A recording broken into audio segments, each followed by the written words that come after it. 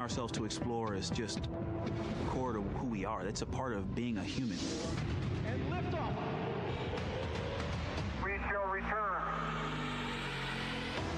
Continuing to test out every bit of Orion. Coming back to Earth, 7 miles a second. When humanity sets big goals, we can bring together genius from around the world. You have the best people on planet Earth putting this vehicle together. That's what's up. To innovate for the benefit of humanity and to inspire the world through discovery. And here we go.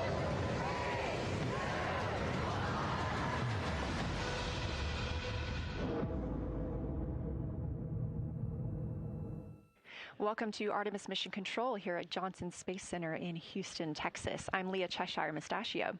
Right now, the Artemis II crew and Mission Control are preparing to support today's lunar flyby, the first time we've sent humans around the moon in over 50 years. Integrity, you can use the OEs and your HHP camera for the milestone words at the Apollo 13 record distance.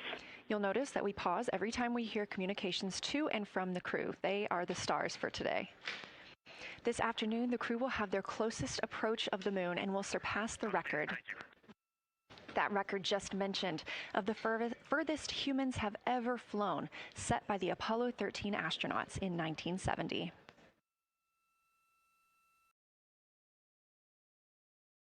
You're looking at a live view inside the Orion spacecraft and at our Artemis II crew members. They have just completed their post-sleep period, during which they conduct any hygiene and cabin setup for the day. They also had a chance to eat breakfast before we got into our daily planning conference. The flight control team here in Mission Control Houston collecting information from all consoles around the room that we could relay up to the crew ahead of this monumental day. As you can see on your right, NASA astronaut Christina Cook taking a video of NASA astronaut Victor Glover. We expect to have great views of the crew throughout the day, as well as, of course, the moon.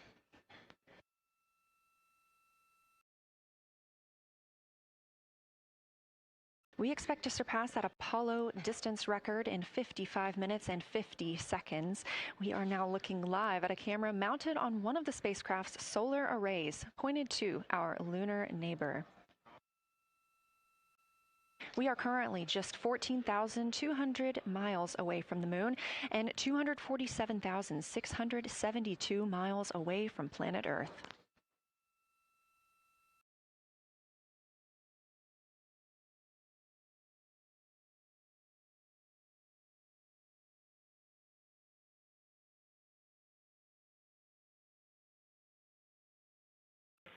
Houston, integrity for AGA. Ready to copy.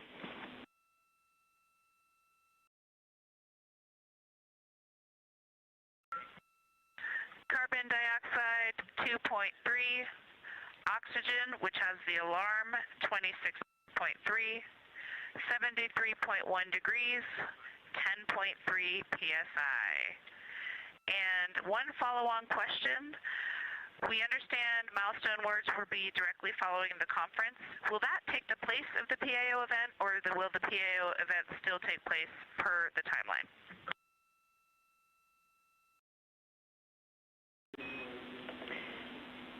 Good question, Christina. The milestone words that we exchange at the record distance at the end of the conference will take the place of the PAO timelined activity.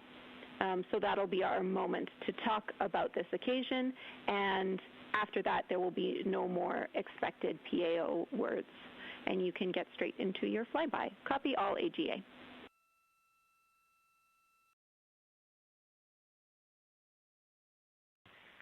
Okay, thank you. And final clarification, even though it's taking the place of it, it will all just be on OE1 with HHP camera, no additional video.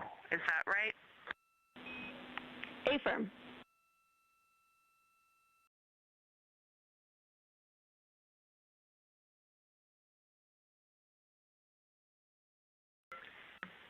Okay, thank you. Yep, some of us had already heard that. Sorry about the second question. We appreciate it. Talk to you soon. No problem.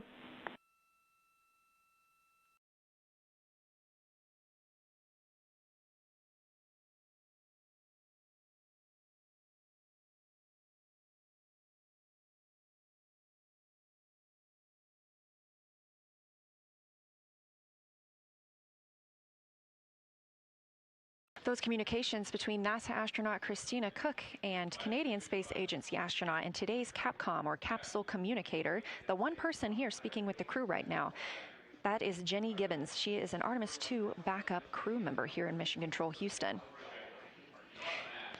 We are now 4 days, 18 hours, and 30 minutes into the flight of Orion for Artemis II. The Artemis II crew inside Orion lifted off atop the Space Launch System rocket on Wednesday, April 1st from NASA's Kennedy Space Center in Florida. Those 4 crew members are the first to live and work inside the Orion spacecraft, which they have named Integrity, and have been busy conducting meticulously timelined events. It was a beautiful ascent from Kennedy Space Center. One of those early events was the proximity operations demonstration, during which NASA astronaut Victor Glover, the Artemis II pilot, manually flew Orion after having just detached from the interim cryogenic propulsion stage as if they intended to dock. This was practice for future Artemis missions, during which astronauts in Orion will dock with the lunar lander that will take them to the surface of the moon. About 24 hours after launch, 25 hours actually, Orion then conducted TLI, the translunar injection burn. This 5-minute, 50-second burn committed Orion to departing high Earth orbit and set us up for today's flyby. That translunar injection burn also served as the spacecraft's deorbit burn. It slingshots Orion around the moon and sends the crew on a free return trajectory, with splashdown approximately 7:07 p.m. Central on Friday, April 10th. Last night on Flight Day 5, the crew entered the lunar sphere of influence, the point at which the pull of the moon's gravity will become stronger than the pull of Earth's. We've also been getting some great views inside the cabin of the crew members living daily life, from working out to eating, taking photos, and making memories together. But they've also been taking some beautiful views of our home planet and of the moon, and we expect many, many more of those following today's activities.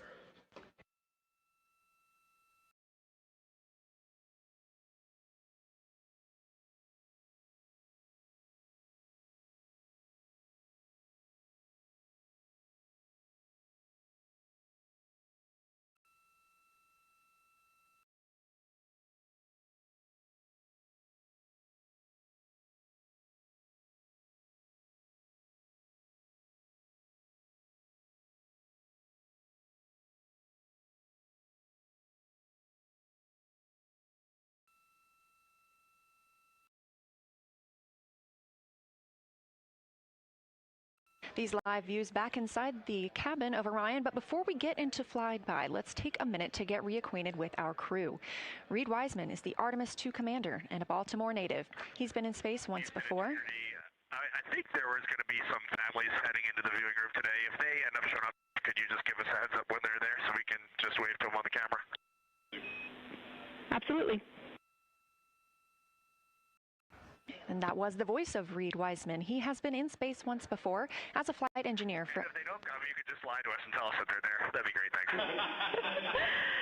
We'll keep that in mind, too. And I'm sure they'll be here. Wiseman also has a great sense of humor.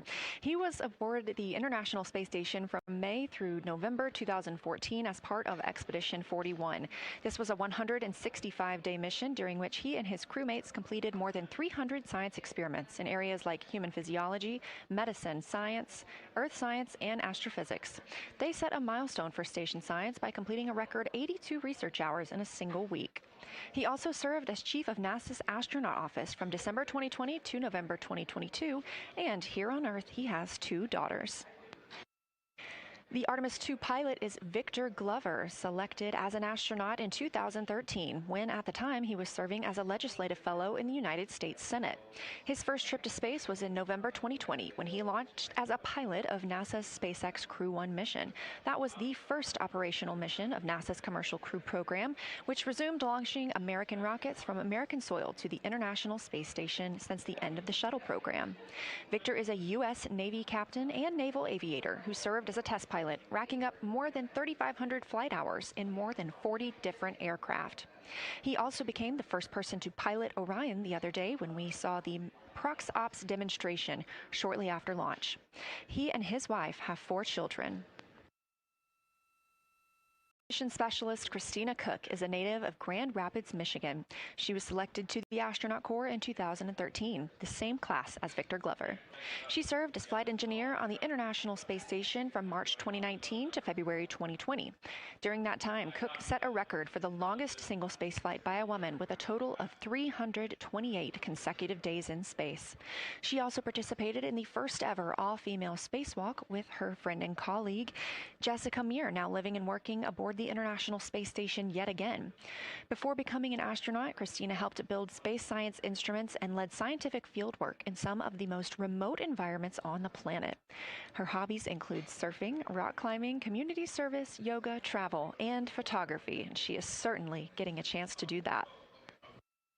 First-time flyer, Canadian Space Agency astronaut Jeremy Hansen is flying to the moon as a mission specialist on the Artemis II mission. The London, Ontario native was selected as an astronaut in 2009. After that, he worked as Capcom at NASA's Mission Control Center here in Houston. Capcom stands for Capsule Communicator and is the single direct voice communicating with the astronauts in space. He also participated in training exercises like living on the ocean floor off the coast of Florida to simulate deep space exploration for 7 days. In 2017, he became the first Canadian to lead a NASA astronaut class, and he also enjoys getting out on a sailboat, rock climbing, and mountain biking. And he and his wife have 3 children.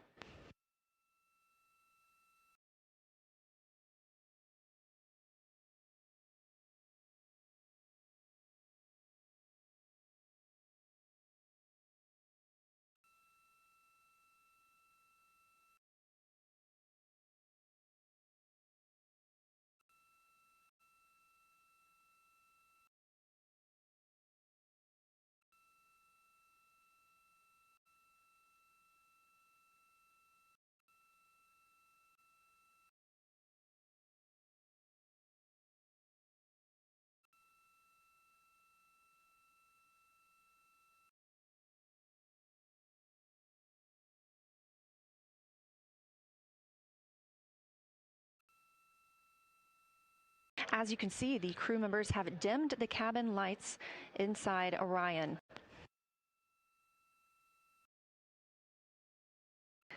As they prepare for their lunar flyby, they'll be configuring the cabin as they'd like to have it to allow for proper positioning as they move about to and from the windows, taking photos of the moon.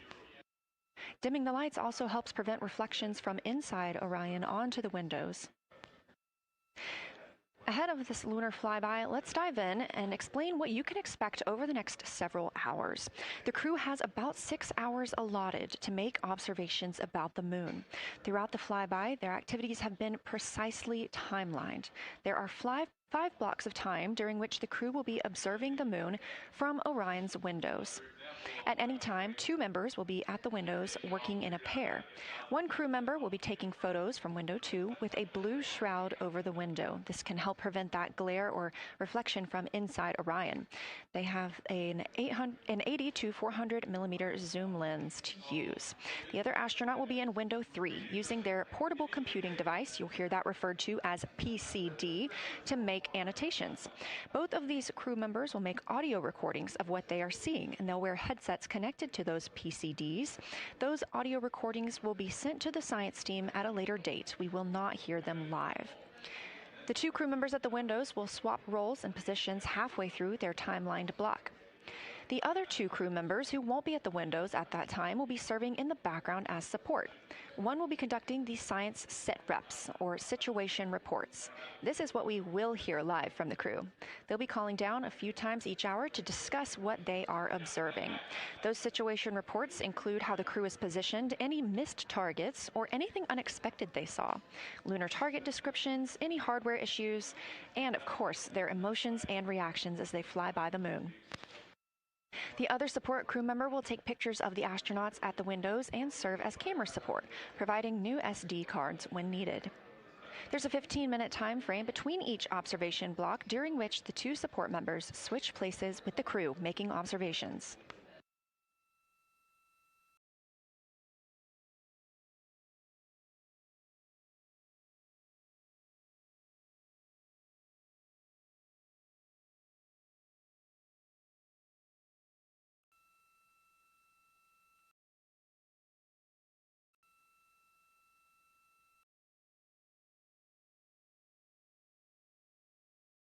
Two views, both coming from Orion. There on the left, the inside of the spacecraft, and on the right, a view of our moon, the destination for today.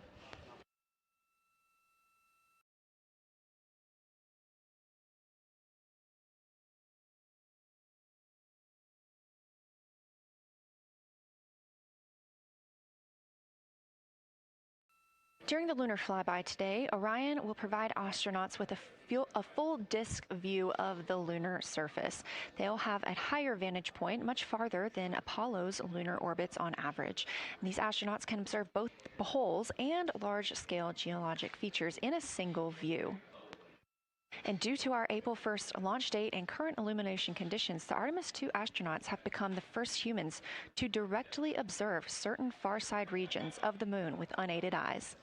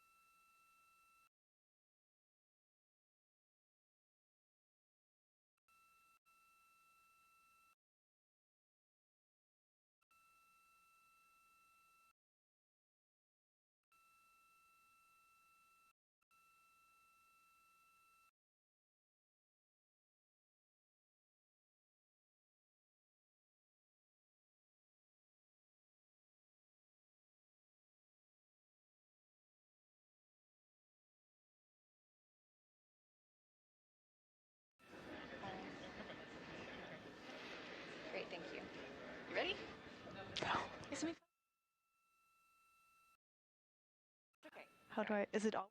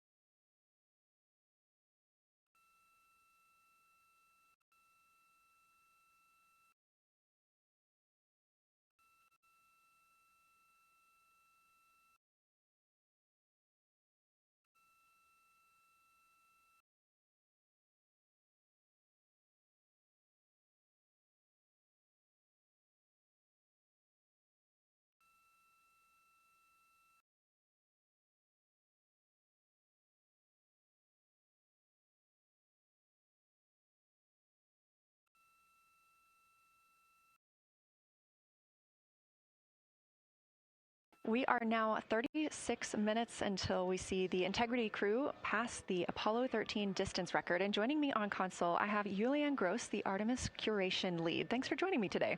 Thanks for having me. I'm very excited to be here. We're very excited to have you. So can you tell me about your role as Artemis curation lead and what that entails?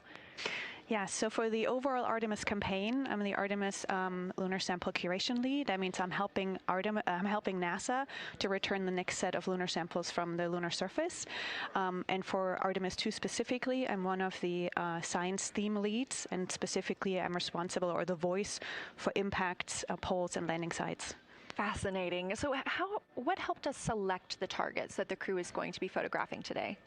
So we had a plan coming in where we basically made a list of all the available targets during the April launch window, because before you launch, we wouldn't exactly be sure which targets would be visible. And so once we launched, we then were able to cut down on that list and prioritize our targets. And the 5 theme leads came together and really discussed and talked through which the long lens configured for lunar flyby.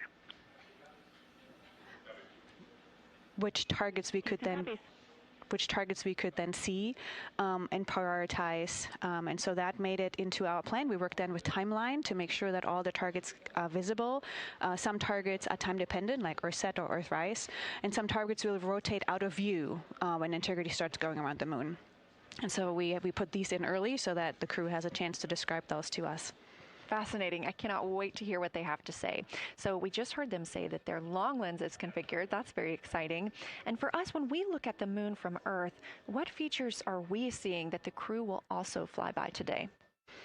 Yeah, so I really hope that people on Earth who are in nighttime will look up into the moon tonight. The features that the crew will see that we can also currently see is Aristarchus Plateau. Grimaldi is another feature. They're going to be sort of on our limb. And then Oceanus Procellarum, that really dark, large area on the near side that we can see. The crew is going to see that in the beginning. The more they fly around, the less of that they will see. So those are targets we will hear them describe early on in the flyby. Fascinating. Well, and the crew has been training for years for this day. And so we're going to hear them make a lot of calls about what they are seeing on the moon. And they're going to use a lot of interesting terms that I myself need some brushing up on. So could you walk us through a few of the things that we'll hear them use to describe the moon, like albedo, exosphere, ejecta, just some of those major terms we expect to hear from the crew?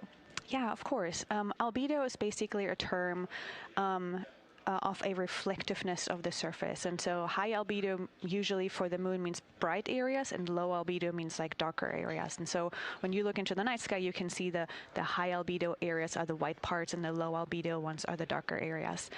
Ejecta is when you have an impact and it ejects or throws out material that then ends up on the surface, and you can see that as sort of rays or ray systems. So you might hear them describe, I can see Ohm, for example, with its rays. It has an asymmetric rays coming out, and so we're excited to hear them describe that. You might hopefully hear stuff about color or color hues, and so if they can see any changes in those color hues from like white to gray to maybe brownish, we're excited to hear about that. Exosphere is the almost no existing atmosphere of the moon. It's barely there.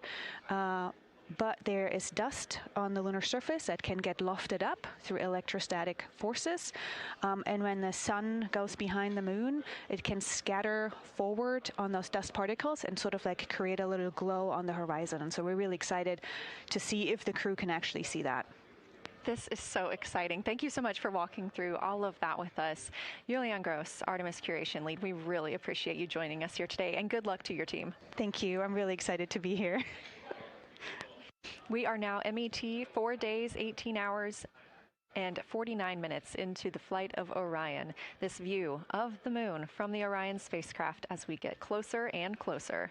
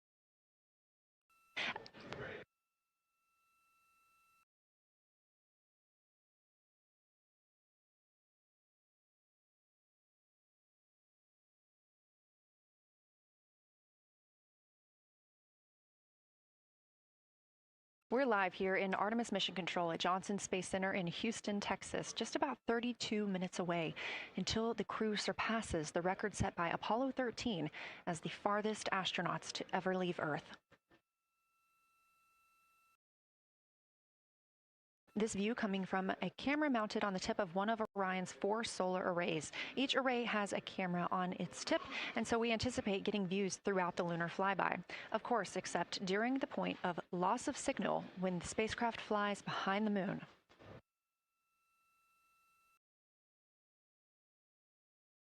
Inside the cabin, the crew are configuring the inside of Orion for today's flyby, making sure they have everything just where they want it to help them take the pictures that they are aiming for the science team here on the ground. Coming up in just a few minutes, we will have a pre-lunar flyby conference. During that Lunar Flyby Science Crew Conference, our science officer here on console, Kelsey Young, will be speaking directly with the crew members about their targets, about their goals for today, what they expect to see, and what we are hoping to hear from them.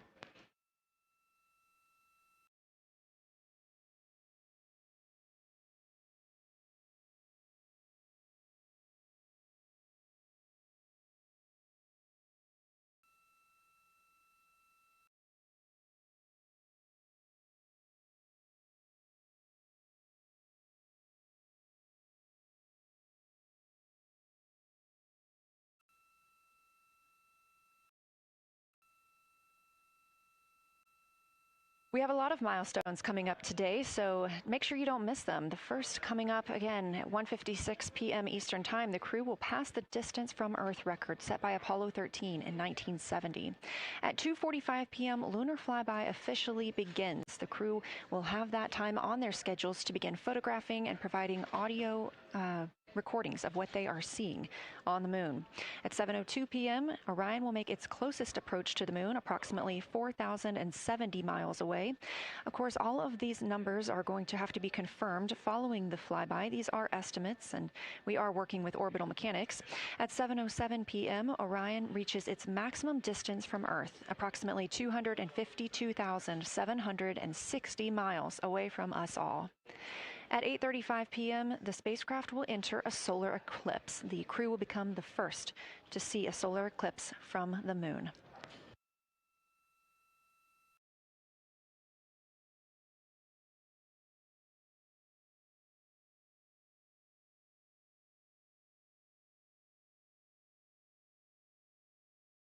Ahead of the official beginning of flyby today, Kelsey Young, Artemis Science Flight Operations Lead, will be conducting a pre-lunar flyby crew conference.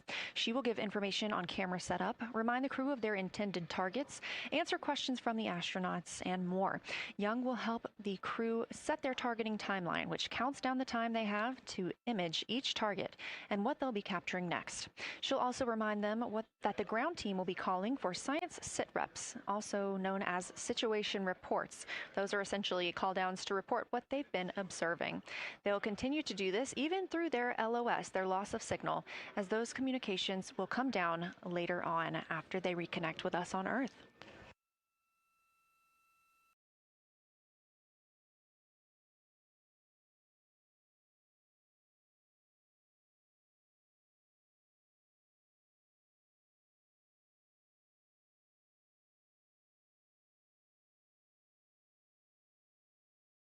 This view in the cabin, you can see the crew members are already using their cameras, getting set up, and they have dimmed the cabin lights to allow them better visibility outside of the windows and fewer reflections. Now, 28 minutes until they become the humans to travel farthest from our planet.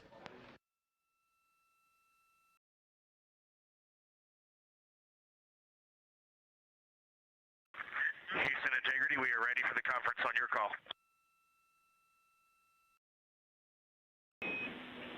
Houston is ready for the conference, passing you over to Science.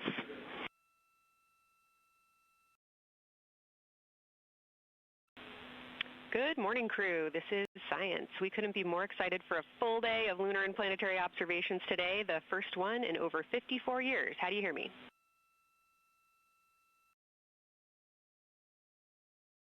We hear you loud and clear, and Kelsey, you just got to know you're pulling us away from the moon right now, so let's go. Message received. I will keep it tight here.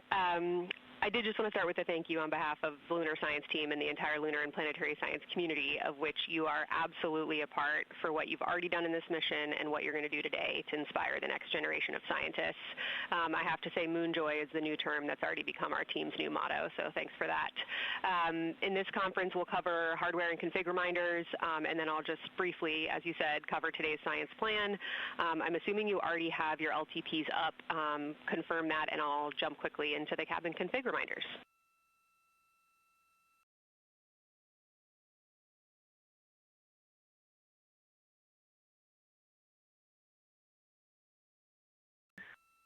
Okay, we have the LTP up just to give you a sit rep on board. You've got Reed and Christina on one PCD, and Ike has his own, and Jeremy has his own.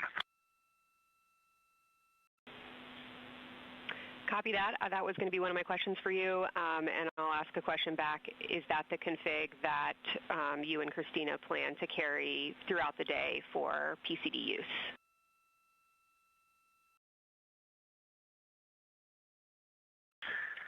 Negative, Kelsey. Our plan for PCD use is we have run the power cables to Windows 2 and 3, and we are going to leave one PCD. The yellow PCD will be in window 2, and the green PCD will be in window 3, and we will do that the whole day, and then the red PCD will be a rover. Understood. Super helpful. Recommend when you guys switch in and out of PCDs to add your initials to your OneNote annotations, just so we can keep track of whose is who.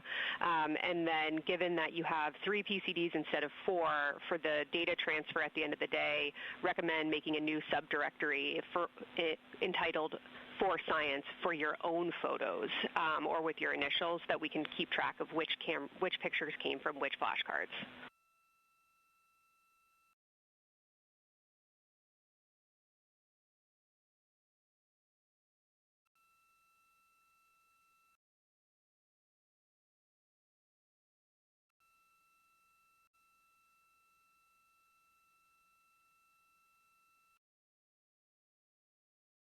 This view. So, Kelsey, I just want to here's what we're doing. We have community cards in all cameras on board, and then when each astronaut approaches their camera, the intent is they will put their card into that camera for photos and then put the community card back in at the end of the session. But just know it is harder to manage cards than we thought, and we don't want to miss science, so it might end up a bit more disorganized. Understood. Thanks for that essay. Just read the flashcard numbers down when you get a chance, and we'll follow your lead on the best thing to do operationally during the flyby. With that, I'll move on to Windows. So the window characterization DFTO you guys did a few days ago confirmed that window 2 is ideal for imaging, so no change to config of photographer in window 2, observer in window 3, and science sit reps in window 1.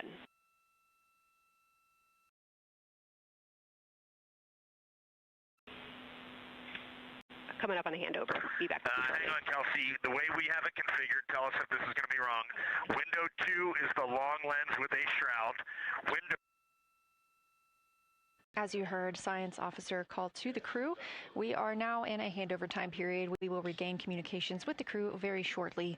These are tracked, and we are currently on the Deep Space Network. This is the first time humans have used the Deep Space Network in over 50 years, given that we currently use the tracking data relay satellite systems for the International Space Station.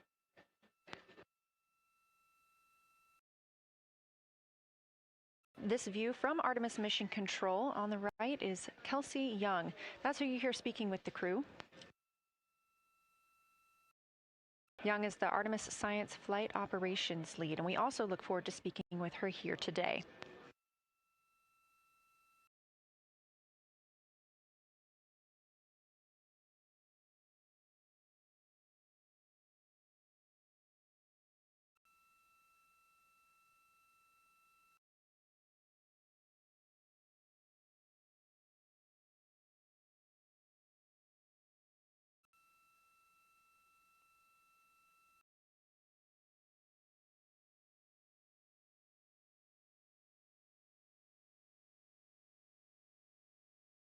Again, we are just about 22 minutes until we reach the Apollo record. We are in a handover of satellites with the crew aboard Orion. The T-shirt shroud for the Z9 and solar, and then window 3 will be for visual observations, and window 4 is for floater. And thanks, Integrity, for that. Reed, we had a handover during that time, so I'm going to have to ask you to give that read back on window orientation for the crew again.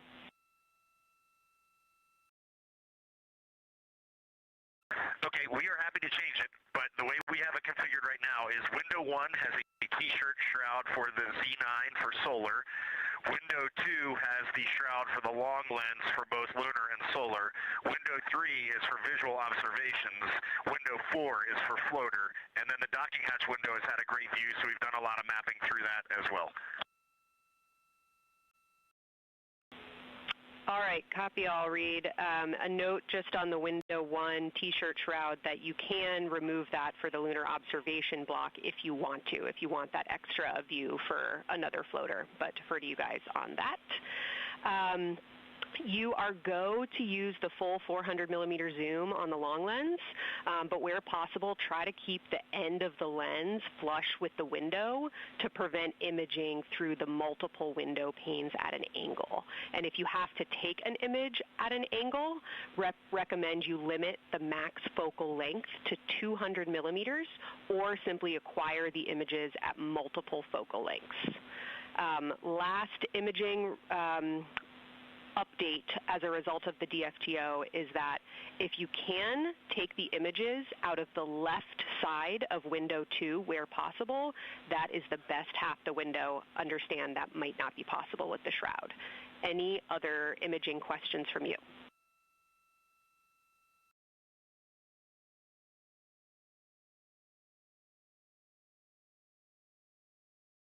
Okay, copy that. Okay, last couple reminders. Don't forget the ability to take the wave files to tag imagery that you are wanting to follow up on using the FN3 button on your camera. And then a couple quick notes on your LTP. We have refined your precise flyby timing since generating the LTP. Optimus has the correct timing for the LOS and AOS, but the LTP identifiers for LOS and AOS are roughly 2 minutes later than they will be in reality. Final LTP timing update is that the green line on your LTP should start automatically 45 minutes before the flyby. If it doesn't appear, let me know and I'll have troubleshooting steps for you. Last updates are on the eclipse, so only for that last hour today. Of course, remember if the sun is in view to use your eclipse glasses. And reminder that we will have a few activities for you prior to the eclipse to reconfigure all 3 cameras for corona and deep sky observations. These activities, some of which will occur during the forward link LOS, so we wanted to flag it for you now. Any questions before I cover the last 2 reminders?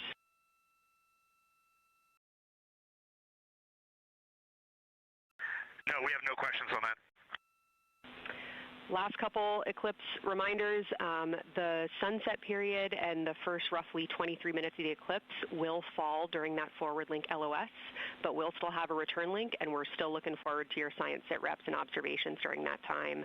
And I do have a reminder for you on your preferred starting config for the eclipse in terms of role responsibility. Let me know if you want me to read that up or if you guys have that in your minds already. And if no other questions on config, I'll give you a few science-focused reminders.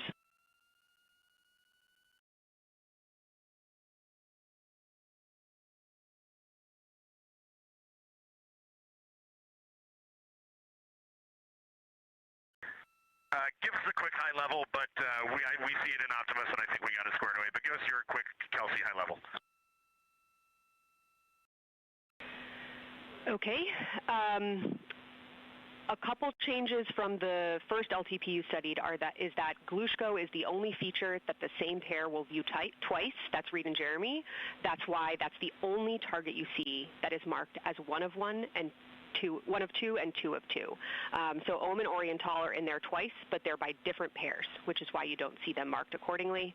A note from feedback on your observations so far over the last couple days, a reminder that if you note structure and texture as well as color and albedo, please note any correlation between the two, and also a reminder that negative observations are still valuable science. So a lack of color or a lack of structure associated with color is also valuable. A reminder also that your observations so far indicate it will likely take some time for your eyes to adjust. We especially heard that around your terminator observations and your color observations. So reminder to know that your eye adaptation is going to kind of come in throughout your shift, and let us know when you start to see that nuance. Last reminder is around Earthset and Earthrise. When you're viewing us back here at home, you'll be looking directly at Asia, Africa, and Oceania. So I'm sure people watching from those places here on Earth will want to give you all a wave as you take their picture. Any other questions for me?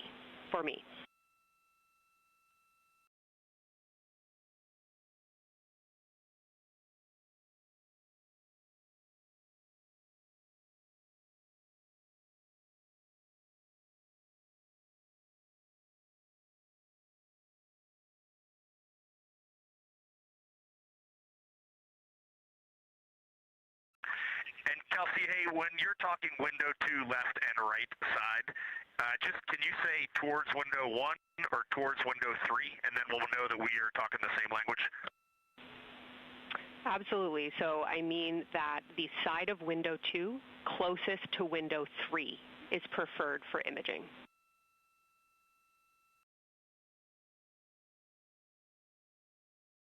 Okay, the side of window 2 closest to window 3 is preferred for recording. Stand by, we'll talk to the crew.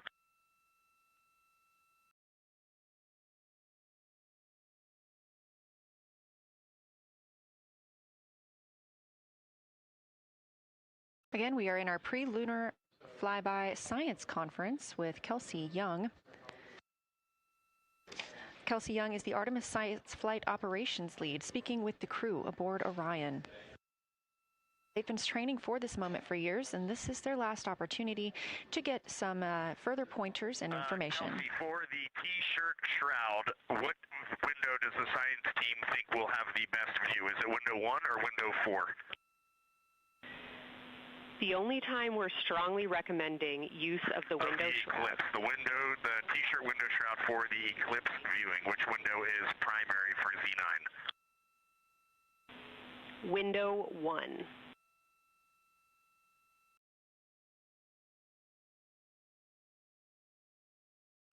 Okay, awesome. So we have got that all set up. And just to be 100% sure, window 1 is the most port window by the food warmer. Window 2 is right in front of seat 1. Window 3 is right in front of seat 2. And window 4 is on the starboard side by the side hatch. Do you agree with all that? We agree on the ground. Good readback.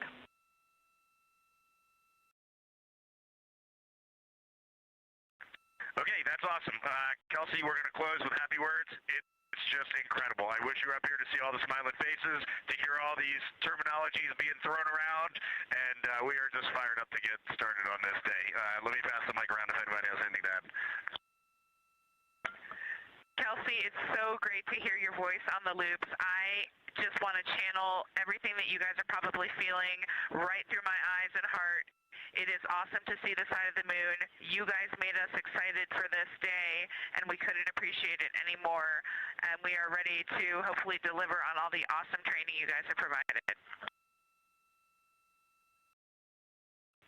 I'll just add, Kelsey, it is blowing my mind what you can see with the naked eye on the moon right now. It's just unbelievable. Kelsey, and to the whole Lunar Science team, all of you, all the work you put into this, we're just grateful. Can't wait to get going. And thank you for the tipper, for Carol Crater, and for Integrity. We can see them, and we've imaged them, and can even see with the naked eye. Quite impressive. Thank you so much. beautiful words, you guys. Thanks so much. And I got video of the science team right now, and they are all absolutely buzzing. Looking forward to today.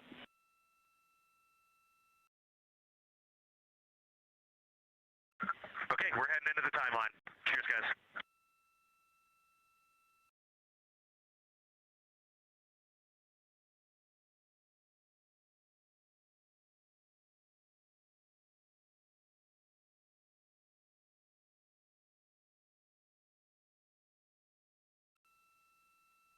Of the pre-lunar flyby science conference with Dr. Kelsey Young.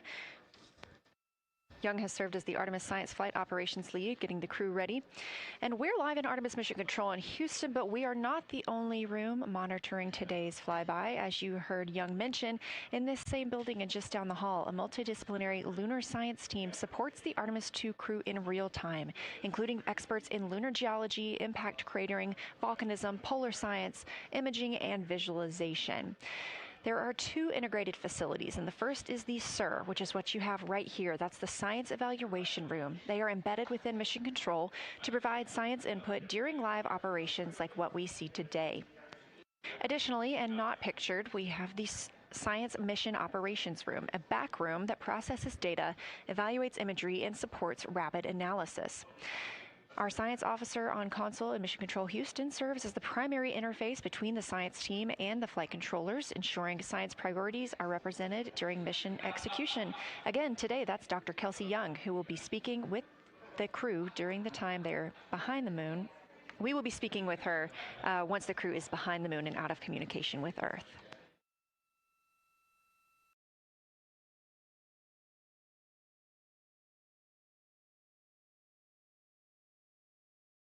Back inside the Orion spacecraft on your left, closest to the camera, NASA astronaut Christina Cook. To her left, NASA astronaut Reid Wiseman. To his left, Canadian Space Agency astronaut Jeremy Hansen. And all the way in the back, NASA astronaut Victor Glover, our Artemis II crew.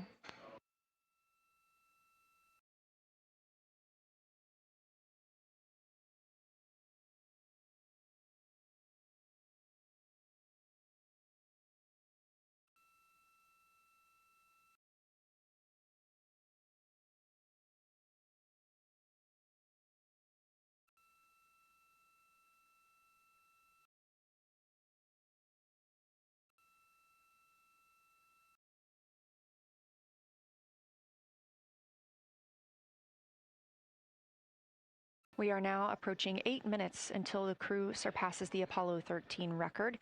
Currently 12,599 miles away from the moon, 248,507 miles away from Earth.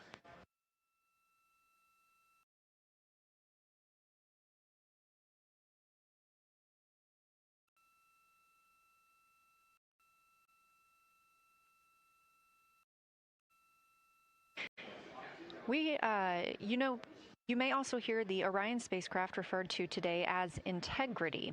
This was named by the Artemis II crew. It is Integrity crew. We have Reid's family in the viewing gallery. You're welcome to say hello.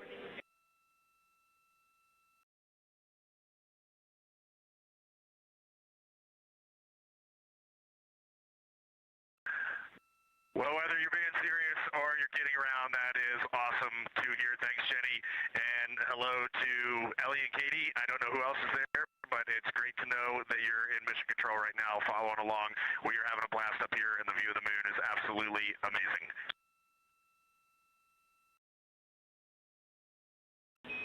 I'm seeing a lot of hearts come out of the viewing gallery and even more smiles. Thanks, Reid.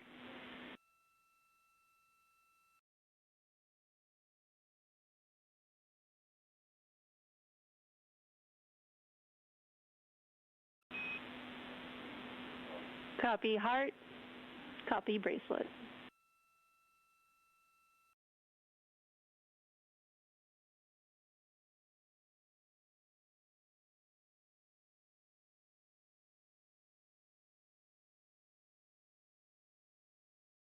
That call from Capcom, Jenny Gibbons, Canadian Space Agency astronaut and Artemis II backup crew member, letting Reid Wiseman know that he has family here to support him today in the Artemis Mission Control viewing room.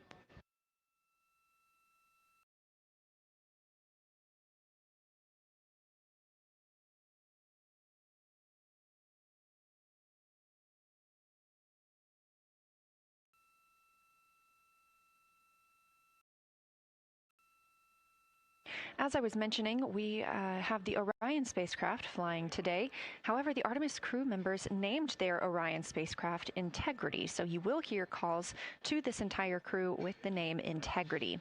They say that the name Integrity embodies the foundation of trust, respect, candor, and humility across the crew and the many engineers, technicians, scientists, planners, and dreamers required for mission success.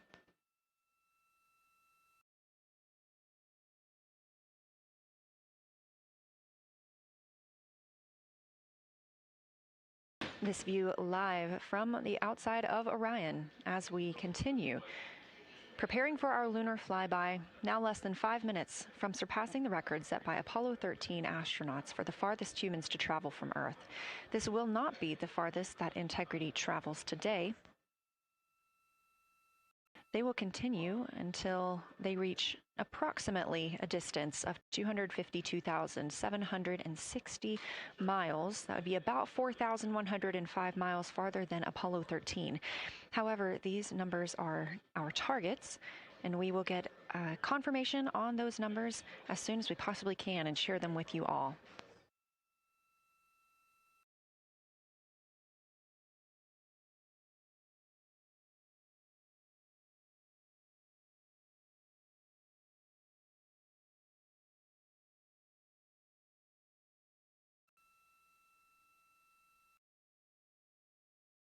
We talked a little bit about what to expect from the crew, whether that's taking photos or making audio recordings. To get a little more detailed, Reed Wiseman and Jeremy Hansen will be up first to capture imagery and record audio on the portable computing devices. You hear those referred to as PCDs, while Victor and Christina serve as the support members. The crew will switch windows and roles halfway through their shift, and 1 hour and 5 minutes later, Victor Glover and Christina Cook will be the next crew members at windows 2 and 3 to take photos and make annotations, while Reed and Jeremy take on those support roles. There are 5 viewing blocks, and the crew will swap out with each one. During 2 of the blocks, the 2 support members will also be able to enjoy their midday meal.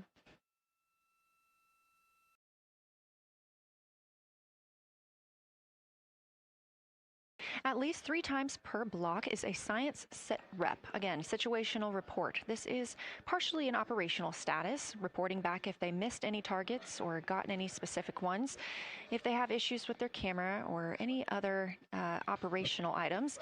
The other part is an actual description of the moon. This task is done by one of the support team astronauts, so that's not the crew currently taking photos or making annotations, but they do have windows 1 and 4 that they can float up and provide that information from. If you watch the entirety of the flyby, you'll also notice the crew will be photographing some targets multiple times to get observations in different lighting conditions. This is due to Orion changing their location throughout the flyby.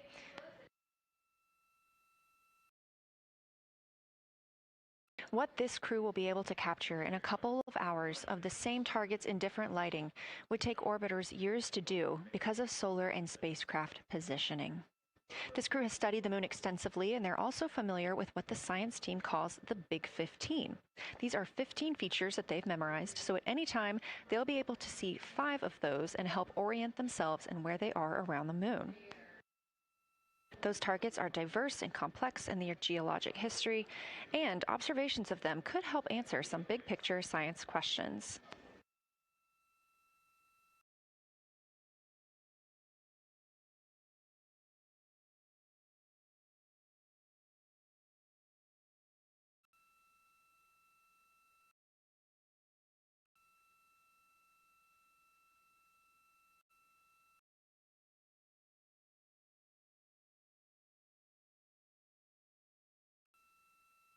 If you've been following the mission, you can see that the configuration of the cabin is a little bit different than what it looked like on launch day.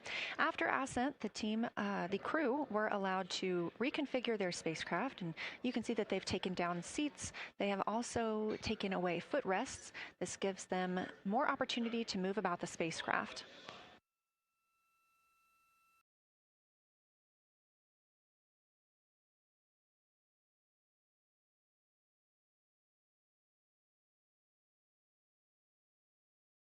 Orion itself has 330 cubic feet of habitable volume. That's about the size of 2 minivans and is 60% more cubic volume than the Apollo spacecraft. We are standing by for the Integrity crew aboard Orion to surpass the Apollo 13 record.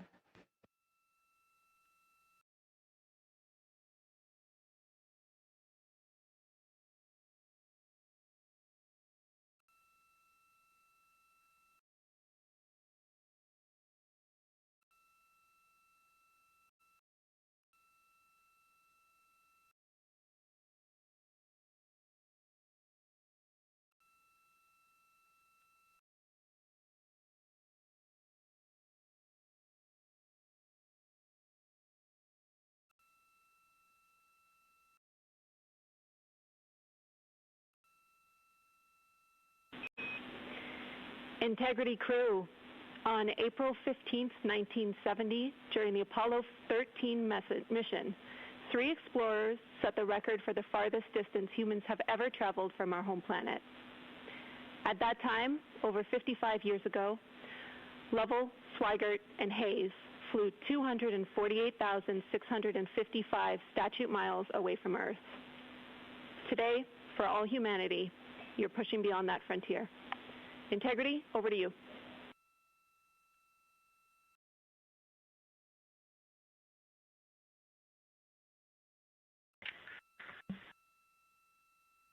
from the cabin of Integrity here, as we surpass the furthest distance humans have ever traveled from planet Earth, we do so in honoring the extraordinary efforts and feats of our predecessors in human space exploration. We will continue our journey even further into space before Mother Earth succeeds in pulling us back to everything that we hold dear. But we, most importantly, choose this moment to challenge this generation and the next to make sure this record is not long-lived.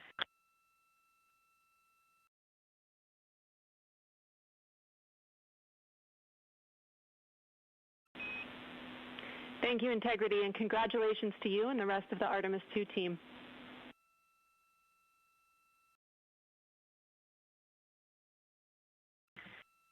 Thank you, Houston. We have a couple more things we'd like to take this moment for. Our science team helped us out with a couple of relatively fresh craters on the moon that have not been previously named, and our crew would like to propose a couple of potential names for those items or those areas. And we spent a bit of time this morning looking out the window, and we're able to see them now both with our naked eye and through the long lens, and so we feel this is a good time to send this down, and a special shout out to Kelsey for helping us with this. The first one we'd like to suggest is a named crater in honor of our great spacecraft, Integrity.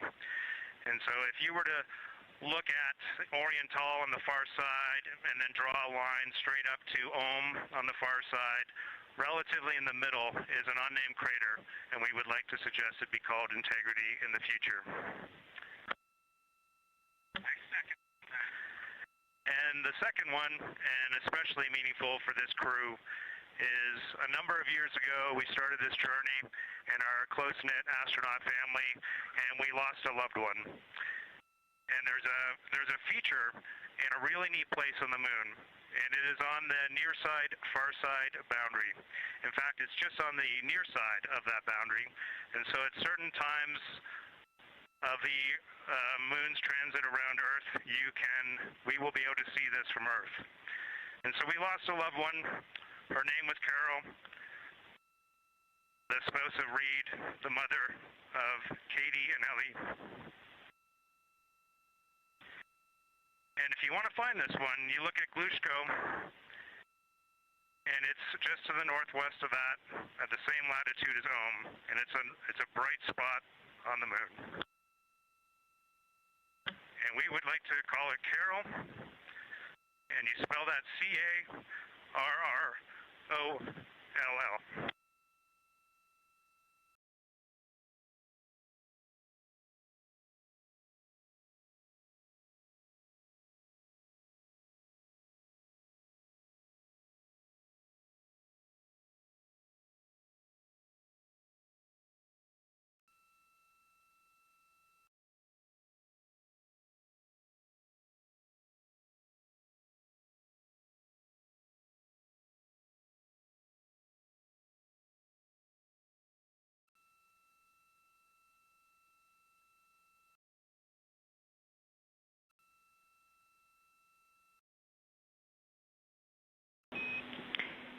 Integrity and Carroll Crater. Loud and clear. Thank you.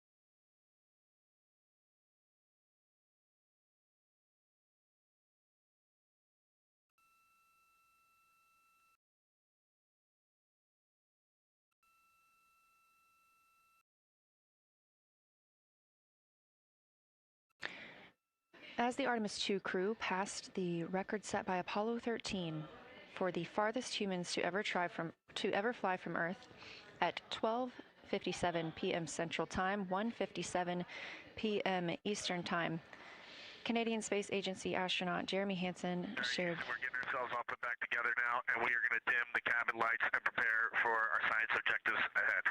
Thank you. Sounds good. We're doing the same down here, and you are maneuvering to your observation attitude.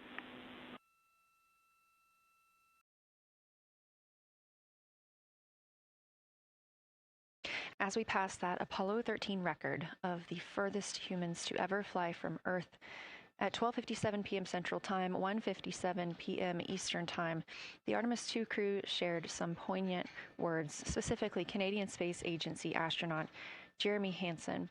The crew also called down 2 craters not yet named that they would like to name. One, Integrity, in honor of their spacecraft, which they have named. That's near the Ohm crater. Another near Glushko, which is a bright spot, named Carroll, in memory of Reed Wiseman's wife.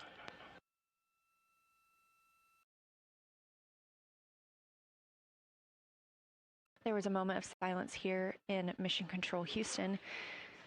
And now the team and the Artemis II crew are ready to begin their lunar flyby.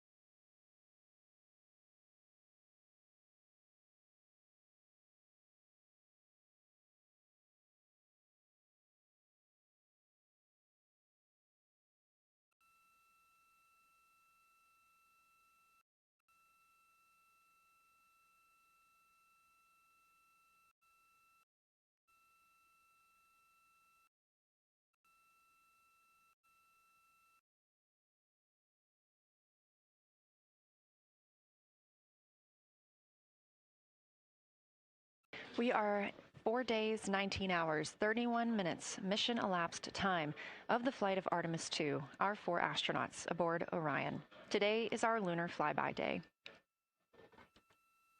The spacecraft is currently about 12,000 miles away from the moon, and you can keep up with the distance from Orion to the moon and Earth by visiting nasa.gov/track Artemis. Or you can just stay with us here because we're going to be telling you throughout the day.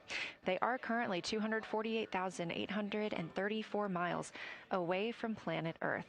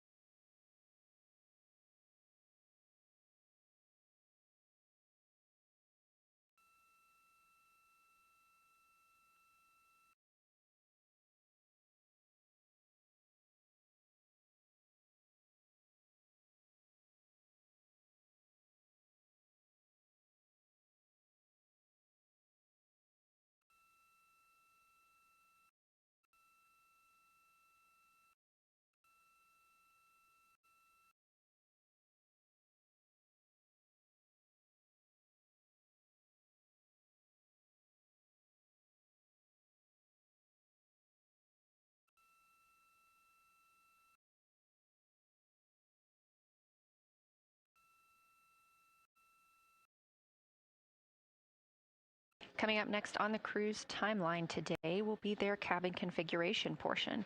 You heard some calls down to Science Officer Dr. Kelsey Young earlier about how they have configured the cabin so far. This is just a little bit more of timelined activity for them if they need to further do so. On flight day 3, the crew had time on their schedule allotted for configuring the spacecraft cabin for how they intended to arrange it today. Of course, they had to take down that configuration for another test yesterday of their Orion crew survival system suits. But configuring it on flight day 3 allows them the opportunity to get a chance to see what works for them now that they are in the microgravity environment.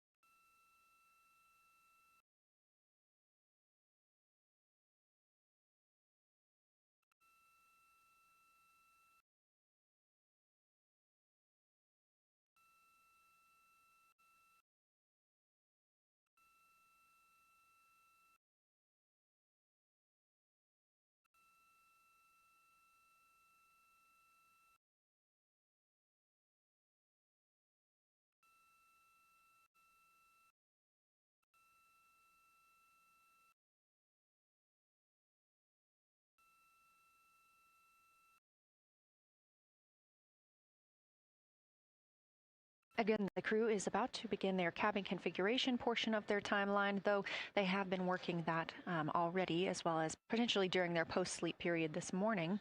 The official lunar flyby observations are slated to begin in just about 40 minutes. That's when we'll have the crew at the windows photographing the moon, as well as making calls down about what they are seeing.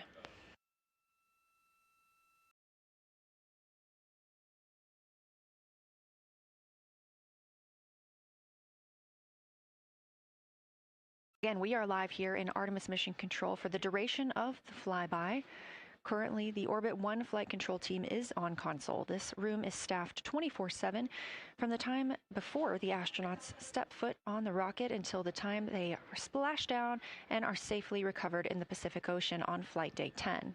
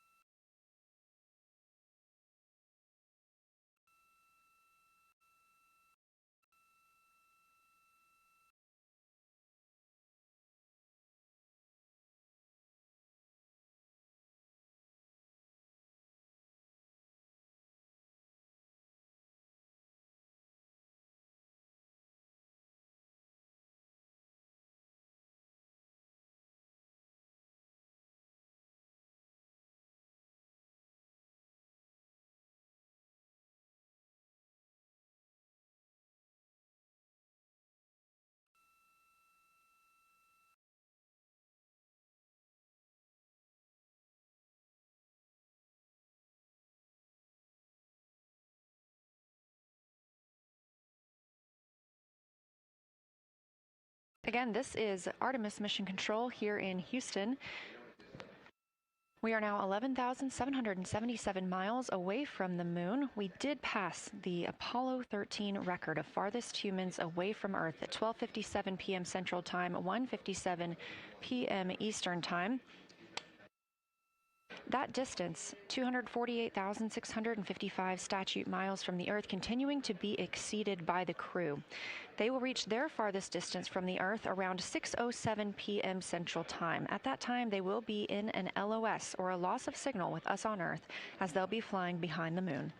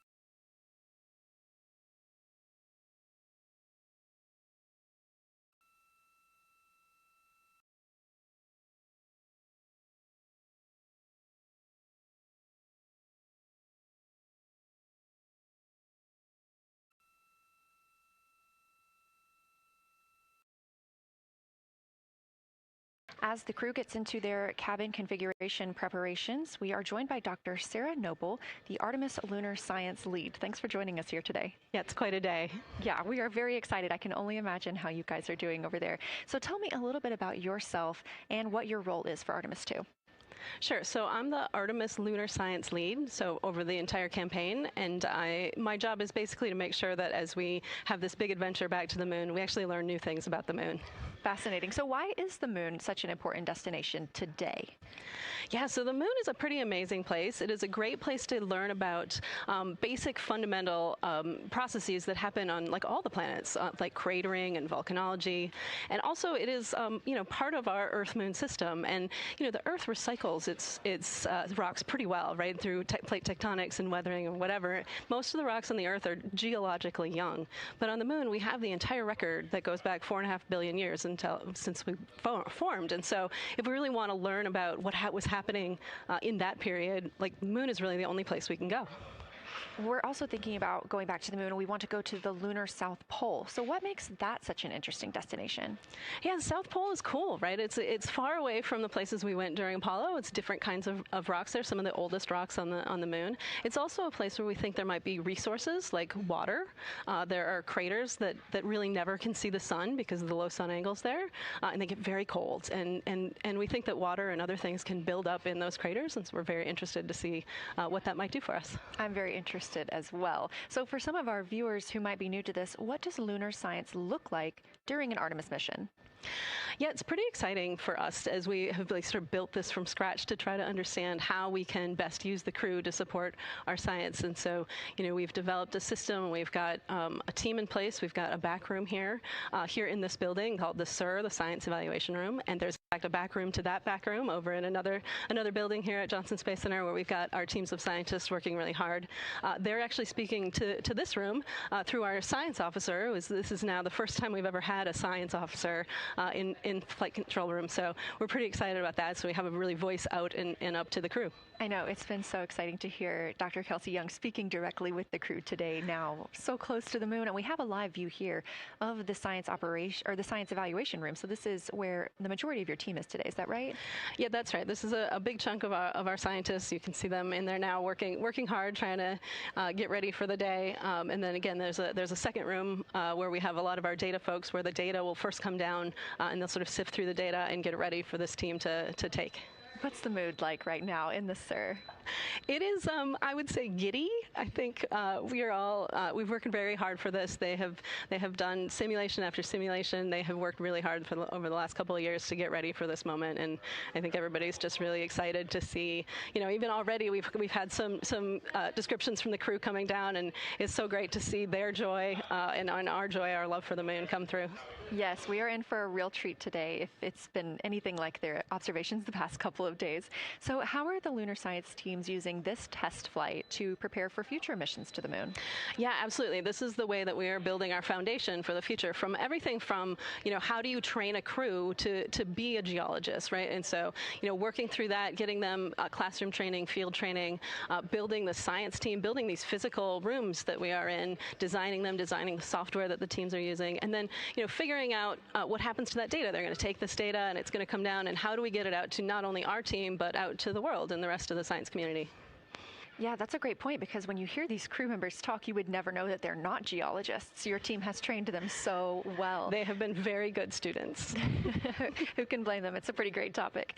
One more question for you. How does the science that we're doing on Artemis help support long-term exploration, and including our sustained presence on the moon?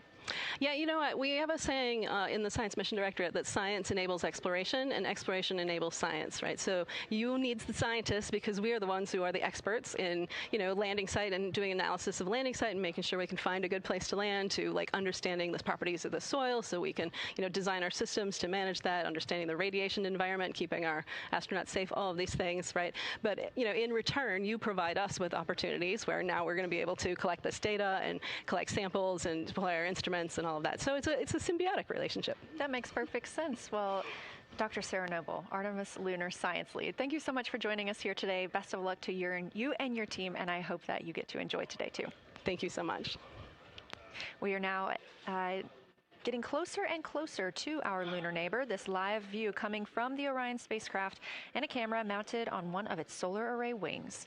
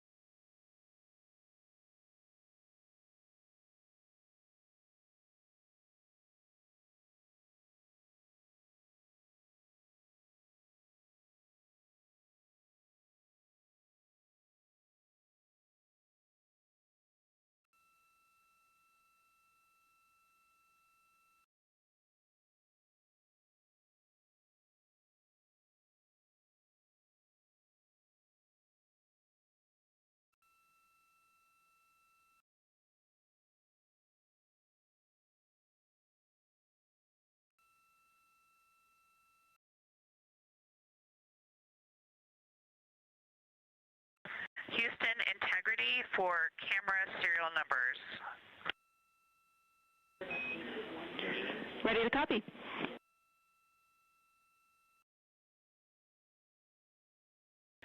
Hey Jenny, these are card numbers for the various positions. For the long lens on the D5, we will have individual cards. Victor's 1008, Jeremy 1019, Reed 1012, myself 1015. For the Z9, we will have one card that is dedicated for today, serial number 1007. For the cabin camera D5, we will have one dedicated card for today, serial number 1022.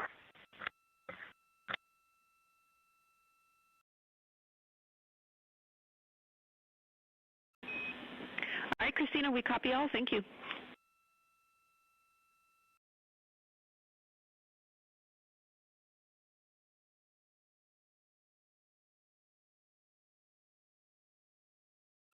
We just realized that we have Earth out window 1 and Moon out window 2, and Earth out window 4 and Moon out window 3, and it gives you the best idea of scale we have had yet. The Moon is about 3 to 4 times the size of the Earth, and it is almost full, and the Earth is just a small crescent out there. It's magnificent. I got a picture of it with the wide lens. Such a majestic view out here. Amaze, amaze, amaze. Thank you, Reed.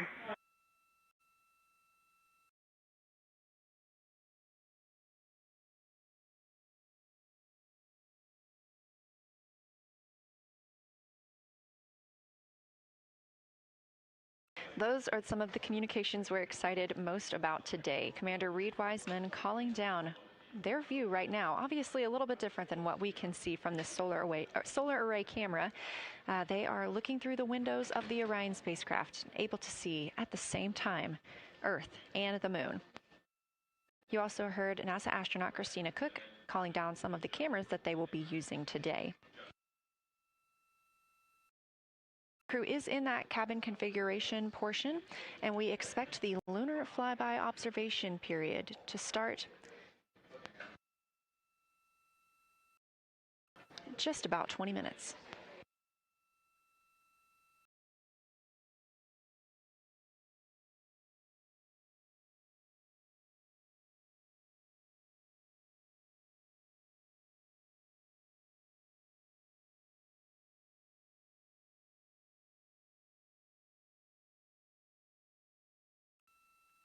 Checking in on Orion's distance and speed, they are currently traveling 1,071 miles per hour, 249,159 miles away from Earth, 11,293 miles away from the Moon, and continuing to grow closer. At closest approach to the Moon today, the spacecraft will be just about 4,070 miles away from the lunar surface. This will be during our loss of signal with the crew as they travel behind the Moon, and we will await their return to get the official number for you for how close they come to our lunar neighbor.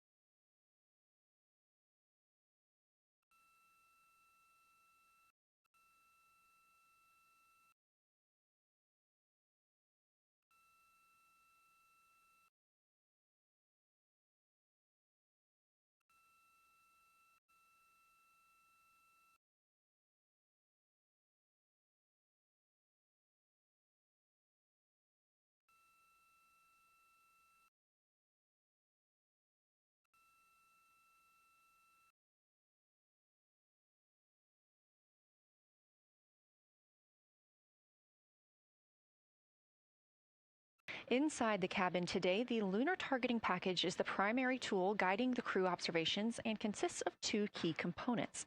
The lunar geography review helped the astronauts study major lunar features in advance and help learn how to orient themselves during the flyby. Because, of course, the moon is not actually labeled like it appears here when we look at this map. The lunar targeting plan provides a detailed timeline of observation targets, background science context, and specific instructions for the pictures the crew should take, as well as the verbal descriptions that will be helpful to the science team reviewing them later. This is a screenshot from their lunar targeting package and a screenshot specifically of that lunar. Integrity for attitude. Go ahead.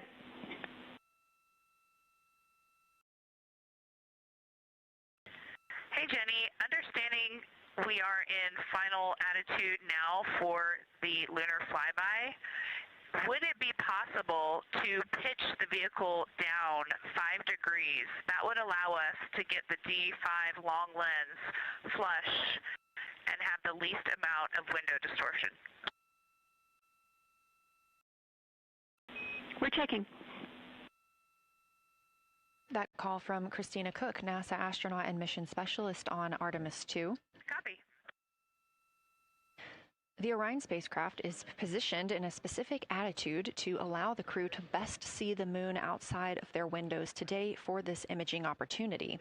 That call was a request for a potential attitude shift just slightly, another 5 degrees, to give them a better view and to give them a better opportunity to use their long lens camera. They'll also be using that lunar targeting package we were discussing. I am following along with that real time, so I'll be able to share with you exactly what targets the crew is looking at and when. They also trained with a lunar science passport. It's a little reference guide used on Earth to reinforce recognition of key lunar features. It is not on the flight, but it was a significant study tool for the crew to get them ready for launch. The apparent size of the moon will change throughout the flyby, and it'll appear roughly like a basketball held at arm's length at the crew's closest approach. That reinforces the need for careful planning and practiced observation techniques.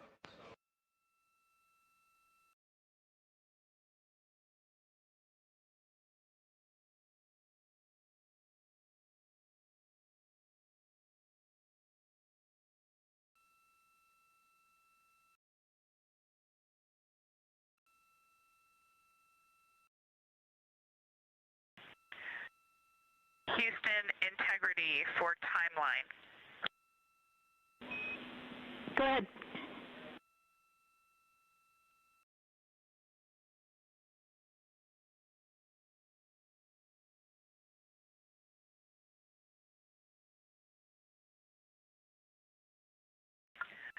Hey, Jenny, just to make absolutely sure that we start observations when expected, we are showing in Optimus that observation time starts in about 15 minutes, and in LTP that our first target, discussion 1, starts in about 29 minutes. Can you confirm you'd like us to start discussion 1 in 29 minutes at 1900 GMT?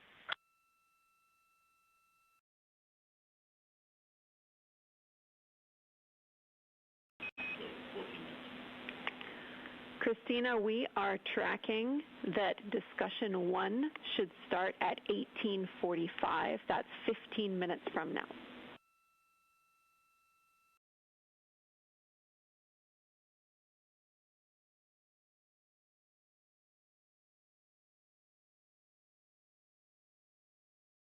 Okay, copy all. It may be a granularity issue with LTP, but understand that we start that observation in 15 minutes, and I bet when we get there, the green line in LTP will match the start of the white band for discussion 1.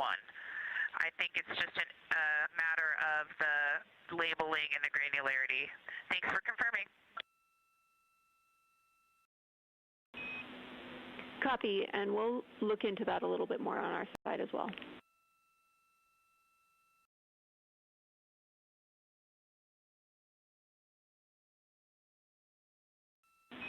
Christina, can you verify for us that your green line is moving on the timeline page of your LTP?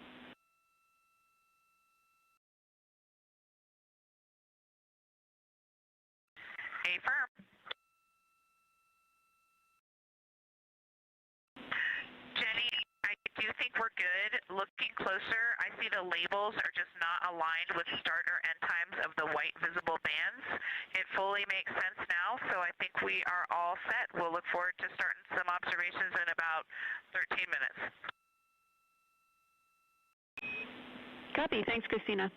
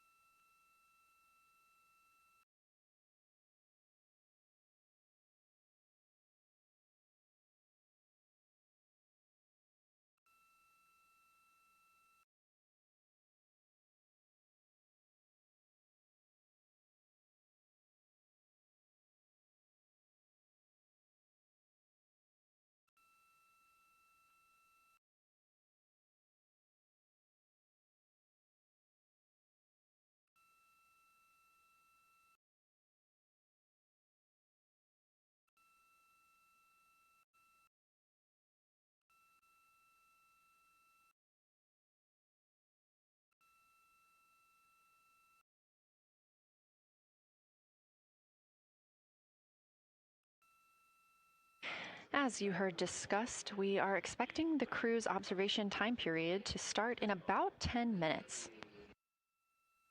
First, they'll be conducting a warm-up, warming up to their science observations of the moon. They'll be discussing with each other, helping each other orient using the major landmarks that they've studied, asking what is familiar. If we roll left, port 5 degrees, that would get the moon closer to the left side of window 2.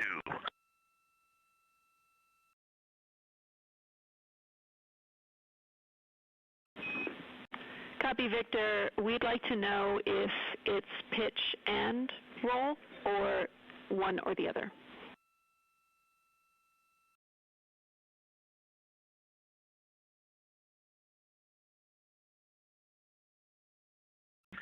Jenny, we actually thought you already put the pitch in. Had the pitch been put in already? No, we need a little while longer to talk about it.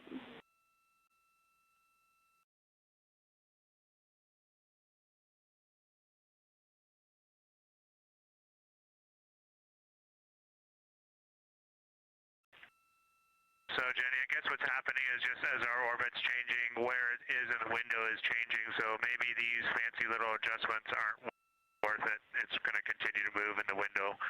Or is the spacecraft going to keep the moon at the same point of the window if we adjust the attitude? I assume the previous.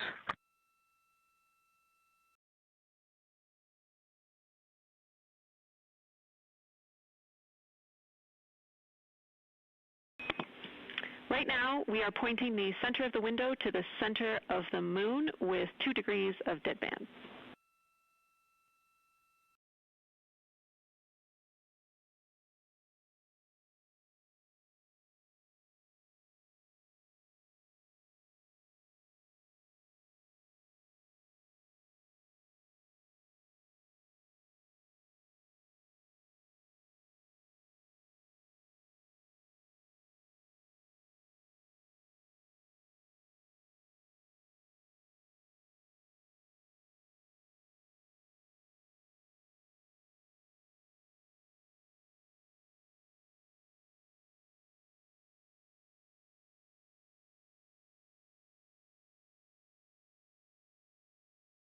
The conversation you hear happening now between the astronauts aboard Orion and Artemis Mission Control here at Johnson Space Center in Houston, Texas. They are in the center of your screen, seated at the CAPCOM, or Capsule Communicator Console. That's Jenny Gibbons, Canadian Space Agency astronaut and Artemis II backup. She was also the lead Capcom for Expedition 63 aboard the International Space Station.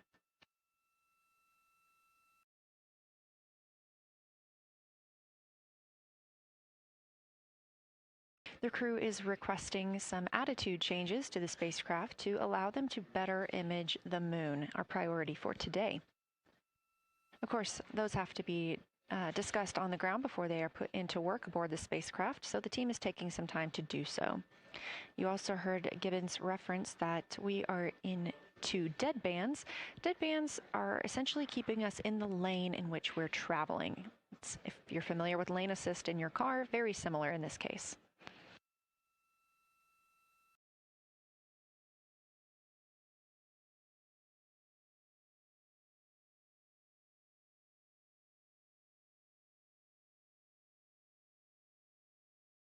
We are now 10,870 miles away from the moon, traveling 1,066 miles per hour and 249,390 miles away from Earth. Again, we recently surpassed the Apollo 13 distance record of farthest humans have ever traveled. And upon calling down some words during that milestone, Canadian Space Agency astronaut Jeremy Hansen noting that he hopes that this record that they are setting today is soon broken by future explorers.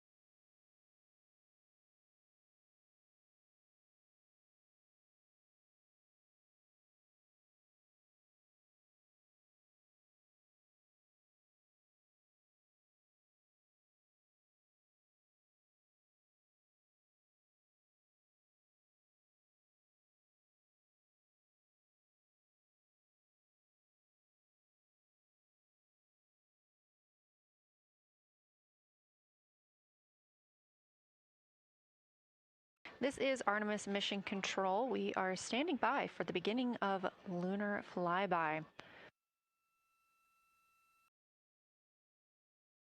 Expecting that to start in just a few minutes when the crew will begin a warm-up discussion preparing for the day.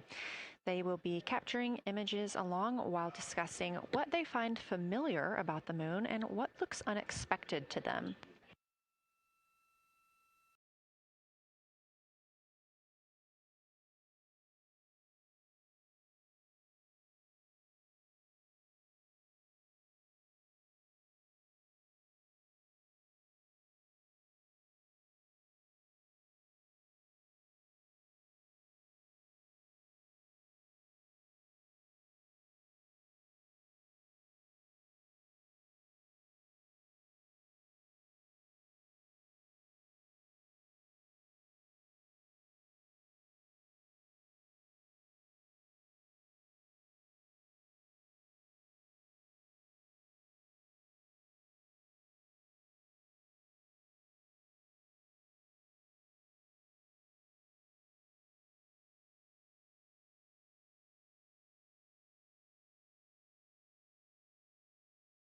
Again, just minutes away from the official start of lunar flyby, or when it is timelined for the crew. We are currently 10,726 miles away from the moon. This view on the left side of your screen coming from the camera on one of Orion's solar arrays.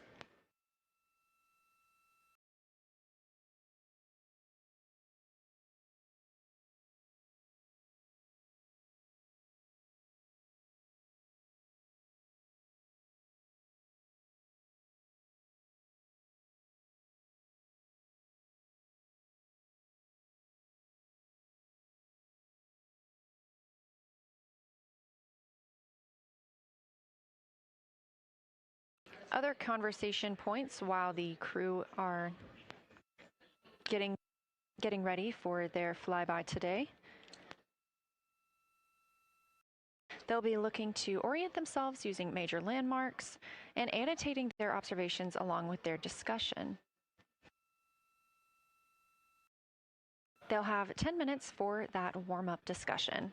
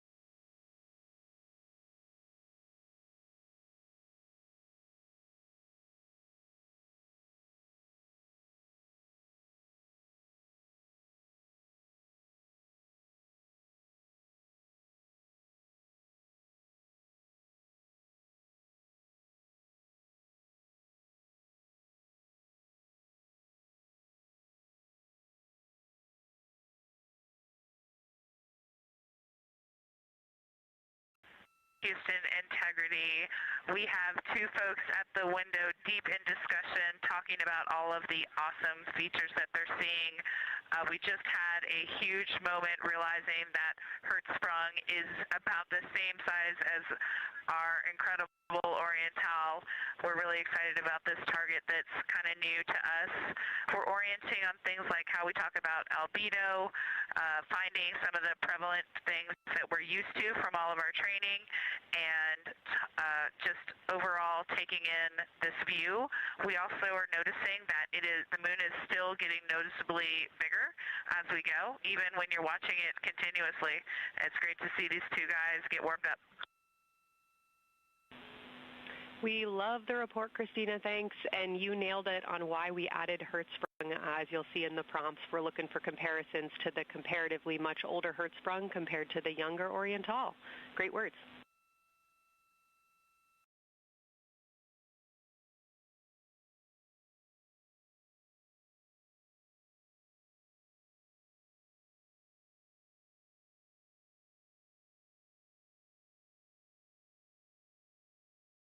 This is Artemis Mission Control. That was the voice of Dr. Kelsey Young speaking with the astronauts aboard Orion as they begin their observation period and lunar flyby.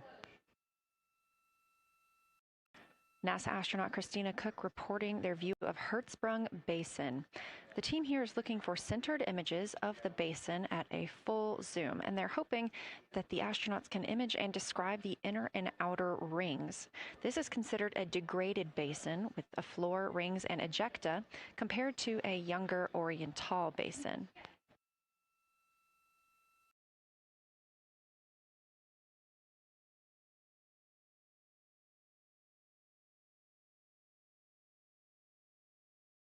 We spoke earlier with Julian Gross, the Artemis curation lead, about some of the terms we will hear the crew use today. One of those just called out, that's albedo, looking at surface brightness, or the amount of light a surface reflects.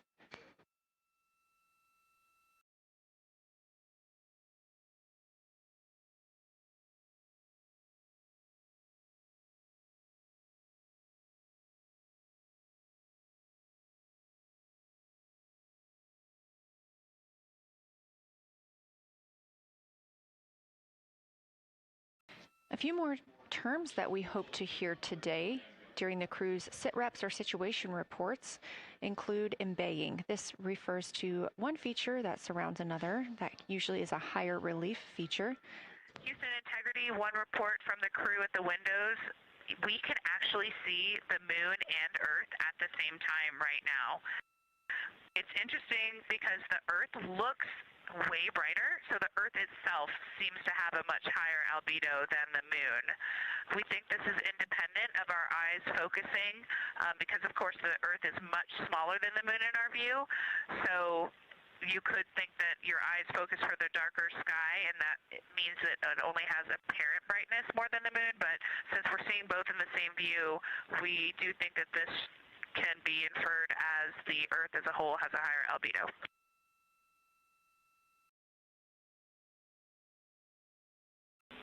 Great observation, Christina, and reminder that as you're starting to look for those subtle color and albedo variations on the moon, the relatively bright albedo Earth might make those a little bit difficult, but as your eyes continue to adjust, we expect you to start to see more nuance on the moon. Thanks.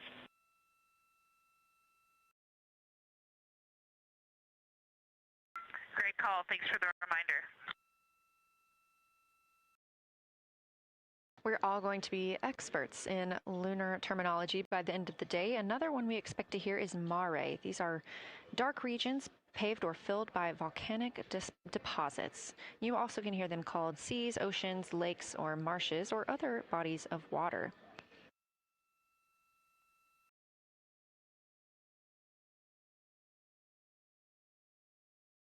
Again, we are live in Artemis Mission Control, but on the right side of your screen, that is the Science Evaluation Room, team members who have been preparing for this day for years. The crew has significantly darkened the cabin of Orion. This allows them better views outside the windows and fewer reflections from inside.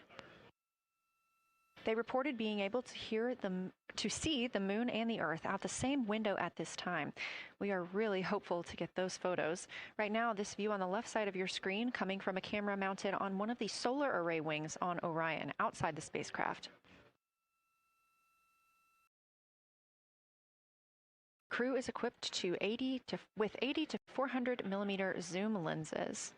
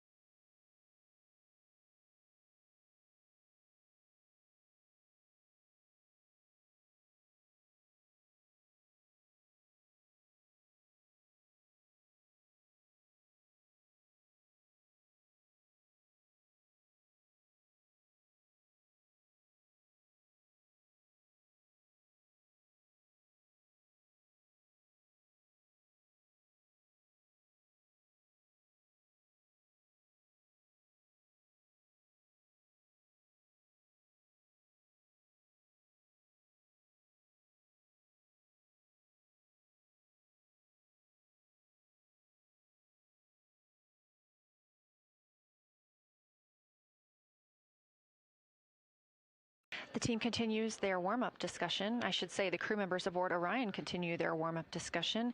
However, they are about to be prompted to move on to discussion number 2, which is near side and far side.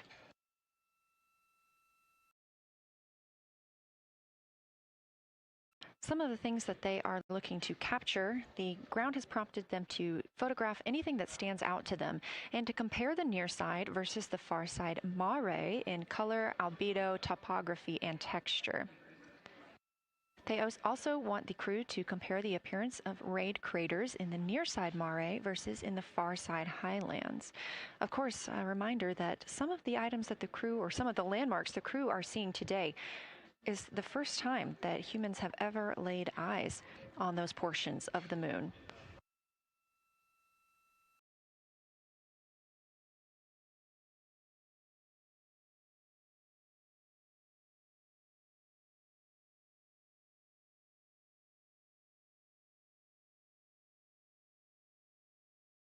In the targeting package, there are a few reminders of the crew.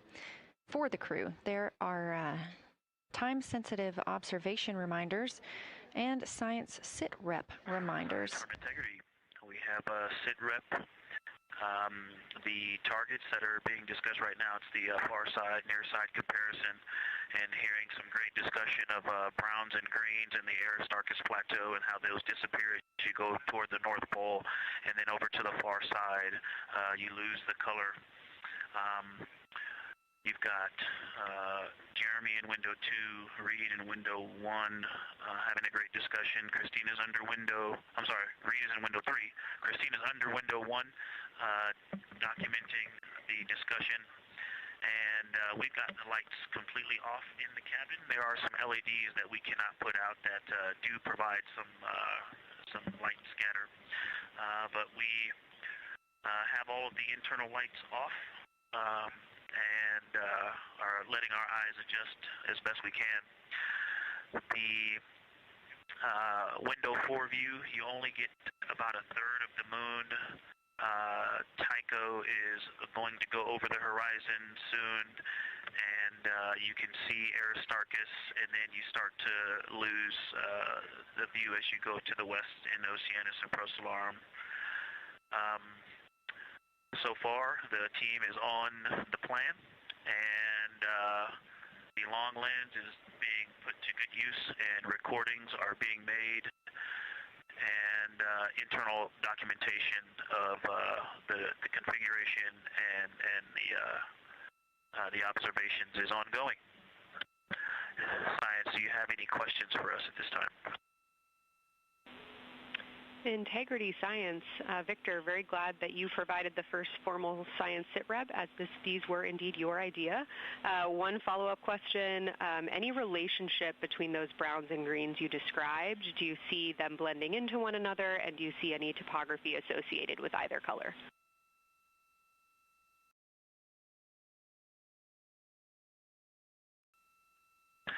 I don't want to bother the window team. I just heard that, overheard that, and so I'm sorry I don't have that detail yet. I will eavesdrop and see if I can pick that up.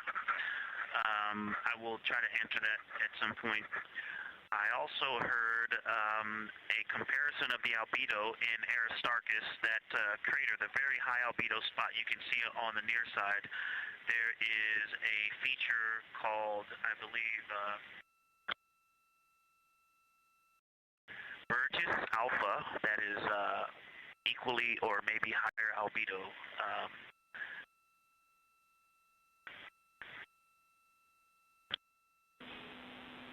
I apologize for the gaps. I'm trying to listen and talk at the same time, but I will try to get some more information to correlate those colors from Aristarchus for you.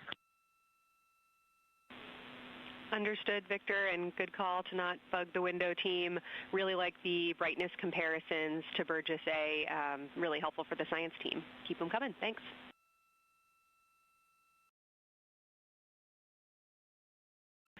I also heard a discussion about the albedo of Grimaldi being a 10, and how many of us, when we were a little further away, saw that as the darkest albedo, and that the bigger mare off to the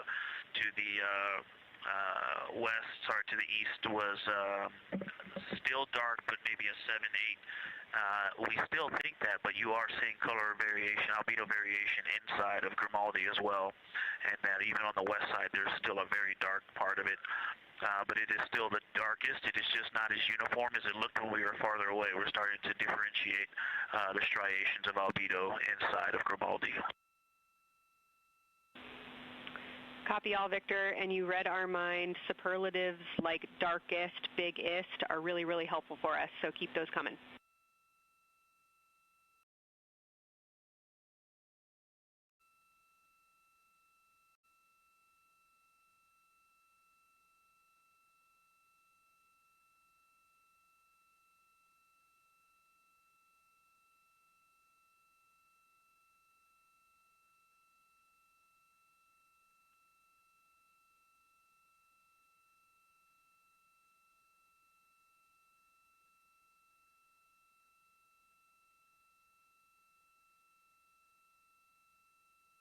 As we were just mentioning, the crew is slated to perform these science sit reps. They are prompted to do so by an icon in their lunar targeting plan.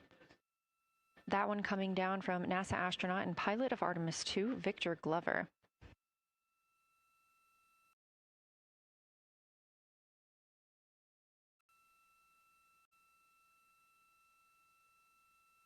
As we discussed, the Capcom is usually the only person in the room speaking with the crew, the capsule communicator. However, today, the science officer, Dr. Kelsey Young, she is the Artemis Science Flight Operations Lead, is speaking with the crew during the flyby to ask any questions that the team may have.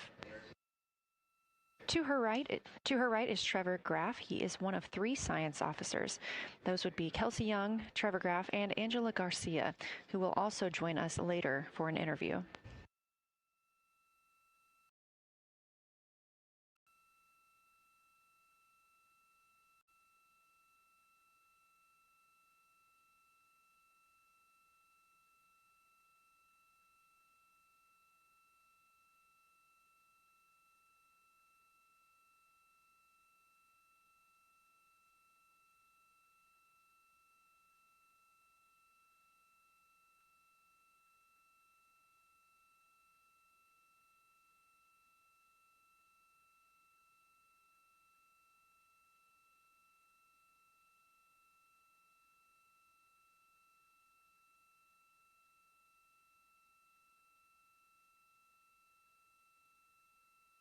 And Houston Integrity was able to, Science Integrity was able to get a view out of window 1, which is a beautiful view. I can see the entire moon that they're looking at.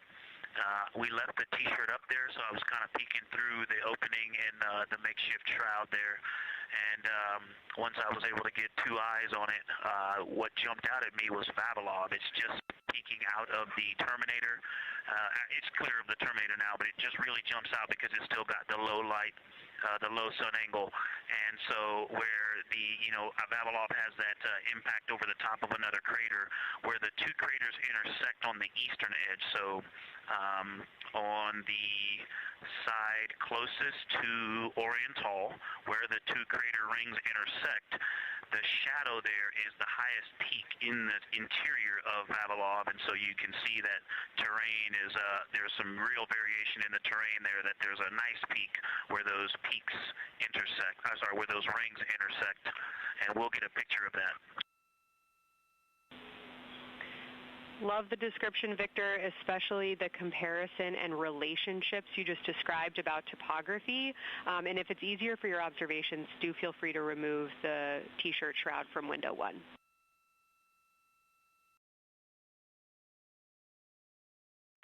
Yeah, absolutely, we will do. Thank you.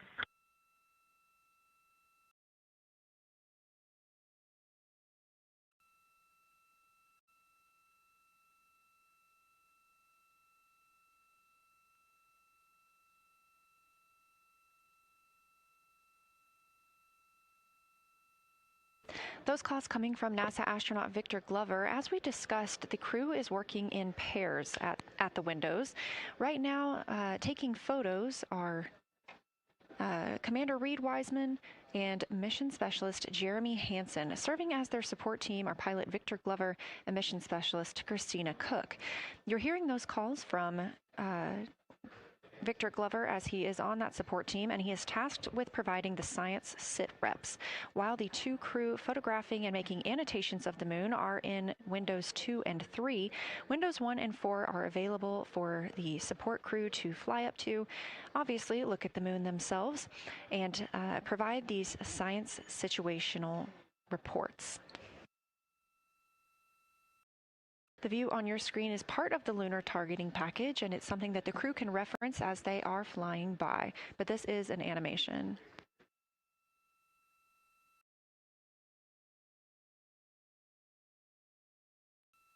You also heard Glover mention Oriental. Oriental is a major feature that the team is interested in today, and it's known as the Grand Canyon of the Moon. Until this mission, the Oriental Basin had never been seen in sunlight by human eyes. Oriental Basin and its surrounding ejecta could fit within a straight line distance from NASA's Johnson Space Center, where we are at today, to Kennedy Space Center.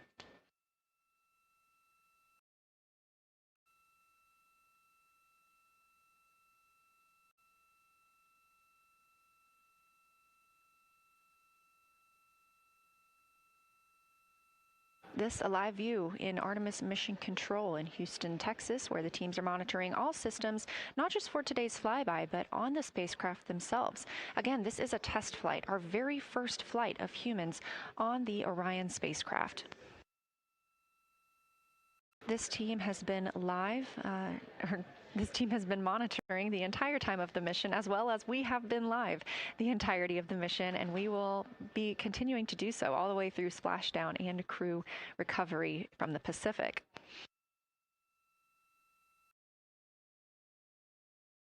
This is a visualization from ARROW, the Artemis Real-Time Orbit website that you can also access at any time by visiting nasa.gov/trackartemis, showing us that we are now under 10,000 miles from the moon, 9,948 to be specific, and continuing to count down.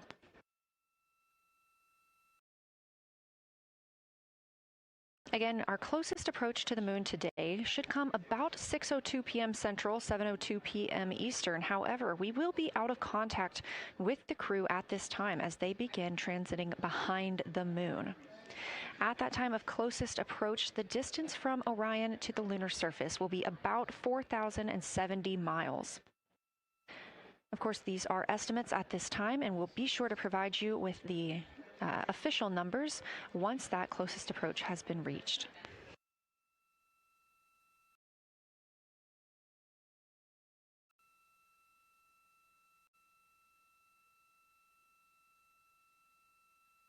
This shot live inside the Orion spacecraft, where our 4 crew members are continuing with their lunar flyby activities.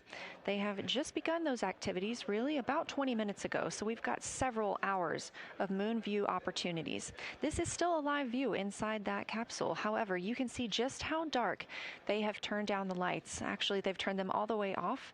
There are a few LEDs that they cannot power off, but turning down these lights gives them better views outside of the spacecraft's windows while they photograph the moon. This also prevents any reflections from inside the spacecraft bouncing up on the windows and interfering with their photography.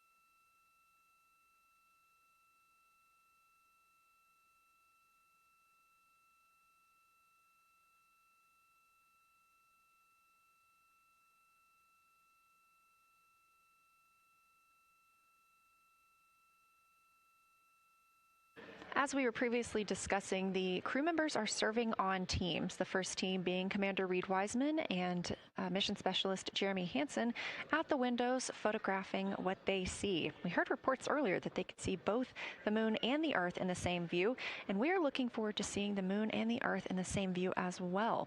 That Earthsat coming up in just a few hours.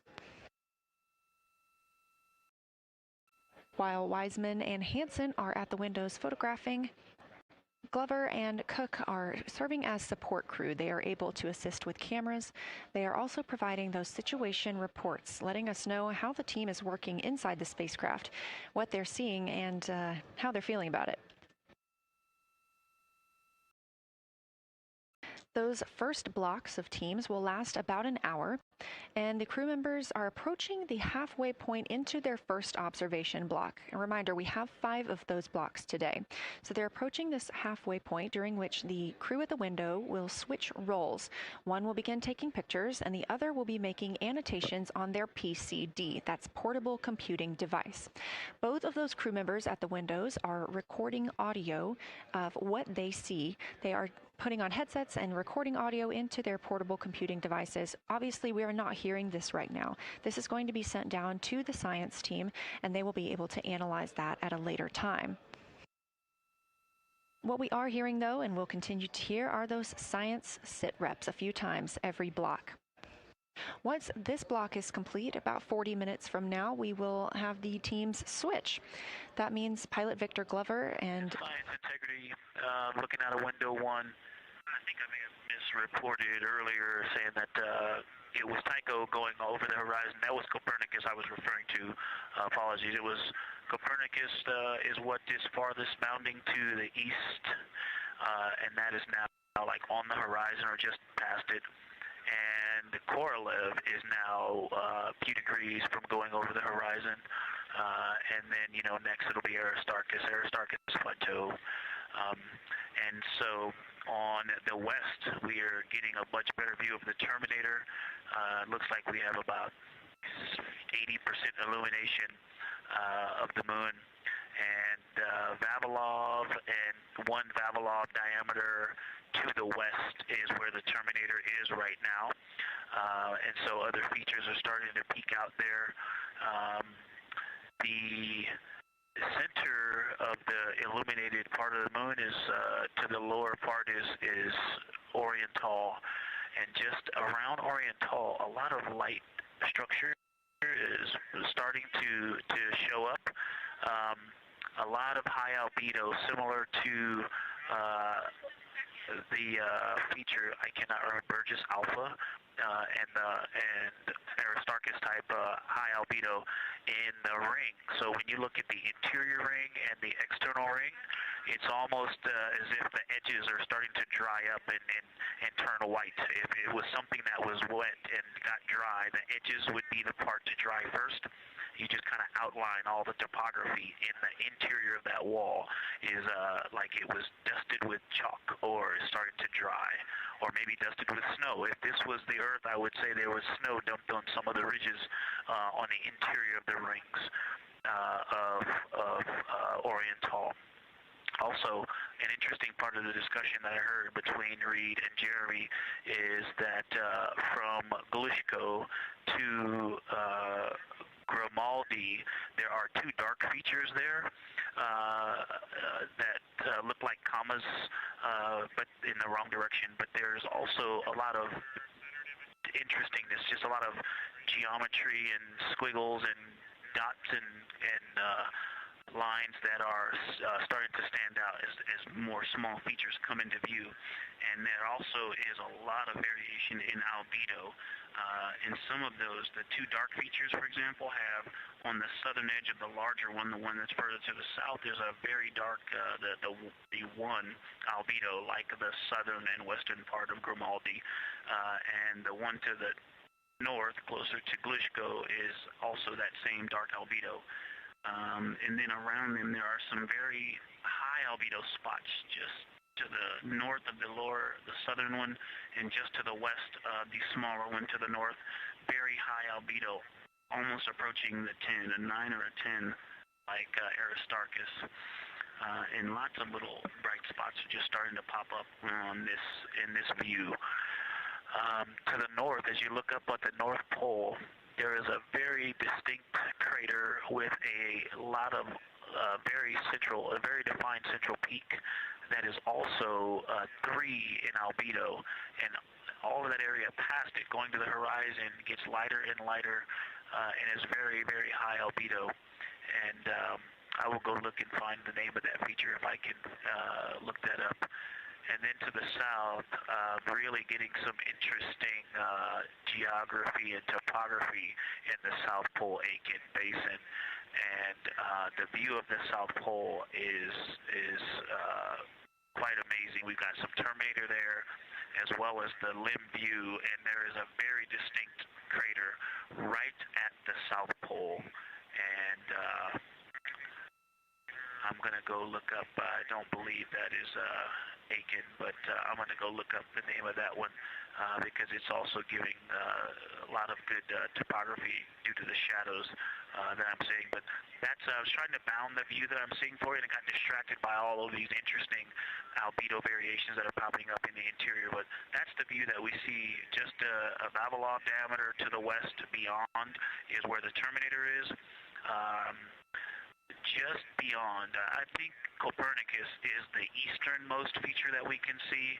A very nice ringed, very nice structure crater to the north with a great high albedo central uplift to the north, and the south is dotted by a very characteristic crater with a lot of terrain, shadow features, and I will go try to find some landmarks to put names with those. Any questions for the observation team? Integrity Science, love the descriptions. You're definitely looking odd up there. Appreciate seeing the training being implemented. Especially interested in your descriptions of the dark patches. You compared the comma-looking features to the albedo you see in Grimaldi and notice that you're starting to see those color differences popping out. Any observations you want to make, especially when you get on, the PCD in a little bit, would really help us tease out the differences in those dark mare deposits. Great description, Victor. Keep them coming.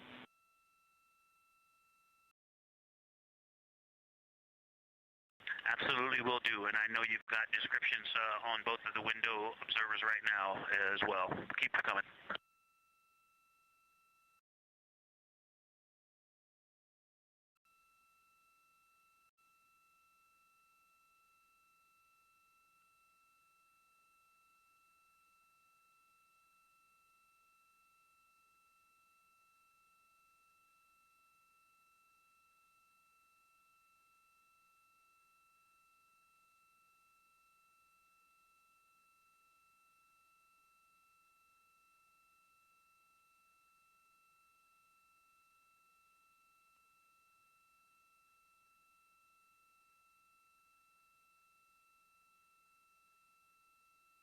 Great evidence of how well trained this crew is by the science team. NASA astronaut and pilot of the Artemis II mission, Victor Glover, calling down a situation report, noting several different features on the moon and such descriptions, even saying that it looks like snow on some of the peaks. Obviously, we do not expect that to be snow, but referencing that as some of the lighting on how it looks to the Artemis II crew from their current position.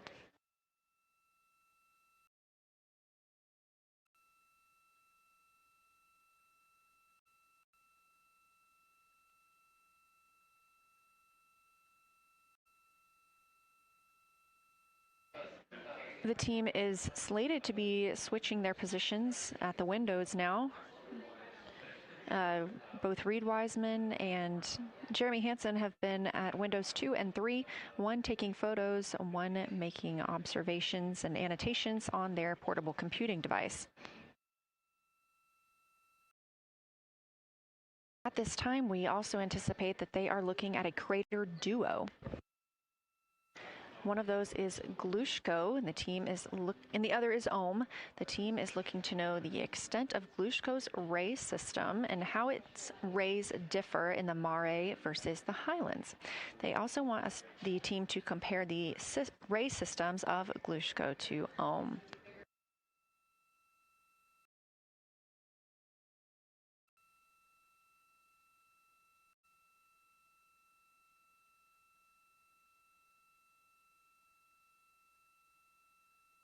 Ohm is considered a young crater.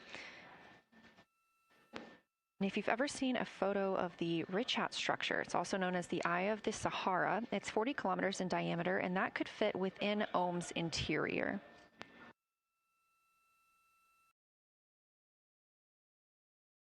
The team is specifically interested in descriptions of that ray visibility, including the color, albedo. Remember, albedo is the brightness or the surface reflection, and the reach.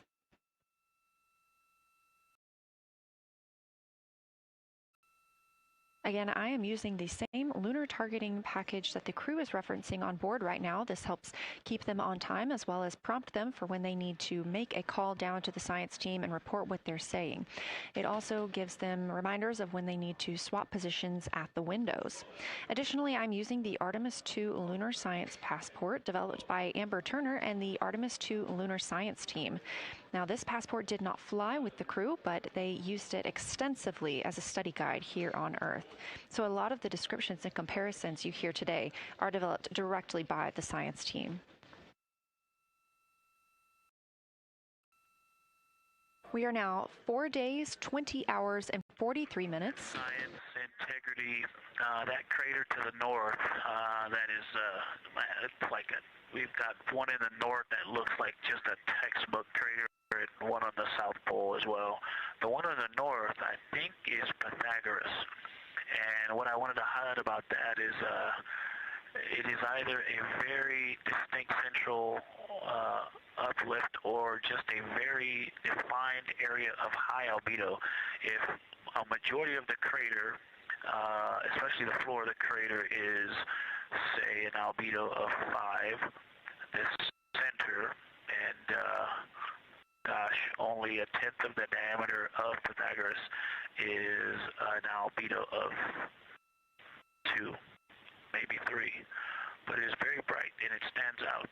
And then between that crater and the actual what is the horizon from here, there seems to be another crater right on the horizon, and right on the edge of that is another patch of that albedo. It seems to be between the two craters. It's hard to tell from this grazing angle, but there is another spot just further north beyond Pythagoras.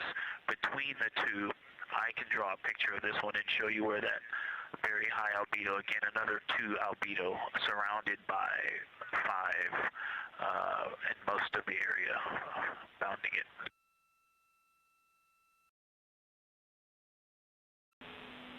Integrity science, thanks for that. We agree with the Pythagoras assessment. And as a follow-up to your previous report, the SIR had questions about topography comparisons between the North Pole and the South Pole of the Moon, if you're willing to provide words on that.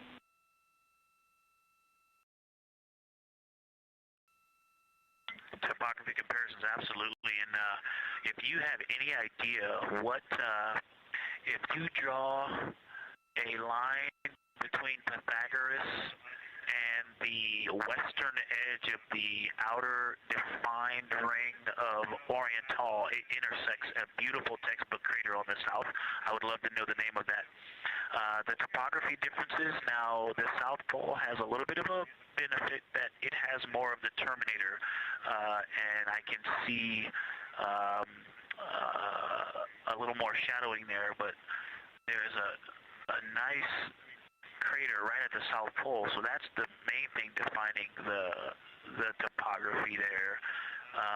Seems to be quite a bit of elevation change. I can see some very jagged shadows, a 90-degree just to the west of that crater at the South Pole. I can see a very distinct change in the shadow directions, indicating, I don't know, a very high wall or a very deep canyon just to the west of that.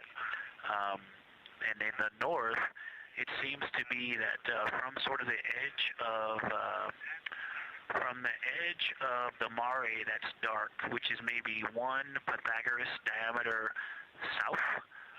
If you draw a ring about that, maybe the top 7 degrees of the moon, and just draw a ring around that, the near side is an albedo of 5 and looks quite smooth from here.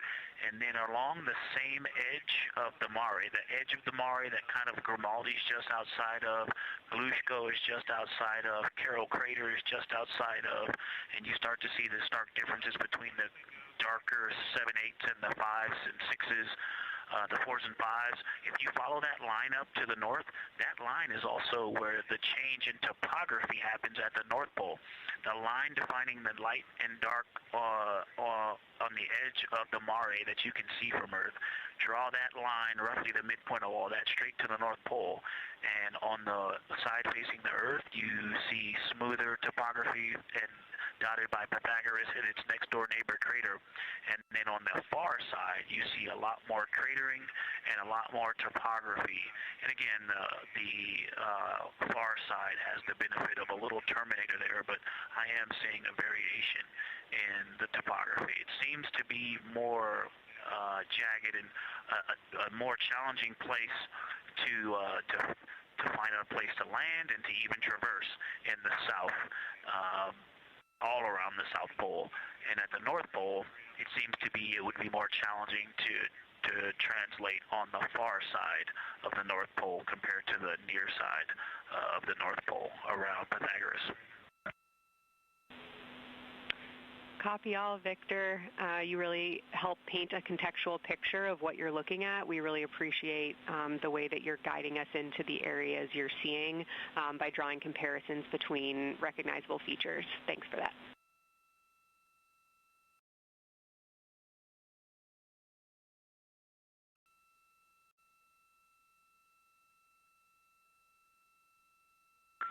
And Kelsey, another little science sit rep moment, something I just heard from the window team is the more I look at the moon, the browner and browner it looks. I thought that was an interesting observation. The 2 observers have been on timeline, no hardware issues. They did start to talk a little bit about another feature that you'll hear more about on the recordings that they call the handprint. That was at the end of their Glushko and before they moved into their current target. They thought that was worth chatting a little bit more about. And they're preparing to switch after this. Houston copies and concurs.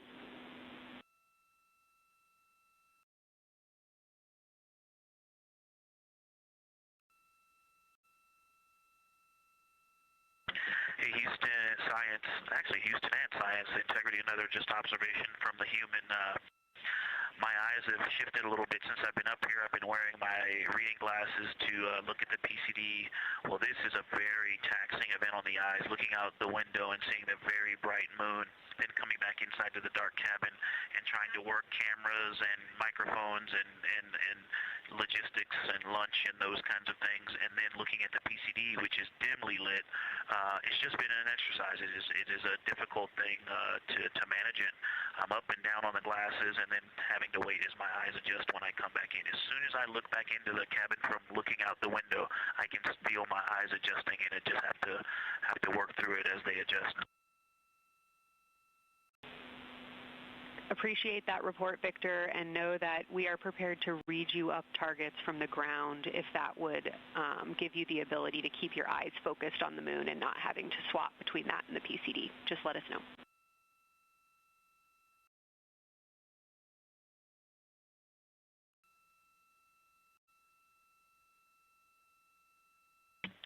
Yeah, we appreciate that, Science, and we will also do that for the window teams, and we'll back each other up that way as well. But we appreciate that. We may take you up on that. Thanks.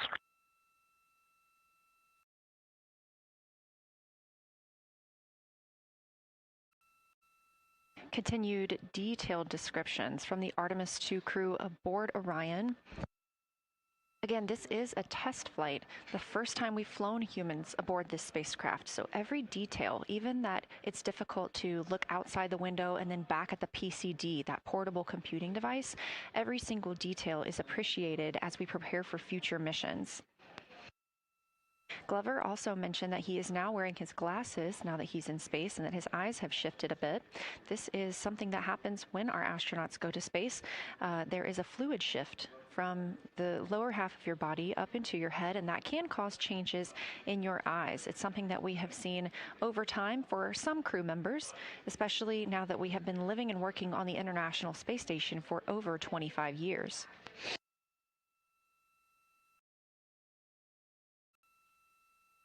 Again, it's clear that these Artemis II astronauts have undergone extensive lunar science training, including classroom instruction, fieldwork, and high-fidelity simulations.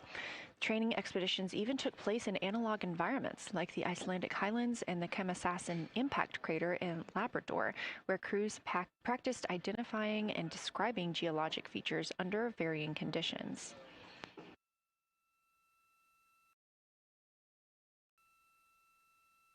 Additionally, here at Johnson Space Center, Orion mock-ups were used to rehearse crew choreography, including three-dimensional space management with an inflatable moon globe to simulate the flyby.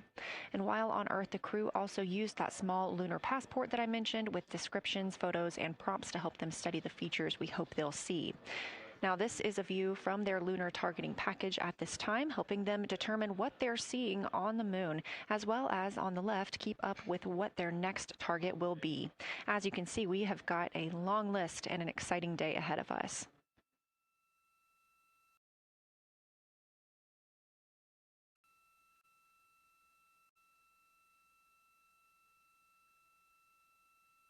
It's now been 4 days, 20 hours, and 53 minutes since Orion launched atop the Space Launch System rocket from Kennedy Space Center in Florida with our 4 crew members aboard. NASA astronauts Reed Wiseman, Victor Glover, and Christina Cook, and Canadian Space Agency astronaut Jeremy Hansen.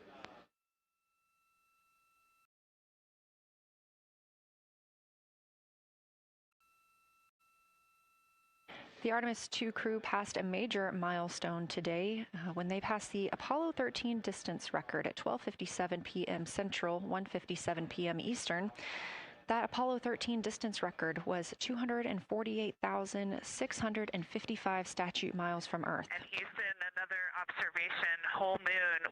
When you look at the moon, something I've never seen in photographs before but is very apparent, all the really bright new craters. Some of them are super tiny. Most of them are pretty small. There's a couple that really stand out, obviously. And what it really looks like is like a lampshade with tiny pinprick holes and the light shining through. They are so bright compared to the rest of the moon. We copy, Christina. Thank you. Looks like you guys might be doing it, but remind you to swap positions at the window and take your SD cards with you. We're loving everything that you're calling down, so keep it up.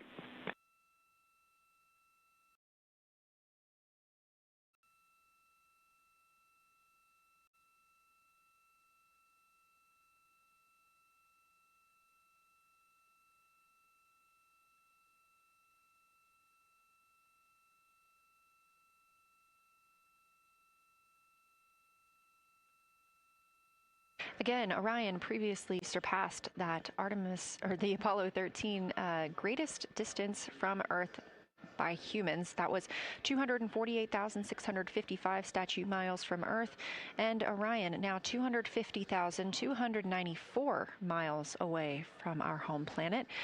The spacecraft is 9,033 miles away from the moon and growing ever closer. At its closest approach, it'll be about 4,070 miles away, and we will make sure we confirm what that distance ends up being. This is an approximation and an estimate ahead of that moment. We're anticipating them to make that closest approach at 6:02 p.m. Central, 7:02 Eastern, when they are in a loss of signal, transiting behind the moon. They will be the first humans in over 50 years to fly behind the moon and lose contact with Earth. We will regain that contact about 40 minutes later as they reconnect to the deep space network, emerging from behind the moon, and we will look forward to seeing an Earthrise.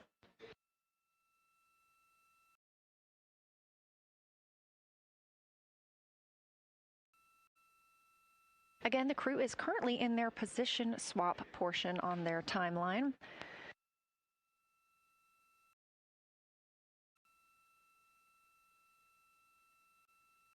This allows crew members the opportunity and the experience of all roles necessary during today's flyby.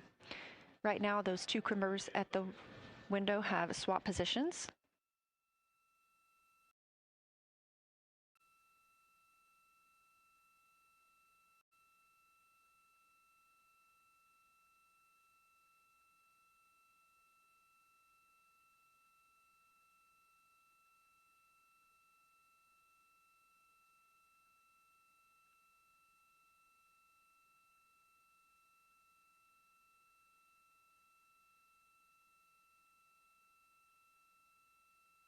Again, the crew at the windows swapping positions. Right now, that crew is Commander Reed Wiseman and Mission Specialist Jeremy Hansen, while Victor Glover and Christina Cook serve as their support flyby crew members. That's why you are hearing Victor and Christina during those science situation reports. Those voices will change in about 30 minutes when they take a turn, taking photos and making annotations while at the window.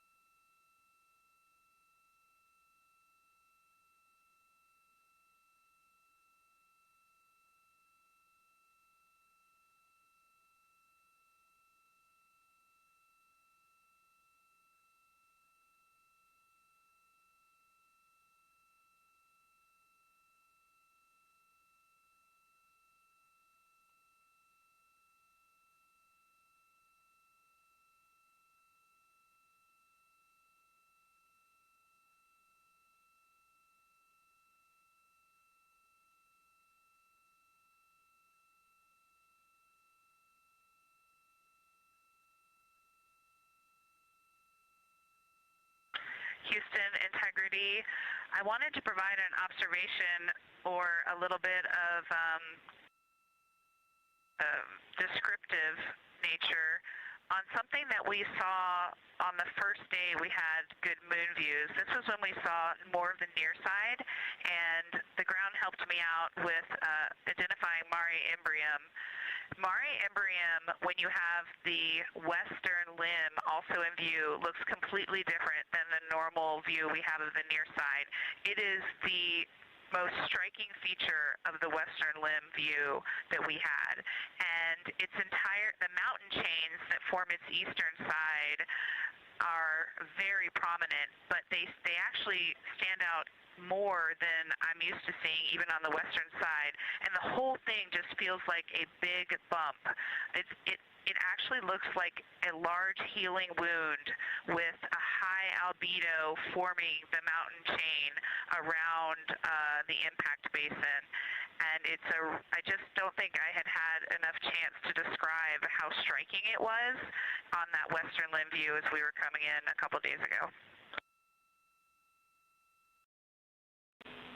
Christina, science, absolutely love that, especially since that's a feature that all of us here on Earth can observe from home. So I'm sure tonight everyone's going to be going out and looking for evidence of that beautiful topography you just said. Thanks for those words.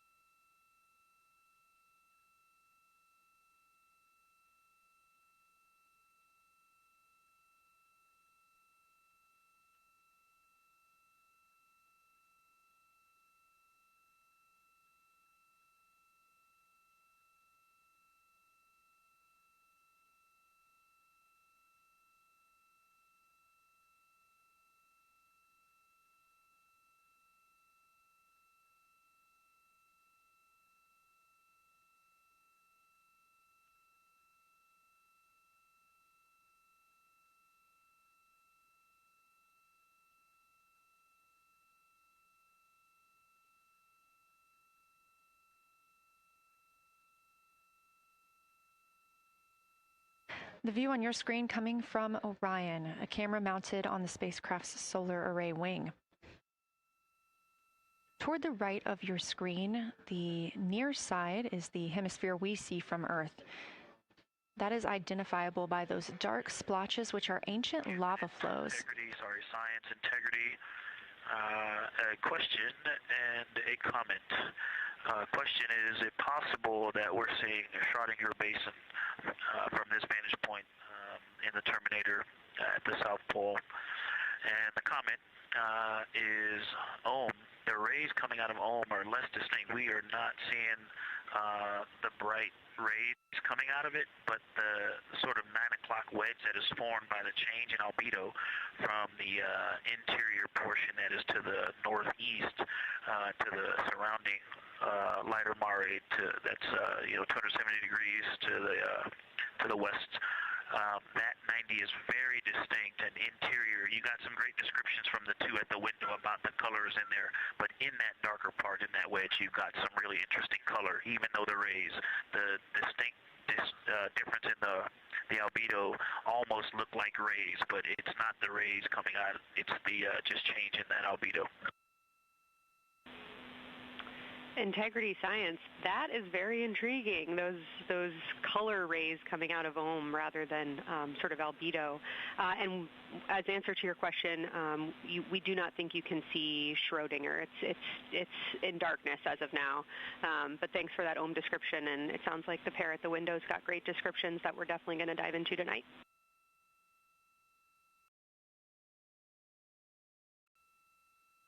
Okay. If you could help me, I would still love to know what it is. There's a very nice crater. You're going to likely have a lot of pictures of it. What would be right in the Terminator at the South Pole or close to the South Pole where it's intersecting the Terminator right now? Yeah, Victor, we're assuming you're talking about, kind of if you're looking at the Terminator, it's basically like 70% down from the North Pole. Is that where you're looking?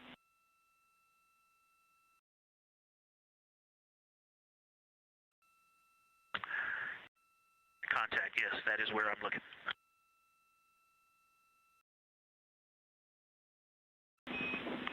Integrity Houston, that is an enabled caution for wastewater dump required. We have hit our limit. As expected, no crew action.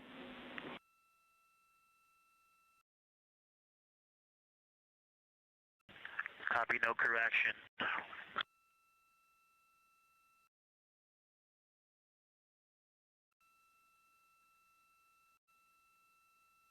You are. And integrity science, we're trying to figure out what you're looking at there. Is it like right on the Terminator, or is it in the eliminated portion next to the Terminator?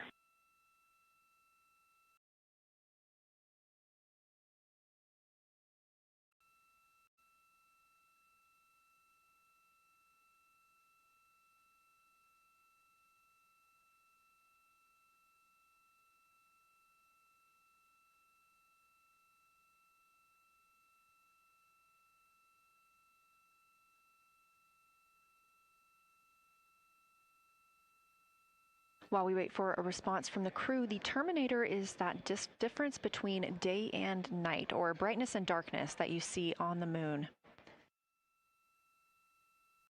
We see this from the International Space Station as well, looking down at Earth. And science from integrity, excuse my space orientation adaptation. If you draw a line between Glushko through the center of Oriental, and then another line from Glushko through the southern tangent of Oriental, that line would almost perfectly intersect tangentially the crater that I'm talking about, and it is on the Terminator. So yeah, I think I'm not looking at the South Pole. I was a little twisted. That line description was really helpful. I have eyes on the SIR right now, and they are actively discussing lunar geography. We will be back with you shortly.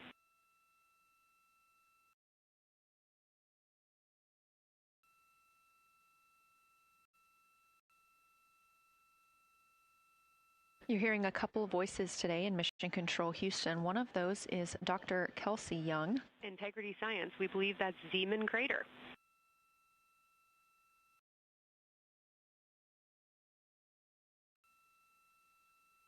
Oh, I floated away from the speaker. Say it again, please.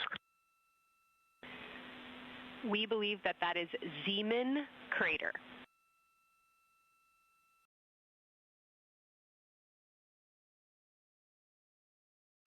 Zeeman. Okay, and can you say the first letter? I may be pronouncing that wrong. What's the first letter of that word? Zulu. It's Z-E-E-M-A-N.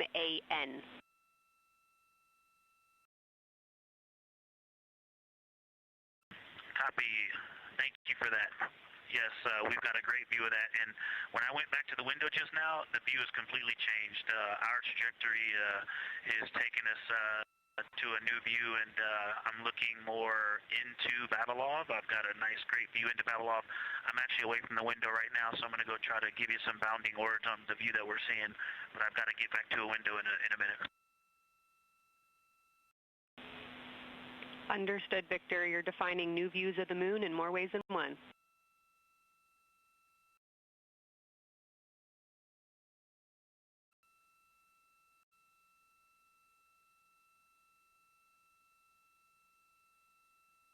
Again, when you hear calls down to science or from science, that's Dr. Kelsey Young, the Artemis Science Flight Operations Lead here at a console in Mission Control.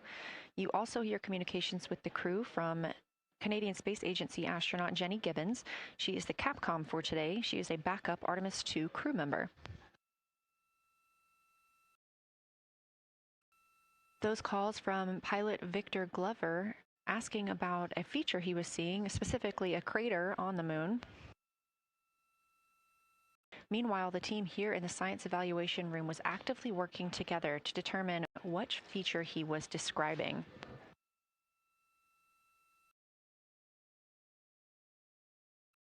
The teams at the window have continued to move through their targets, including Ohm, Aristarchus Plateau, Reiner Gamma, and we are preparing for the cabin and window teams to swap. That's when we'll hear more from Reed Wiseman and Jeremy Hansen when they take on these support roles, while Christina Cook and Victor Glover are at the windows photographing and annotating.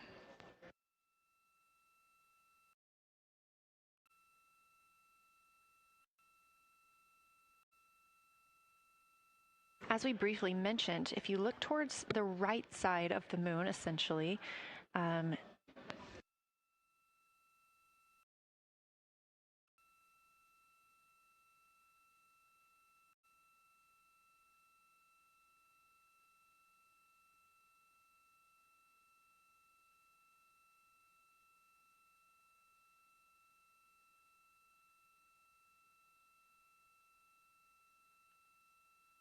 this live view coming from a camera outside the Orion spacecraft, and if you look on the right side of the moon where you see those dark patches. Wow, yeah, I wish I had some more time to just sit here and describe what I'm seeing, but the Terminator right now is just fantastic. It is the most rugged that I've seen it. From a lighting perspective, there are little islands. There are islands of terrain out there that are completely surrounded by darkness, which indicates some real variation in terrain. Up to the north, there is a very nice double crater. It looks like a snowman sitting there, in the 5-10 degrees below the pole in the Terminator. And then on the southern edge, there's almost like a hole. It looks like a hole, and it's the diameter of Vavilov size, just blackness, and then a wall of bright, and then it goes back to the black beyond the Terminator. So there's it looks like there's just a gigantic hole right there, 1 Vavilov diameter east of the Terminator.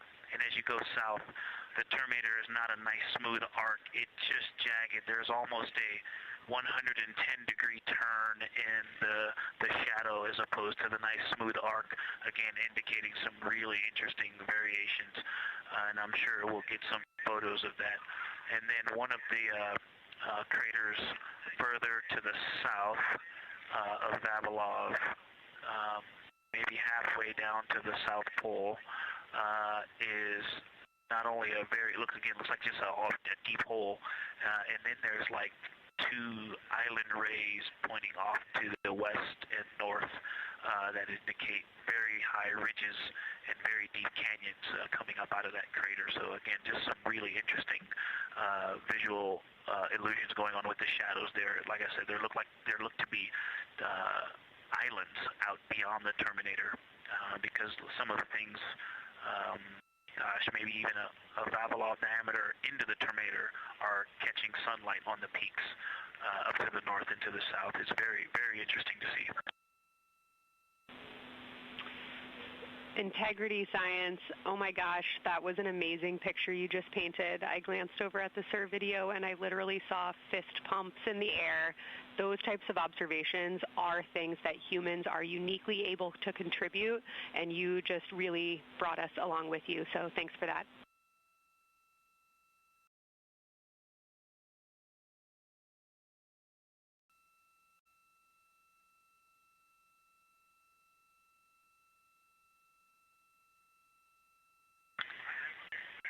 That's awesome, Kelsey. Did you get a sit rep updating you on a slight change in logistics for PCD use? Christina, this is Houston. We did not, but we will take it now.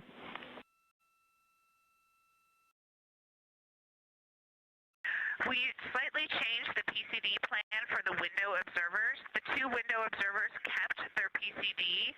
So in other words, the one that window 2 went to window 3 and the one that window 3 went to window 2 when they swapped rather than staying at the window. We'll plan on all observers keeping the same PCD for all observations. Copy, Christina. That makes sense to us, and good plan. We are coming up here on a cabin and window team swap. Let me know when you're ready for a quick vehicle status.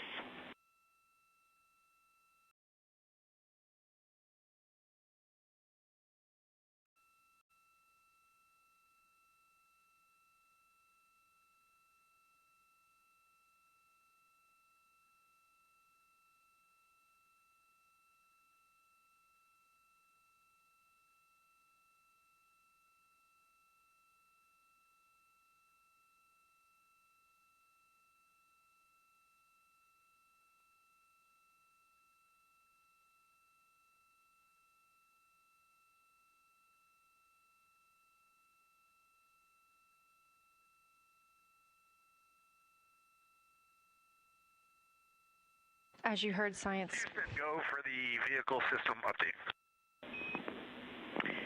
Howdy, Reed. We don't have much for you. We just wanted to let you know that toilet right now is no-go for use as we stick with the predetermined limit for now. All crew members, please use CCUs. Otherwise, Orion is looking very good. And you have 15 minutes in this handover time where we expect Victor and Christina to switch to the windows and you and Jeremy to be in the cabin assisting. Let us know if you have any questions.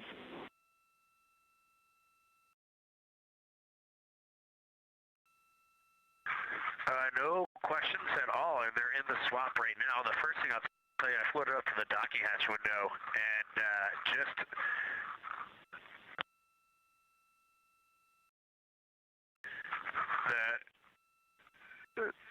what I'm going to call the Mari around Oriental just looks so different out the docking hatch right now. It's quite a bit darker. It's the same darkness, if not a little darker than Grimaldi, but it's cool after just being in the 400 mil for the last half hour.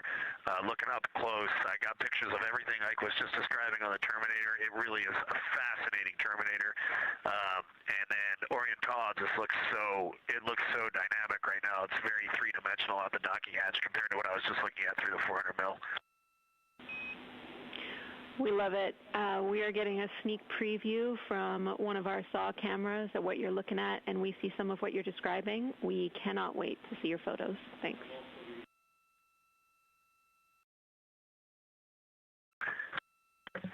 Yeah, Jenny, I wish you had some longer lenses on the solar array so you could see the whole moon, but man, it is, or the up-close moon, not the whole moon, but it is just fascinating here. It's so cool. All right, MPO and INCO, take notes. We want a zoom lens on those saws next time. Thanks, Reed.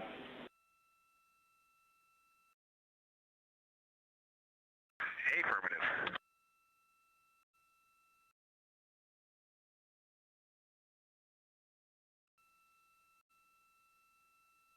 As the crew gets ready to switch positions from the window crew going back to the support crew and the support crew flying up to the windows.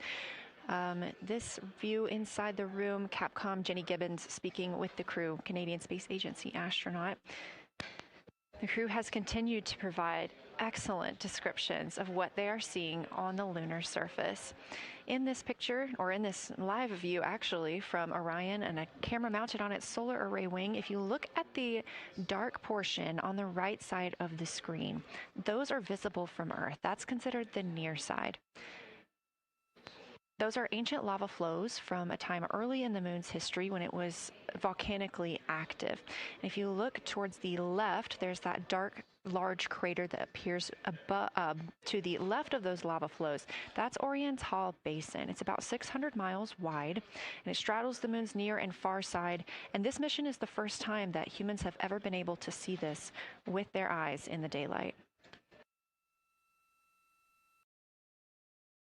Again, you hear conversation about that terminator. You have a great view of that as well. That's the difference between light and darkness on the moon. Victor Glover explaining that as a very jagged looking terminator due to the peaks that they're seeing and the craters that they're seeing as they prepare to cross over the far side.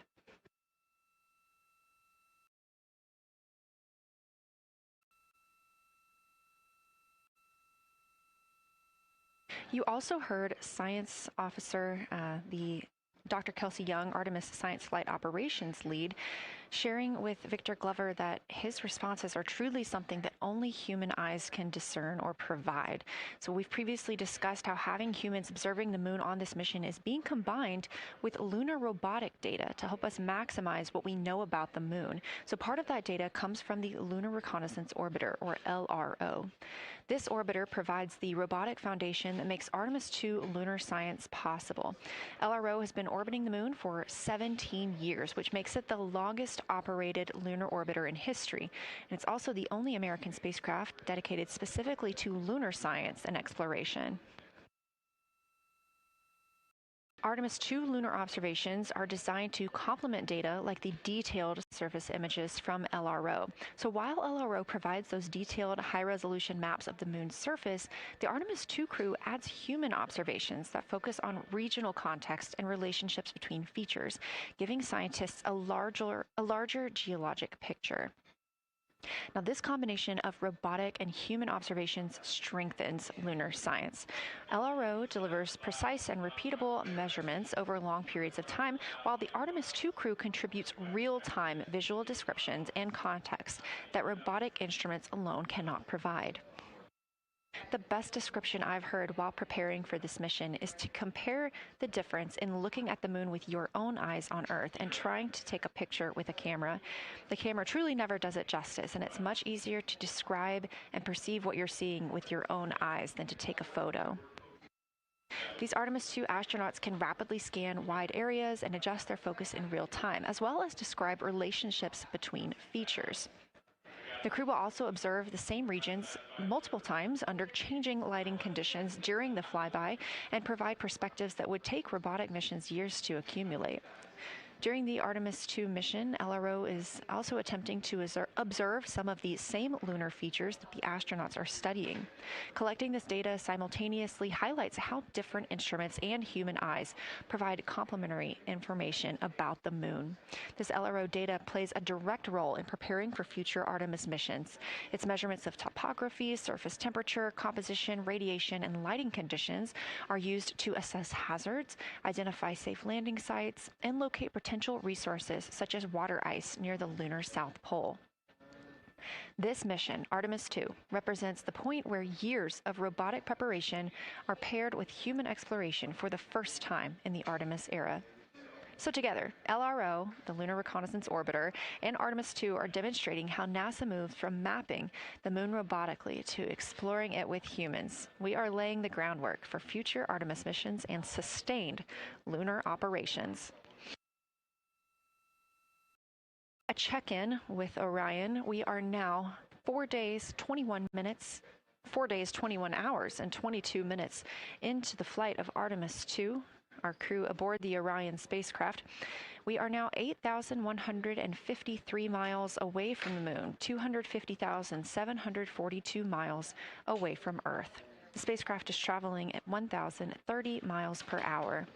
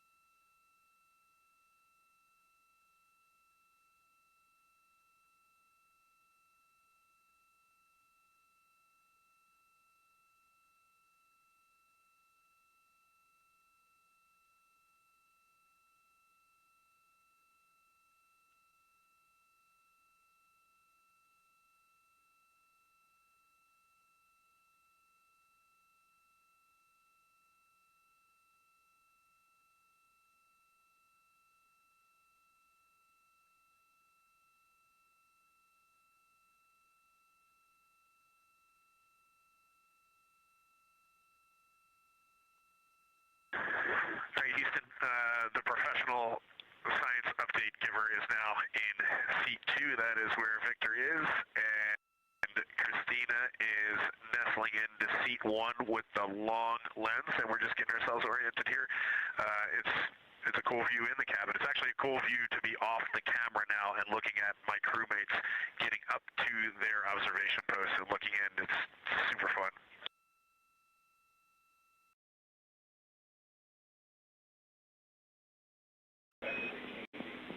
Copy, I'll read. We like it.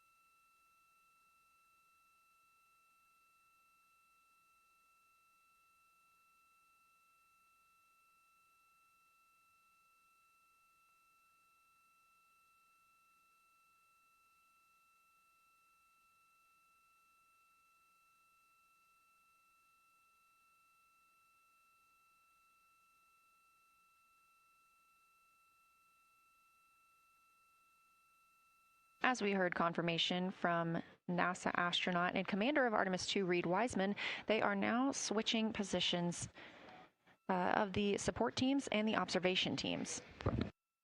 So initially, Reed Wiseman and Jeremy Hansen were at windows 2 and 3 in the Orion spacecraft, taking photos and making annotations in their PCDs, portable computing devices.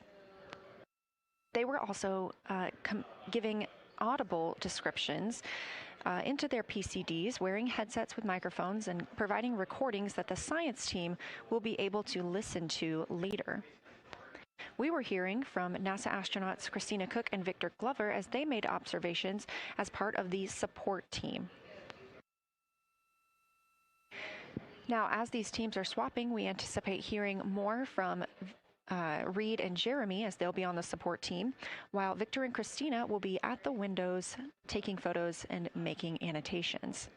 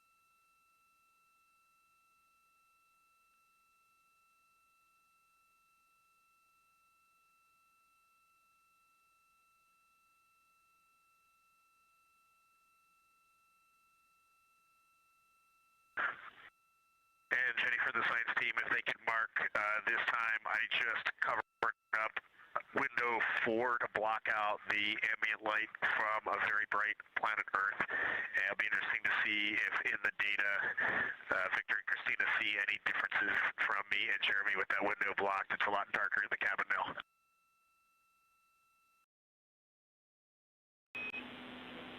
Copy, Reed. We're taking note. We'd be curious too.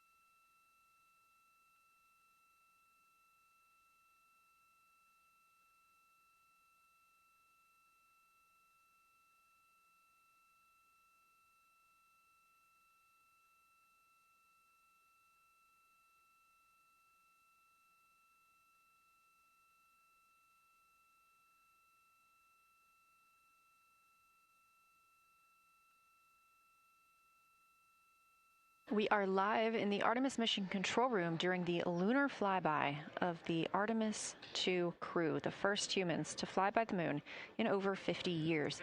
Orion launched 4 days, 21 hours, and 30 minutes ago atop the SLS rocket, Space Launch System rocket from Kennedy Space Center in Florida.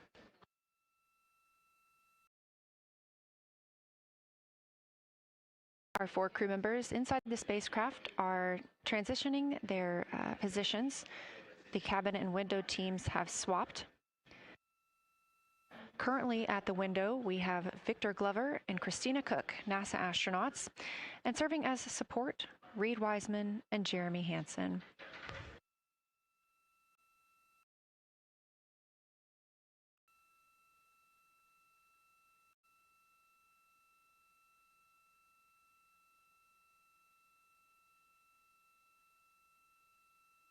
For our crews at the window, they are using handheld Nikons with an 80 to 400 millimeter zoom lens.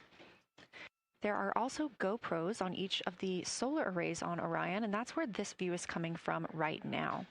We have an interior camera of the crew as well, but they have dimmed the cabin lights. They've actually turned off the cabin lights to allow them to better see outside of the spacecraft.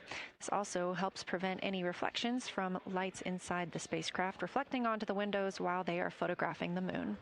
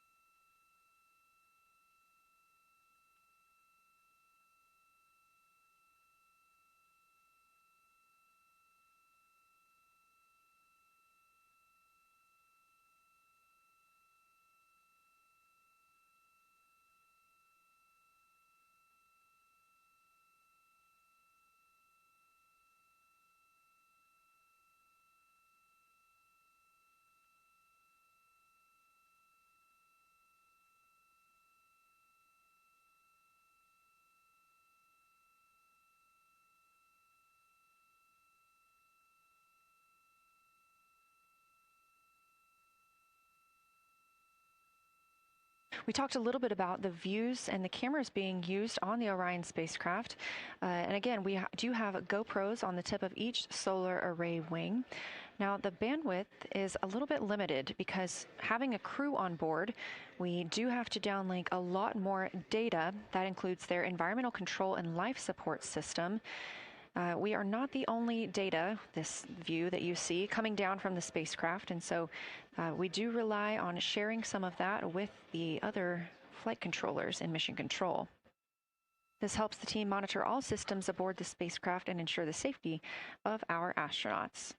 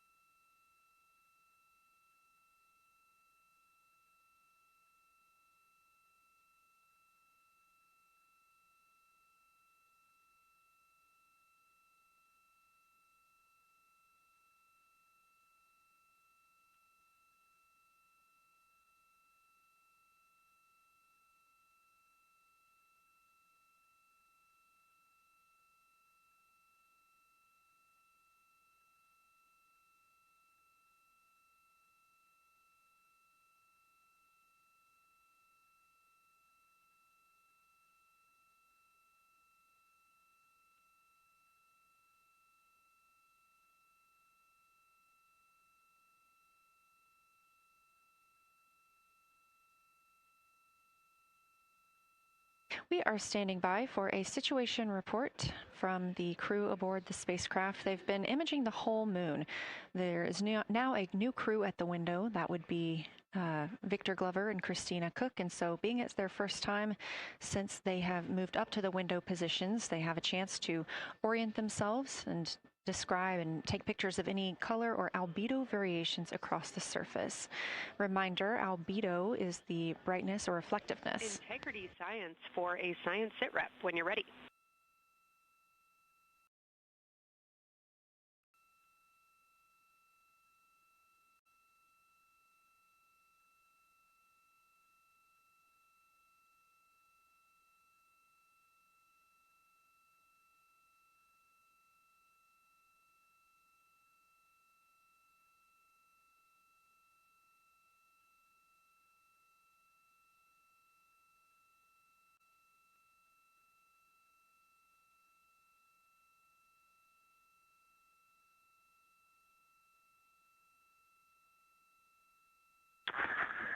Houston Integrity, we have no external view of the moon right now for the floating crew members, so my only science sit rep is that we have Victor in window 3 doing observations and Christina in window 2 with the long lens.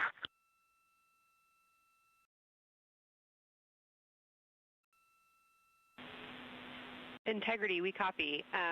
Are the shrouds still on windows 1 and 4? And if so, would you consider trying to get a view through one of those windows?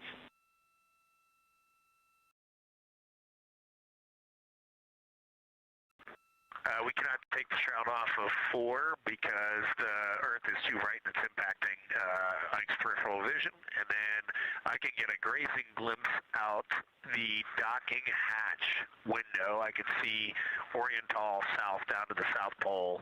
And the primary thing that I see from Oriental right now is just the long trenches that come out. And, you know, when you come out the north side of Oriental, the ejecta kind of boulders across the northern half of the far side. But coming out the southern half of Oriental, I just see those large, here they look like gorges. They're almost like rain when it comes down the Grand Canyon and fingers off into the desert, kind of what it looks like. Also, Burgess Alpha is extremely bright. It's the brightest thing that I can see. Even brighter now than Aristarchus, which is heading off to the Terminator. It's almost impossible now to see Aristarchus, the thing that Jeremy and I looked so much at. I can just barely see the crater rays from Ohm, and I would say for albedo right now, I would go back to Grimani Grimaldi is still extremely dark, especially in that southwest corner, and there are parts of Oriental and the outer ring of Oriental that reach that same level of darkness, especially the rings of Oriental reach the same level of darkness as Grimaldi. And then south of Grimaldi, Jeremy and I were noting a few other just really dark areas of cratering, mare there, and those have that same darker albedo. But Burgesshoff is the brightest, and Grimaldi is the darkest.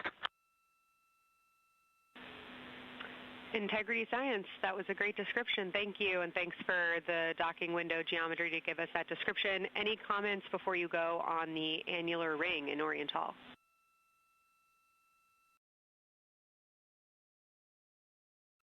The annular ring, which I think everybody kind of describes as like a pair of lips or a kiss on the far side of the moon from here, is very circular in nature. The northern part of it is wider, darker. The southern part is much lighter.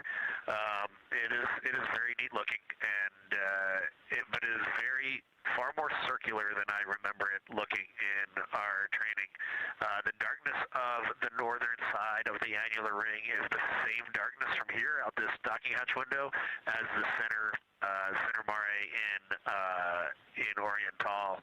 Not quite as dark as Grimaldi, but it is probably only because dust and lunar regolith has kind of impacted over time.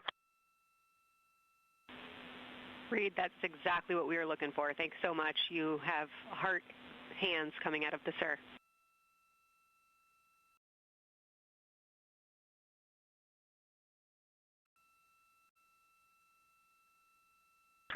Say that again, Kelsey. Just saying that the SIR was really excited about that. That annular ring was something we were really eager to hear about, so thanks.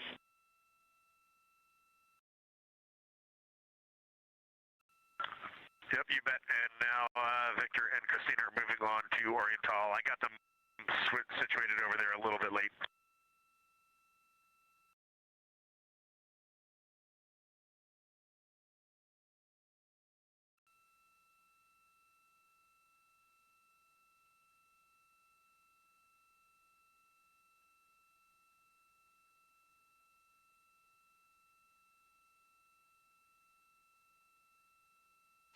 That was NASA astronaut Reed Wiseman, now providing a science sit rep as he is away from the windows most of the time. He is working as the support person along with Jeremy Hansen in the spacecraft, as Victor Glover and Christina Cook are now at windows 2 and 3, able to photograph the moon. Christina and Victor are also providing recorded information to their portable computing devices, that's their PCDs, and the science team will have access to that at a later time. They will then review it and compile all of this data to help further our understanding of the moon. One of the items you heard mentioned was Oriental Basin. This has been a very exciting opportunity for the crew. They have all been very excited about seeing Oriental, as well as the science team has been looking forward to it. It is known as the Grand Canyon of the Moon, as we discussed earlier.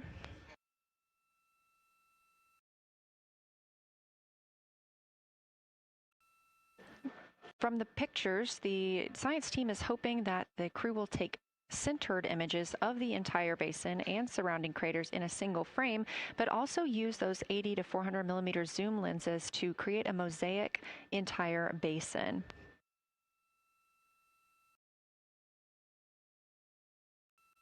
With their unaided eyes, the science team is hoping the crew will describe southern dark annular ring, which you heard Reed just describing, as well as any color, albedo, texture, or topography across the mare patches and ring mountains. Science team reports that the observations will be used to study the geologic evolution of the youngest lunar basin and to inform formation hypotheses for the annular ring.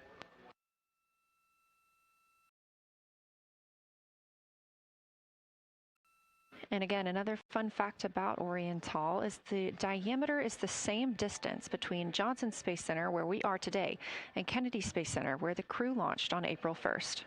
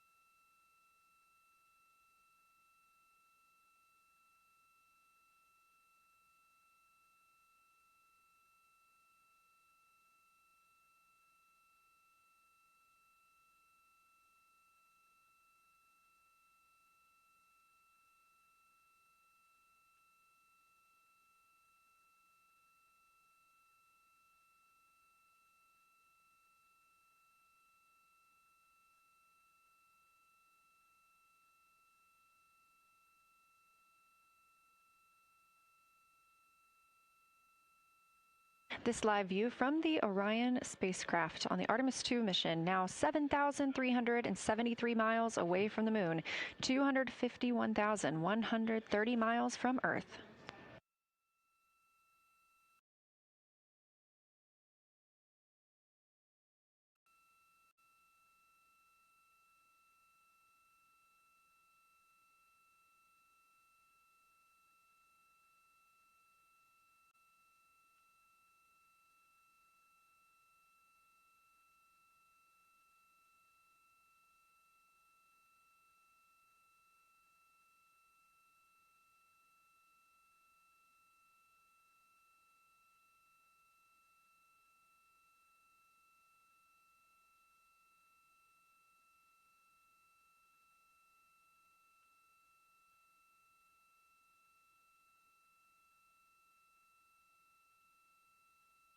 Again, the Artemis II crew passed the Apollo 13 record of the humans farthest from the Earth today at 12:57 p.m. Central Time, 1:57 p.m. Eastern Time.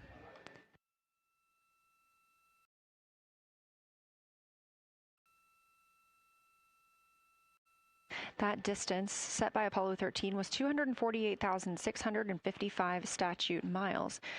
We have clearly passed that, and we expect to pass that by about 4,105 miles.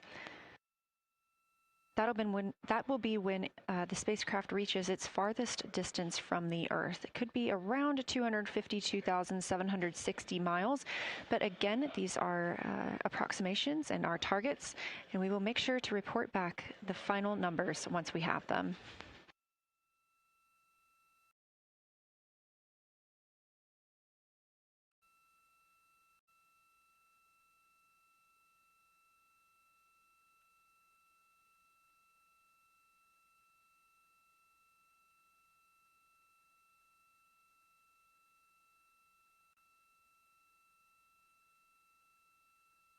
We have some refined times of when we expect to have Earth set of Earth behind the moon while Orion flies behind the moon. That would be about 5:41 p.m. Central, 6:41 Eastern. The spacecraft would make its closest approach to the moon at 6 o'clock Central, 7 Eastern, and that would be about 4,066 miles. And then at 6:02 p.m. Central, and the spacecraft will reach its farthest distance from the Earth. We anticipate that'll be about 252,755 miles, which would be 4,111 miles farther than Apollo 13. We would see Earthrise again at 6:21 p.m. Central Time, and a few minutes later, regain communications with the crew.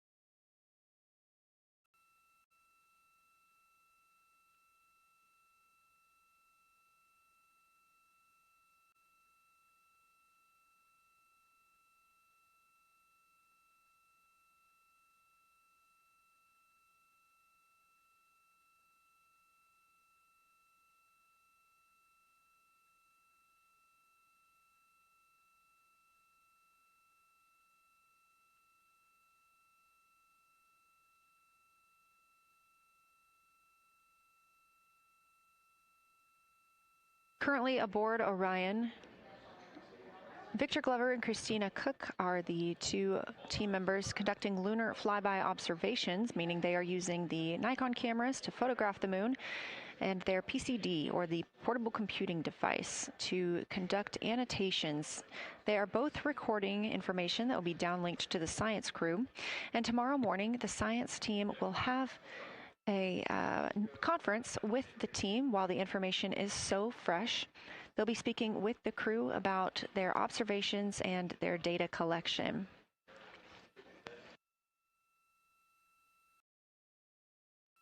Otherwise, most of tomorrow, Flight Day 7, is considered an off day.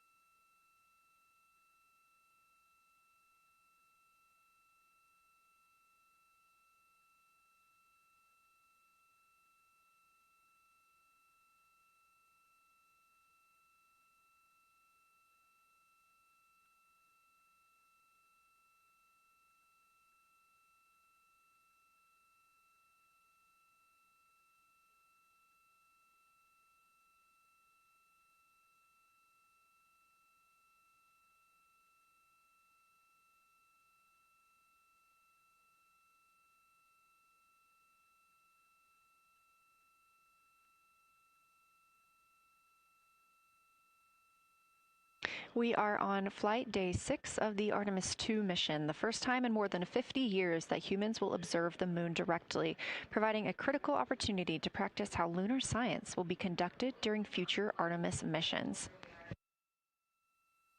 If you're just joining us, the crew is well into their lunar flyby observations, and we anticipate that we will hear from them soon. A few times every hour, they are slated to call down with science sit reps or situation reports. We most recently had one from Commander Reed Wiseman. He and Jeremy Hansen, mission specialist, were first at the windows today to photograph and make annotations of what they were seeing. Therefore, we heard more from Victor Glover and Christina Cook earlier in the day during those first blocks. But now that Reed Wiseman and Jeremy Hansen are on the support side, they are the ones calling down what they are seeing from windows 1 and 4. Earlier, we heard that the Earth is so bright in window 4, they have had to temporarily cover it with a t-shirt.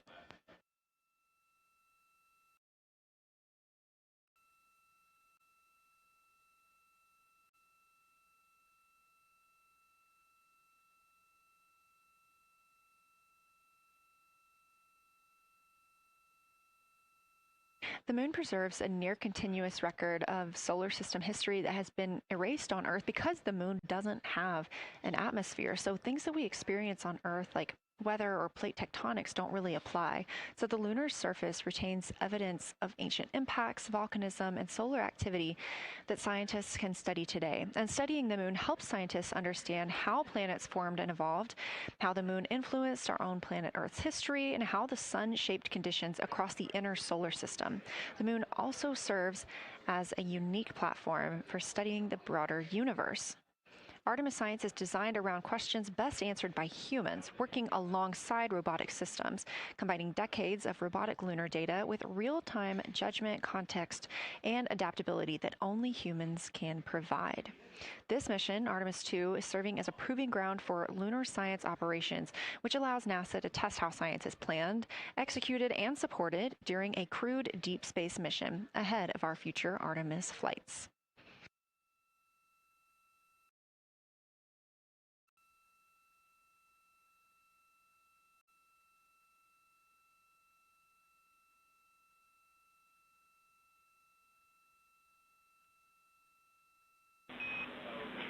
Integrity, time for a window team position swap. So Victor and Christina, please switch places if you've not done so already, and remember your SD card for the camera.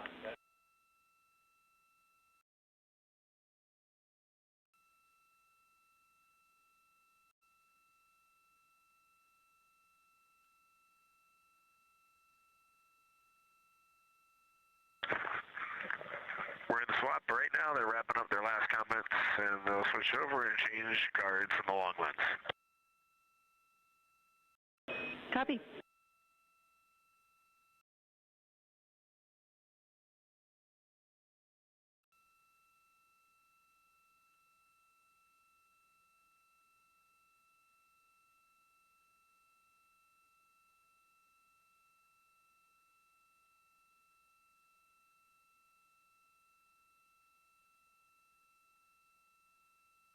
As you heard in that call, it is now time for the team members at the window to swap positions. That means Victor Glover and Christina Cook will be switching roles. One of them has been photographing the moon with a Nikon with an 80 to 400 millimeter zoom lens, while the other was making annotations on their portable computing device. And both are recording audio that the science team will be able to listen to.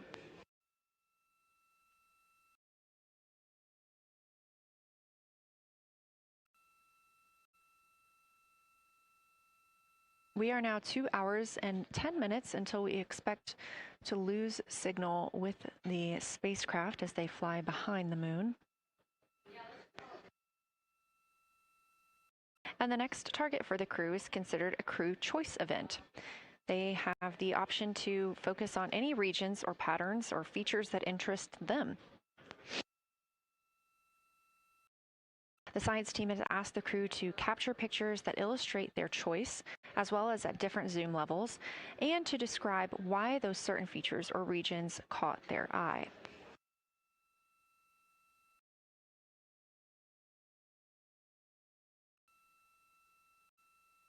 Those recordings are part of what are being saved on their PCDs, portable computing device, that will be sent to the science team for analysis.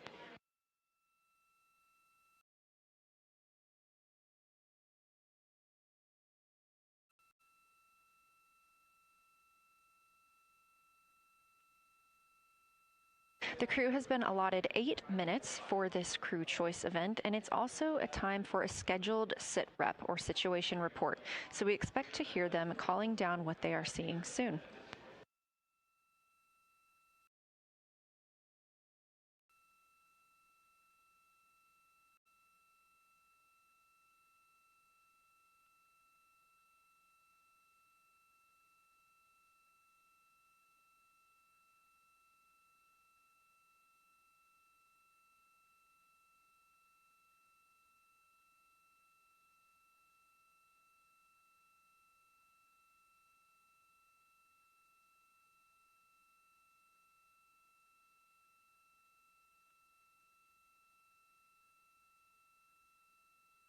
Something that the crew or that the science team has used to help prepare the crew is a cue card.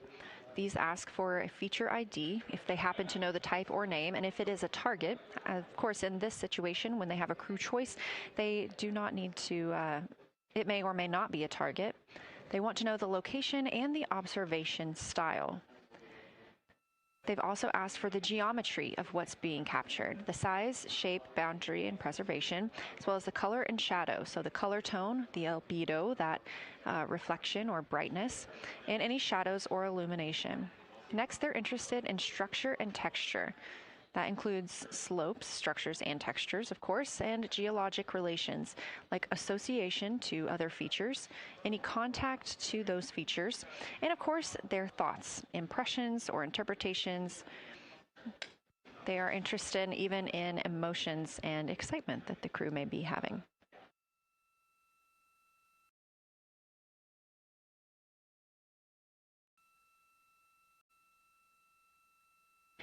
This flyby day has been practiced in many ways, even in sims here in Mission Control Houston. The team also conducted some field work, learning how to look for specific geologic features.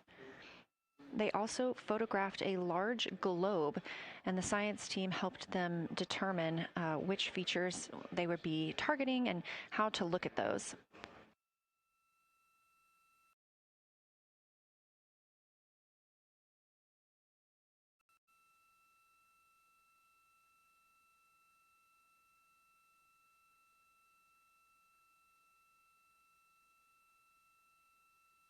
We have a few more minutes that the crew would be photographing their crew choice. Again, this is NASA astronauts Victor Glover and Christina Cook at the windows.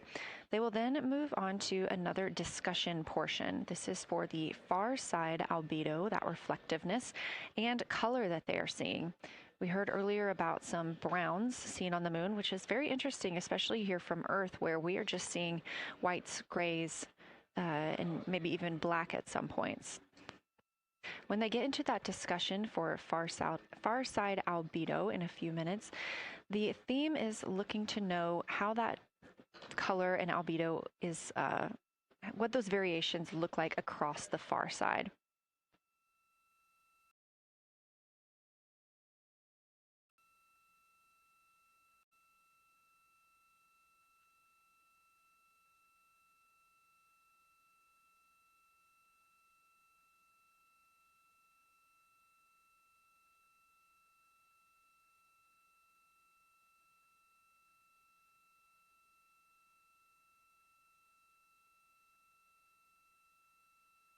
On the right side of your screen, the Science Evaluation Room, or SIR, where team members are looking real time at what the crew is seeing. And even earlier, we're... Houston Integrity, you ready for science zero? We'll take it.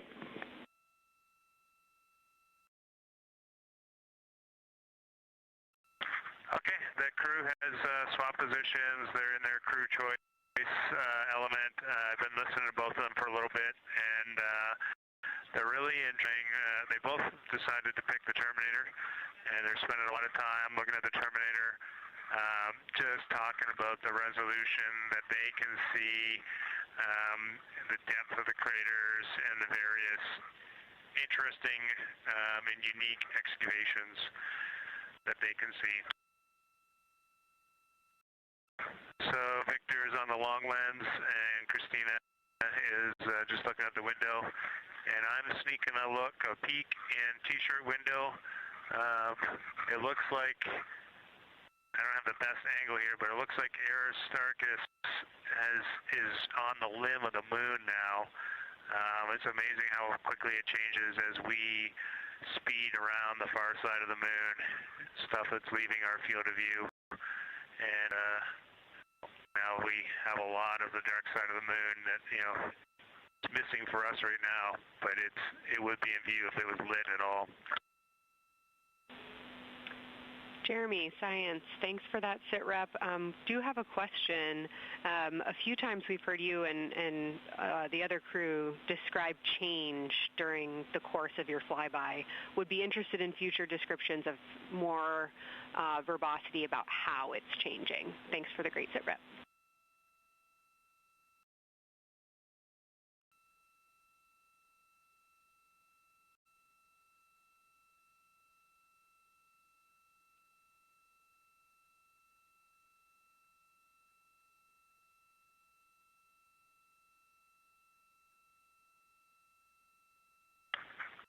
Yeah, Kelsey, sounds good. We are definitely keeping an eye on that.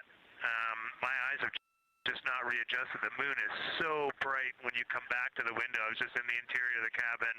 I've come back to T-shirt window, and it's just overwhelming brightness.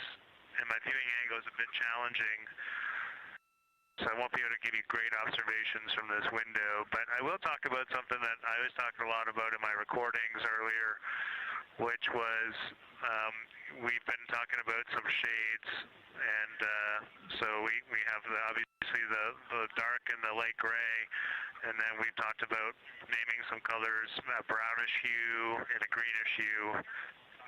And I'll tell you, like right now, Aristarchus, the plateau is hard for me to see from this window, but that had greenish hues to me and was very unique. I didn't see anything like that anywhere else on this side of the moon.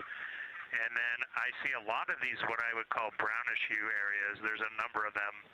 And they, for example, in the northwest corner of the highlands, to me it looks like the brownish hue is caused by ray or ejected material landing on the highlands, and then we obviously see the ray areas as a lighter albedo, but in between the rays where the deposit would be thinnest, that is what it looks like is causing the brown to me. So I saw that in the northwest side of Aristarchus, or sorry, that dark area of the highlands, northwest side of the highlands. I saw it in the highlands to the east of Glushko, and then I see those same brownish hues west of Oriental, and I drew a contact there on OneNote, but that's a huge region, kind of like a piece of pie with the point of the pie pointing at Oriental and then going up towards the northern side of Hertzsprung.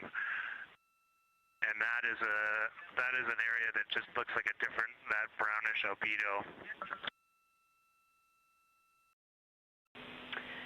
That was fantastic, Jeremy. We had heard rumors of the green and brown hues, and so you really read my mind on asking about those. Understand they likely didn't have any contact with each other the way that you described them, but please correct me if I misunderstood that. And then last thing, I'll make the same offer we made to Victor earlier. If it would be helpful for us to verbalize any targets so you can stay at the windows and keep your eyes adjusted to the moon, please let us know.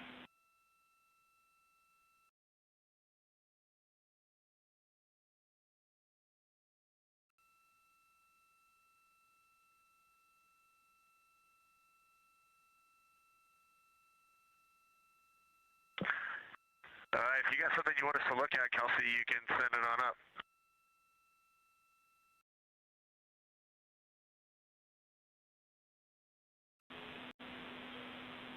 Definitely not looking to interrupt your flow, Reed and Jeremy, only offering assistance if you guys want to keep your eyes off of the PCDs.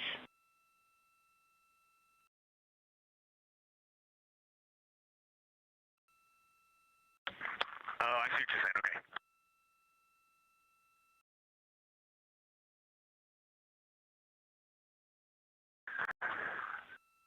Not really science related, and we definitely learned this at Apollo, but the thing that is just most fascinating, I think, to me and Victor right now is even as rugged as the far side looks, when you look at Oriental and Home, it's rugged, but man, when you look at the Terminator, it is just like impossibly rugged, and it reminds you that the whole far side is that way, and just the Terminator is really bringing out the shadows and the hills and the valleys, and it is just, it's unbelievable. It's like no surface of the Terminator is not marked by meteor impact, and it's just, it is very impressive to look at that, and you realize that that is true across the whole far side. You just can't see it due to sun illumination right now.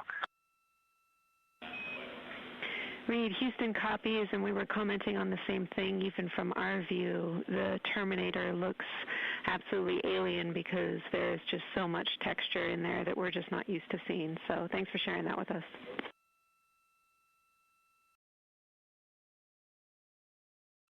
There's also, I don't know the name of it, coming out the south-southwest of Oriental, right on the southern Terminator, is just a massive crater.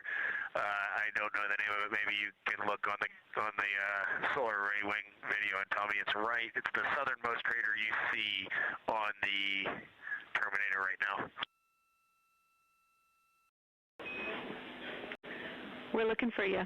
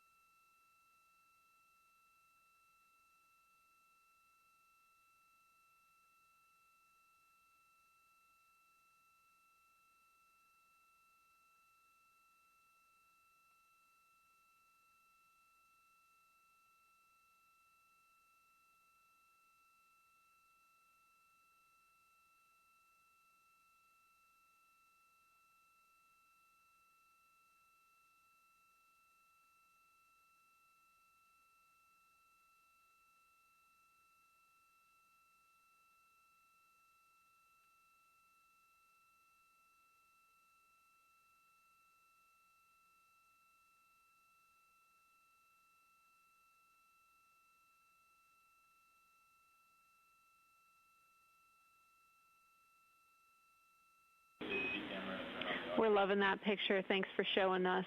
And Reed, as an answer to your last question, we believe that that is Chebyshev crater. And the sir agrees with that.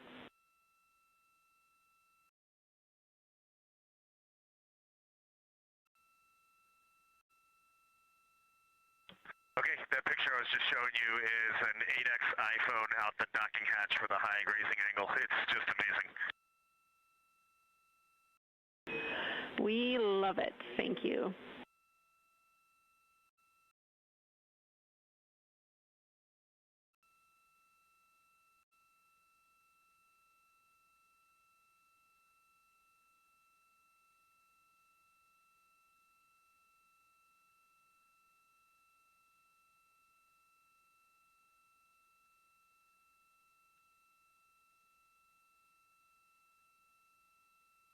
This is Artemis Mission Control in Houston, Texas. Mission elapsed time, 4 days, 22 hours, 12 minutes into the flight of Orion.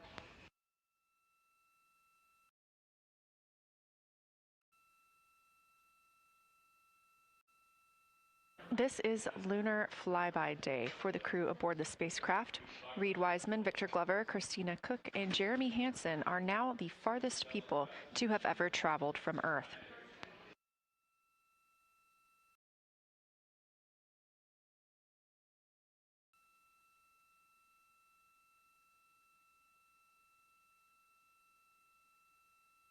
This a live view from inside the spacecraft. They have turned off the lights so they're able to see outside and photograph the moon better with no reflections from inside.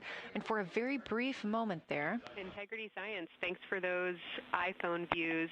It's helpful to see what you're seeing.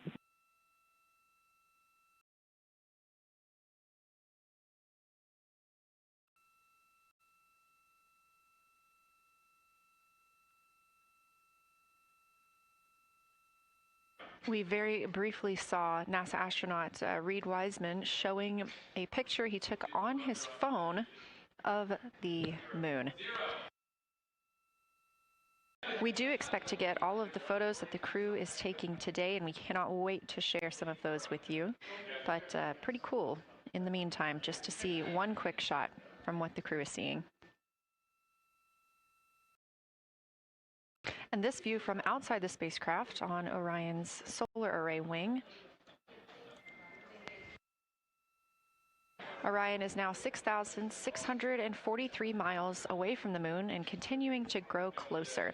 Again, their closest approach will be about 4,066 miles.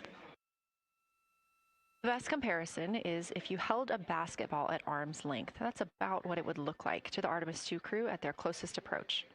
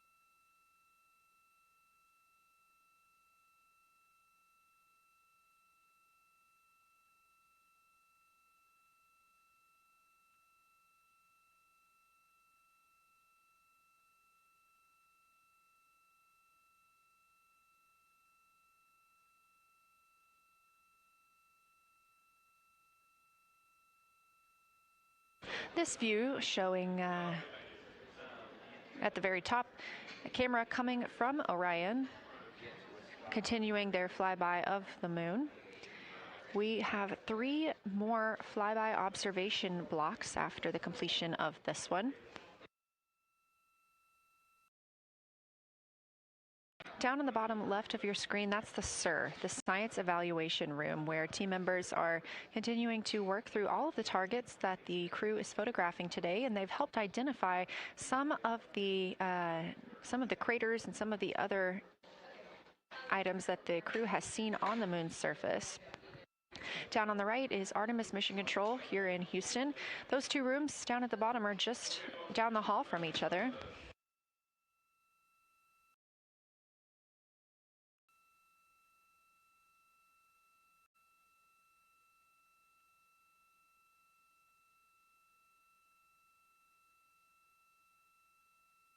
And we are just a few minutes away from the next cabin and window team swap. That means Victor and Christina, who have been at the windows, will fly to the cabin, the background essentially, and be their support crew for Reed and Jeremy. Reed and Jeremy will move back up to the windows.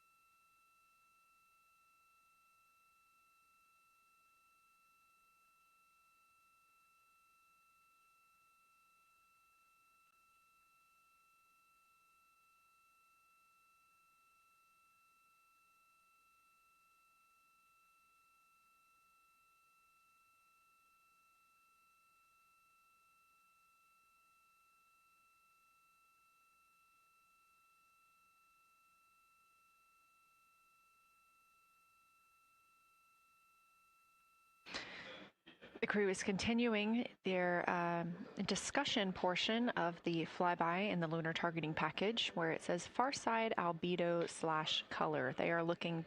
The science team is looking to get a good understanding of what the crew can see on the far side at this point, and its brightness as well as any colors. We did hear earlier Canadian Space Agency astronaut Jeremy Hansen reporting that they could even see browns and even greens on the moon. I'm really looking forward to seeing those photos. And in just a couple of minutes, the teams will swap from the cabin to the window.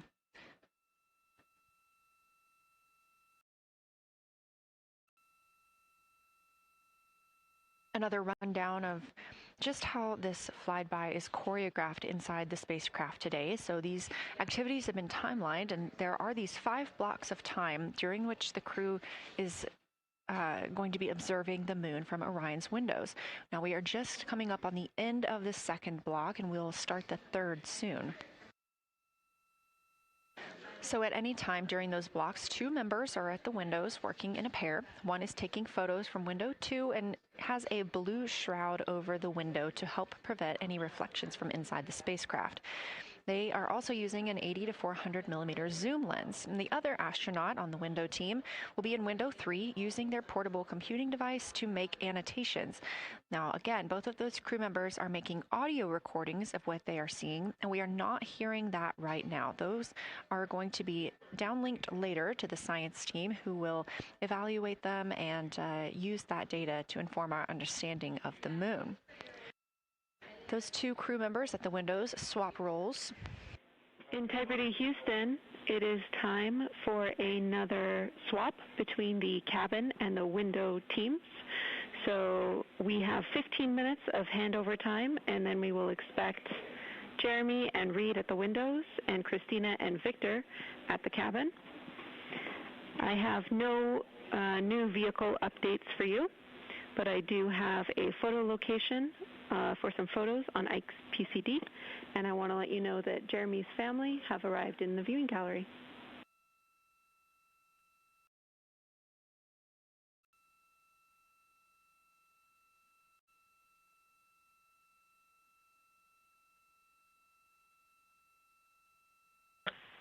Okay, Jenny, we copied most of that. The only thing we're missing is what you meant about the photo location on Victor's PCD. And hello to my family. I think that must be Catherine and Devin that are there. And I'm glad they made it into the viewing room. And we copy. It's time for crew swap.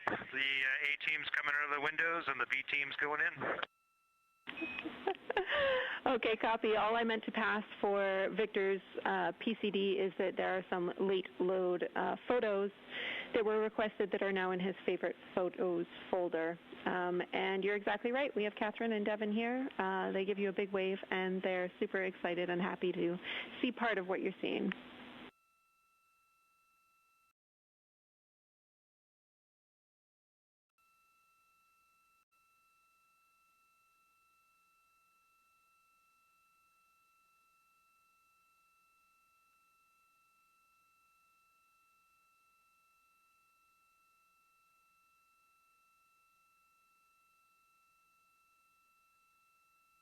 Okay, copy, Jenny. We're not sure what we're looking for in the PCD, but we're going to poke around, and we may be calling you back about that one. All right, that's no problem, and it's unrelated to flyby.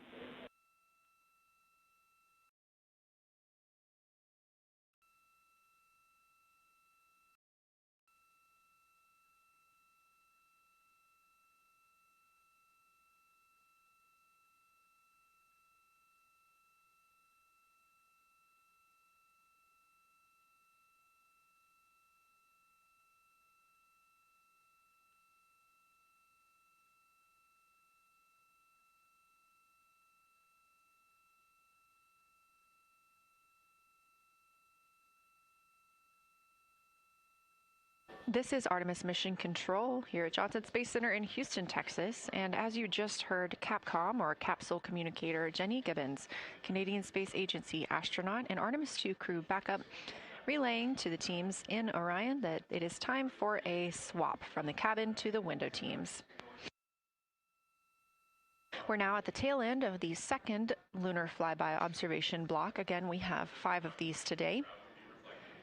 Most recently, Victor Glover and Christina Cook were at the windows photographing and making annotations, while Reed Wiseman and Jeremy Hansen were in the cabin providing support, whether that is SD card help, but also science sit reps, calling down any situation reports for what they are seeing on the moon or anything about the vehicle status. With that call to make a swap, Reed and Jeremy will be back at the windows, making observations for what they see at the moon and taking photos.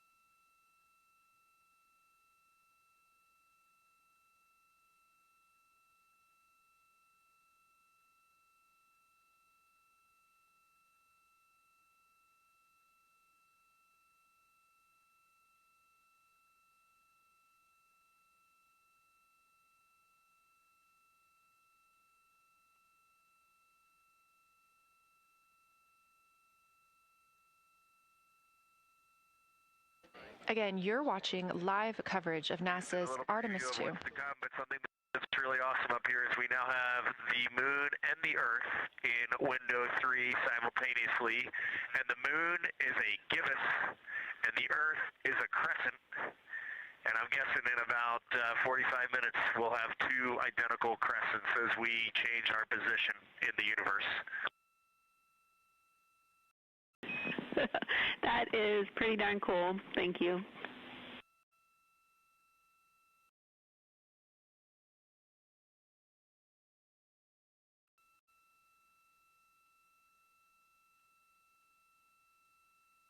That's the Artemis II crew, the first astronauts to fly by the moon in more than 50 years, reporting that when they look out of window 3, one window, they're able to see both the Earth and the moon at the same time now.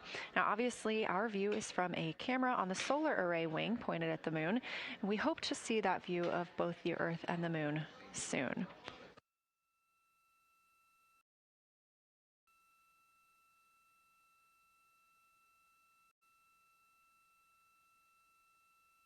Some upcoming times for what you can expect. In about an hour and 40 minutes, we will have Earth set. And during that time, we will have a view of Earth going behind the moon. Shortly after, just a few minutes later, we will lose signal with the Orion spacecraft. This is tracked as it is going behind the moon and out of reach of the Deep Space Network.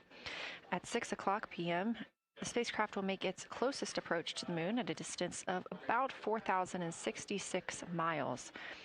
At 6:02 Central, the spacecraft will reach its farthest distance from Earth at about 252,755 miles. Of course, these are approximate, and we will make sure to provide you with the final distances once those are confirmed. At 6:21 p.m., we will have Earthrise from the Orion spacecraft, but we will not have communications with the spacecraft until 6:25 p.m. Central, when we expect to acquire signal with them after they've emerged from behind the moon.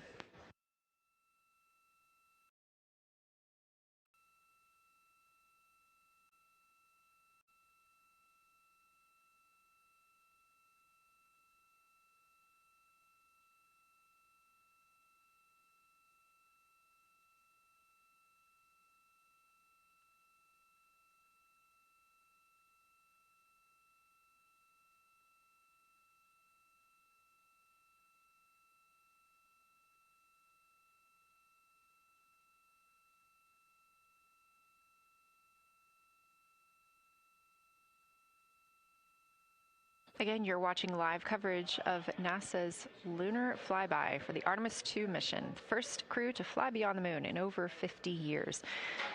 The astronauts inside the spacecraft are switching positions, 2 at the windows and 2 serving in support roles, before they start their third timelined flyby observation for today.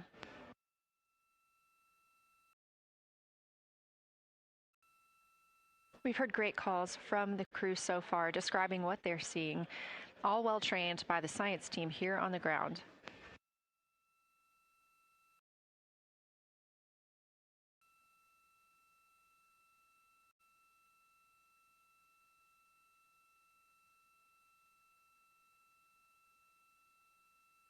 Another major milestone for the crew today will be to experience a solar eclipse from their capsule. No one on Earth will experience this solar eclipse.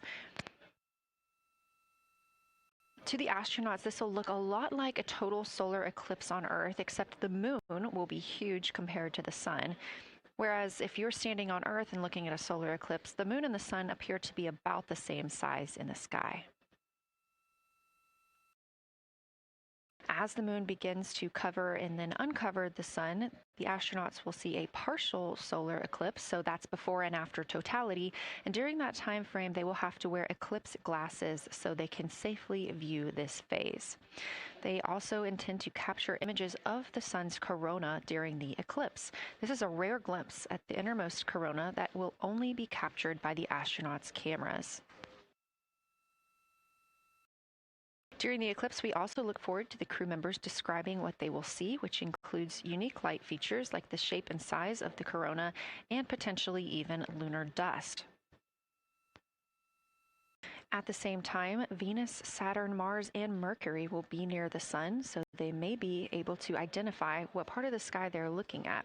This can help train future Artemis astronauts on what part of the sky they're seeing, which is useful knowledge in challenging situations when they may need to rely on that information instead of instruments for navigation and orientation. That eclipse window will last about an hour, and it'll happen near the end of the day today, closer to 7:35 p.m. Central, 8:35 Eastern.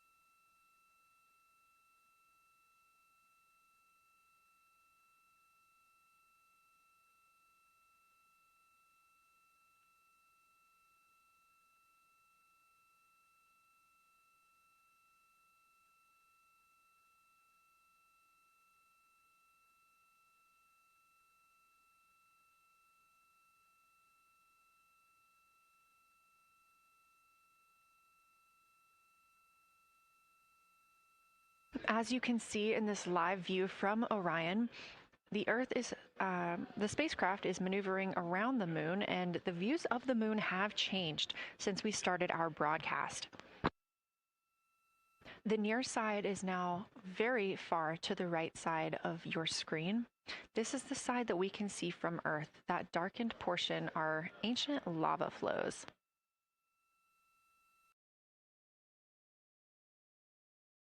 The crater down towards the bottom of the moon is Oriental, and this is a crater that was previously never seen before by human eyes until this mission.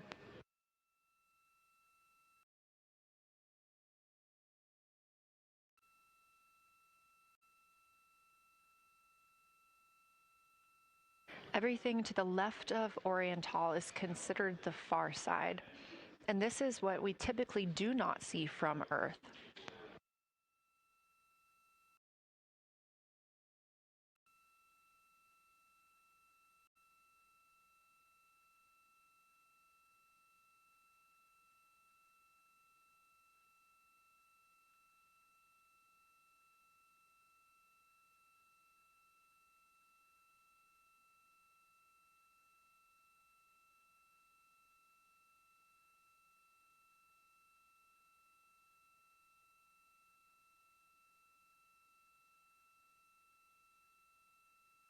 Just a reminder about this view. This is coming from a GoPro camera mounted on the tip of one of Orion's 4 solar arrays.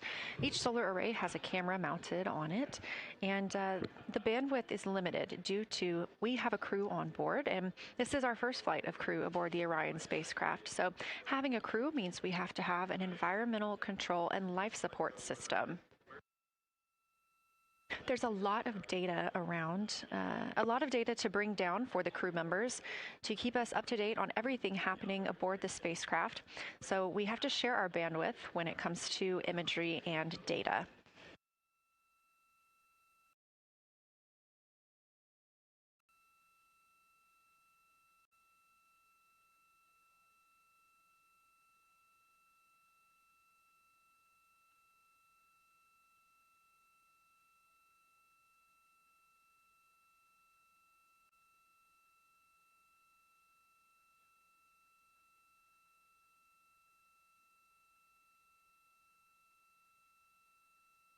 Inside the Orion spacecraft, the astronauts have completed their cabin and window team swap, meaning we have moved into the next block of lunar flyby observations. Jeremy Hansen and Reed Wiseman are now back at the windows, taking photos and making annotations. About halfway through this block, they will switch positions at the windows and will be prompted by the ground to do so.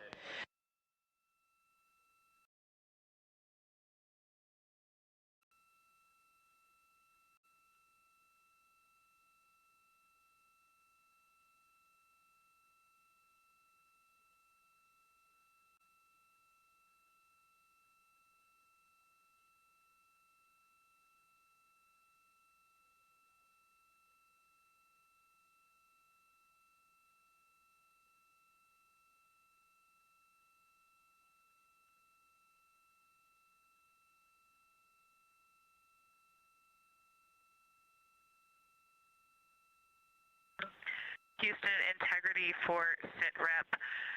First of all, I'll just talk about the experience that I had during Victor and my observation time. It was an incredible experience. We definitely noted how much more you can see with the zoom lens. Even though we have a great visible eye image, there's just a lot of texture that just pops right out at you when you can zoom in. So almost just using it like a telescope, the camera lens. We really enjoyed our discussion time. That was a great innovation on the lunar targeting plan. We were both able to describe a lot more kind of with flow, I would say, when we were talking to each other. And it was also, we sort of were able to bounce ideas off of each other and come to new conclusions. We had, I think, a very successful talking through of some contacts between different color areas, both in the mare and in the highlands, and we identified some really unique texture areas as well. At one point, towards the end of the images of my time in window 3, I just had an overwhelming sense of being moved by looking at the moon. It lasted just a second or two, and I actually couldn't even make it happen again. But something just drew me in suddenly to the lunar landscape, and it became real. And the truth is, the moon really is its own body in the universe. It's not just a poster in the sky that goes by. It is a real place. And when we have that perspective and we compare it to our home of the Earth, it just reminds us how much we have in common. Everything we need, the Earth provides, and that in and of itself is somewhat of a miracle, and one that you can't truly know until you've had the perspective of the other. I'll switch into some logistics stuff. The Peltors, both their batteries stopped providing the active listening, but we have verified they are still recording, and so we are able to have discussion time and hear outside our recordings by just moving the ear cup off of the ear. Other than that, everything's working well technically, and we've been able to find all our targets, and we're having a really great time. Thanks, Christina. We copy those logistics for the Peltors, and also thanks for bringing us into the cabin with you with that description.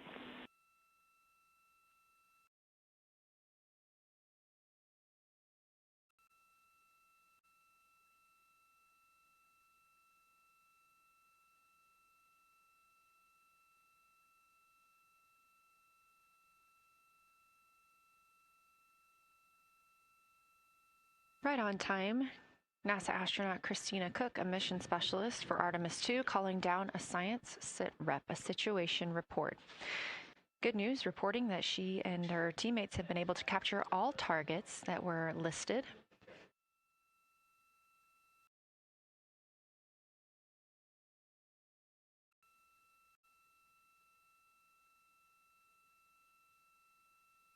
Christina also gave a vibrant description of just how it feels to be there and to see the moon up close and not just something passing in our night sky. Currently, the team members at the window are Reed Wiseman and Jeremy Hansen. Meanwhile, Integrity cabin team for window shroud.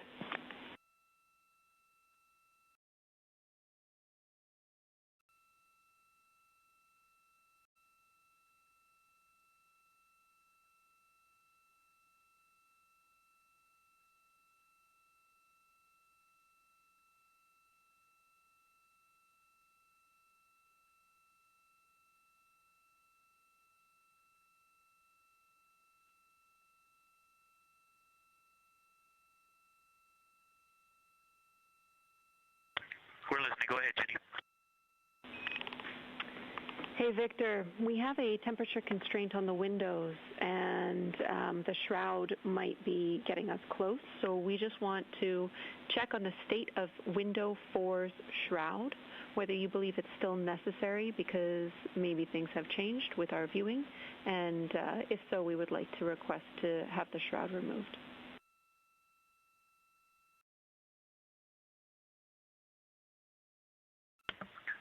Houston, we believe it is necessary. We pulled it off just as a corner. It is very bright. It definitely would affect our night vision and maybe comfort. But is there a time? Can you tell us when we would have to take it off by?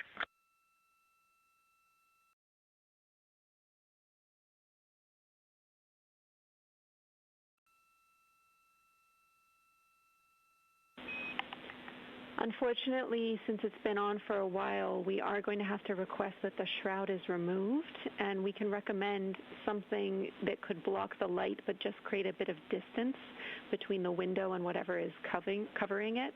Something like a t-shirt would do the trick and help.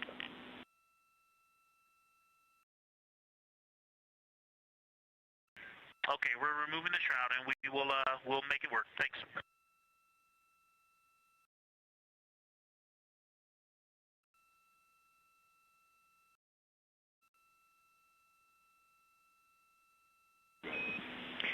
Thank you, Victor. We know it's pretty bright in there now with that window uncovered. We will also offer that airflow on the window would be helpful. So if you want, you can also retrieve the condensation hose, which should be friction fit onto one of the diffusers. And that on the window would also help.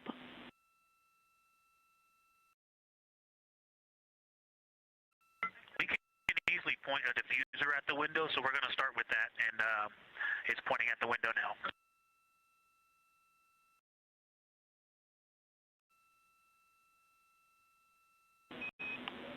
Okay, we'll take that, Victor. Thank you. Please keep us updated.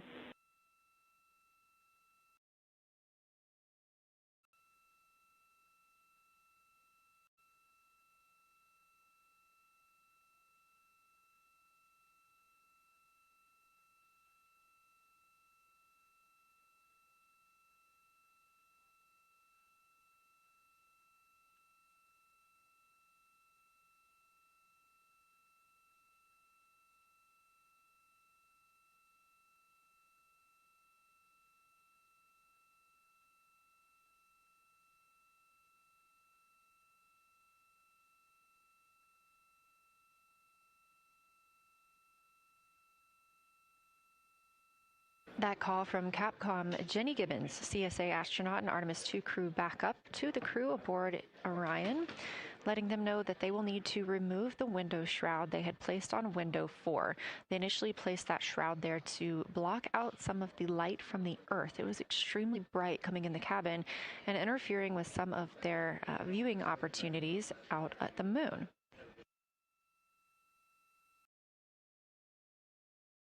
This was a request from ground teams to ensure that they are protecting other systems, and the crew has been offered the opportunity to use something else to cover the window.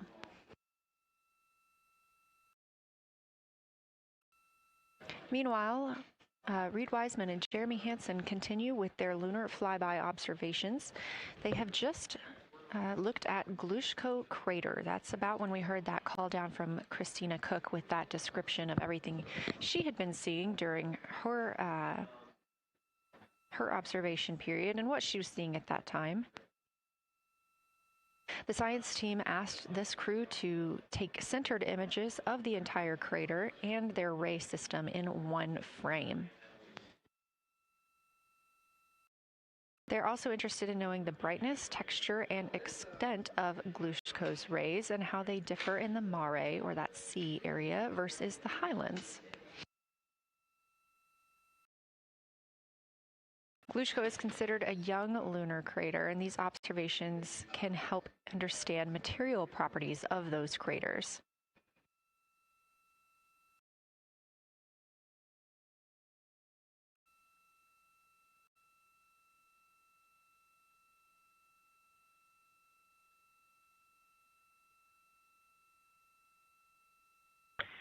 Science, integrity. First, I wanted to start off with connecting with what Christina said, that it was very moving to look out the window. I had the unfortunate sequence to start looking out the window and then moved to the long lens, and it was hard to speak looking through the zoom. Because I went straight where Christina went, and I was walking around down there on the surface, climbing and off-roading on that amazing terrain. I also want to underscore something that she said. As we continue to explore, when we actually do go down there to the surface, I know for safety reasons that we would never send someone alone, but I just want to really emphasize how important the discussion time was. When we started to talk, we not only got better science discussion, we got better human connection, and so doing this as a pair, we just learn and grow together, and that's just super important, so thank you for adding that to this plan. Reed just passed me a note that the Oriental Basin annular ring has a similar albedo to the center, but a different color. It has more brownish tones in it, and he said it's very distinct now that he's been staring at it. Victor, thank you. You got a cheer from science there, and we all just went on that moonwalk with you, so highlighting how important it is to talk about these things. I also want to let you know that we have Deanna Glover with us in the viewing gallery. She's all smiles.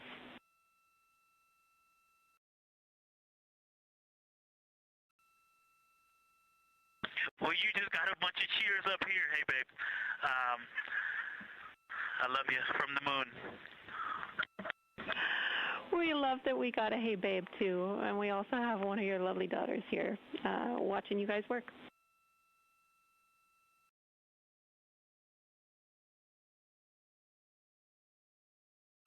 Thank you guys for doing that and for supporting them through this. And to all of you, Genesis, Maya, Joya, and Corinne, I love you. And Deanna, I love you. I'm glad you get to be there.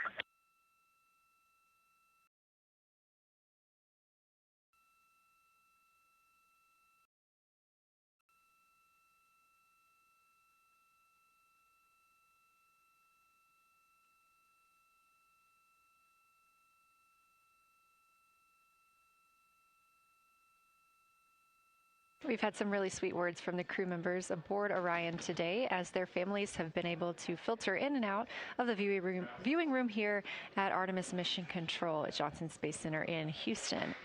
Victor Glover also giving a great science sit rep and just a description of how it must feel if you were down on the lunar surface while he was looking through that 80 to 400 millimeter zoom lens. He also expressed how important it was to be able to talk through that real time with Christina Cook and stress the importance of that on future missions, that it not only made their discussions better, but also more human. Glover and Cook are in the support roles right now, not taking photos or making annotations at the windows, but they are also encouraged to have their midday meal at this time. For lunch today, those two crew members have options of beef ravioli, salmon, butternut squash, sweet and savory kale, pickled beets, cherry blueberry cobbler, tuna noodle casserole, tomatoes and artichokes, broccoli, and chocolate peanut butter bar.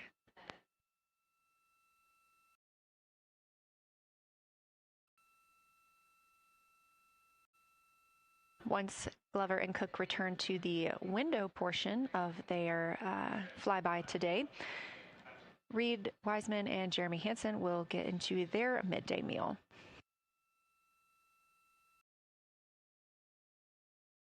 And this is the third of 5 scheduled blocks for our lunar viewing today. And if you were watching at the start of the broadcast, you can definitely tell the difference in the distance from the moon. We are now 5,518 miles away from the lunar surface.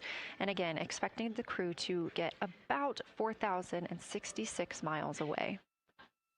They are currently 252,050 miles away from Earth, and every mile is a new record, having surpassed the Apollo 13 milestone for furthest distance earlier today.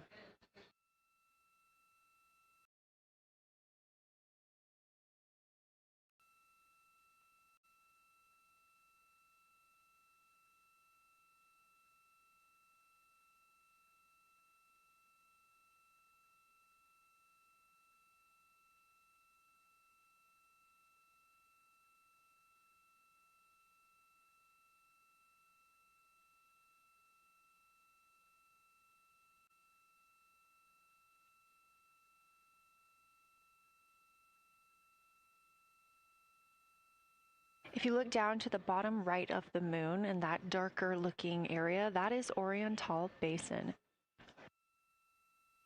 We have continued to lose views of the near side. It is just barely visible over towards the bottom right side of your screen. And then you'll also hear later about that terminator. That's the line between light and darkness while on the moon. It is really exposing some of those craters at this time.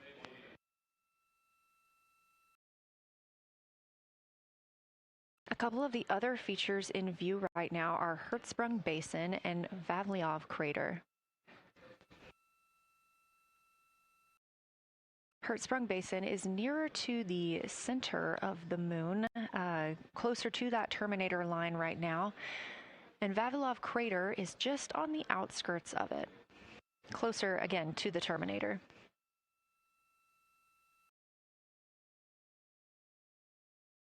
Towards the bottom of the moon and to the left of the terminator line, or currently shadowed in darkness, is Apollo Basin.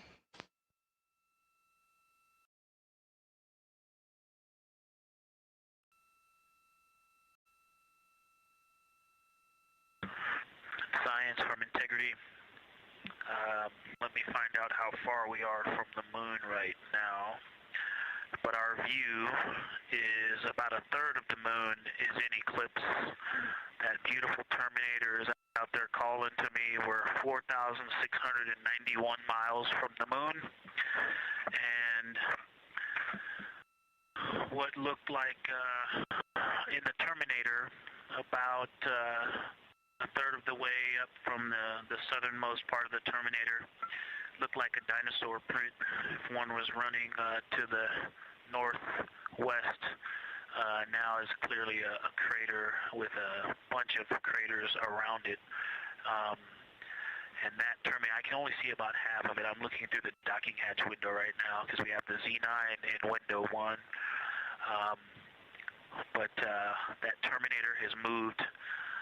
I guess I've been using Vavilov the whole time, so it's gone 2 more Vavilov craters to the west, and so a few more features are starting to peek out into the sunlight there with that low sun angle, and so you still have ridges and valleys showing up very clearly, a very jagged terminator, and a few islands of light out there with some high elevation shining in the sunlight in that darkness. And on the eastern side of the moon, let's see, Grimaldi appears to be one of the farthest east features, and that is maybe 5 degrees from being right on the limb and going off over the horizon. It is interesting, just looking at Oriental, that my first impression of it is all of the dark areas appear lighter, which I think makes sense because it is now facing, well, it's still relatively the same to the sun, but my angle to it is different. So I'm looking at it from a little more, even further to the side as we pass it. But all the darker features appear to be just a little bit lighter from this vantage point. The darker ring structure in the outer and inner ring and the interior, as well as the annular ring portion, everything seems to be just a smidge lighter at this point. Thanks for that description, Ike. Any additional words you can provide on Oriental would be wonderful, as that is such a high priority target for us. And while I have you, as we get closer to target 15, which is the Terminator target, if you can find Zeeman Crater again that you were looking at earlier, everything to your left of Zeeman would be getting into the South Pole Aiken area to help you orient yourself.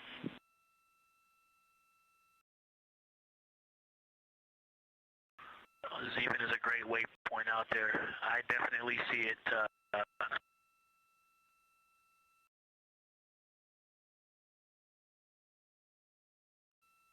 Yeah, Zeeman is very easy to find, and that is awesome. Thank you for pointing that out. Feel free to do that as often as you think of things.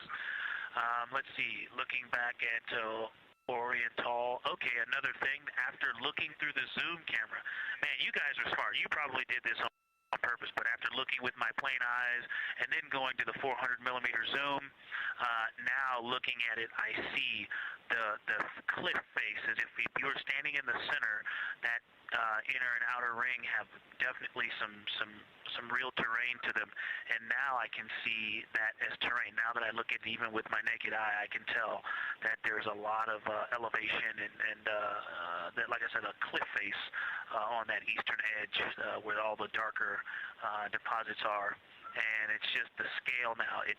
Looking at it from far away, before it seemed like flat with color painted on it, but now that I look at it, I can definitely see that there is, different depositional characteristics, and so the darker is some other material, but there's also some shadowing going on because of the cliff face that is a part of that crater wall. Great description, Victor. Thanks, and really interesting to hear now the distinction between shadow and color. Before I let you go back to other observations, you mentioned that Reed saw a browner hue to the annular ring than the rest of Oriental. Are you seeing that from your vantage point?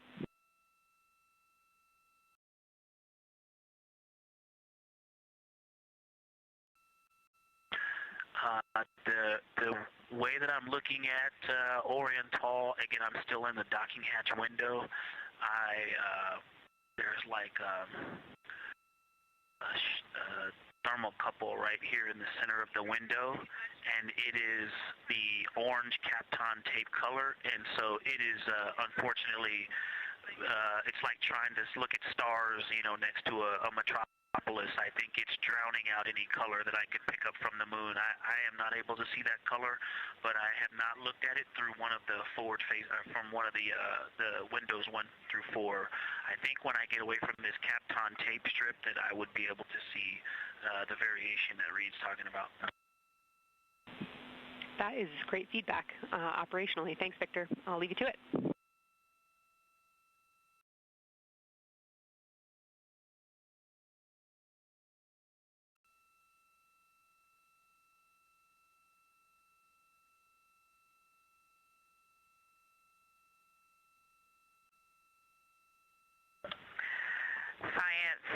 Integrity with a question from the window team.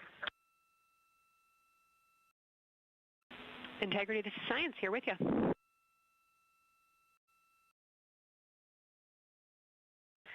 Yes, they have a question to help inform a theory that they're sort of tossing back and forth. What is older, the Mare seas of the near side or Oriental?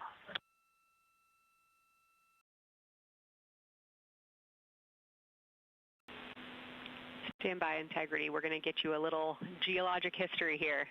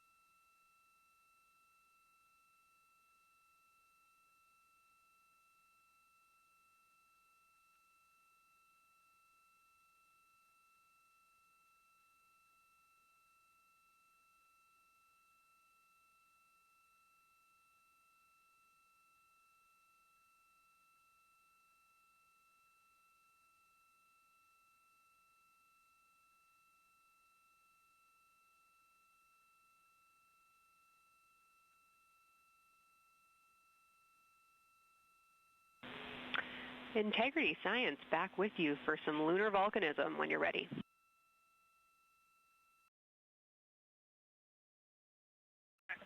Go ahead. You're making our day down here getting to talk about lunar volcanoes. Oriental, as far as Mare go, is younger than almost all of the Mare on the near side.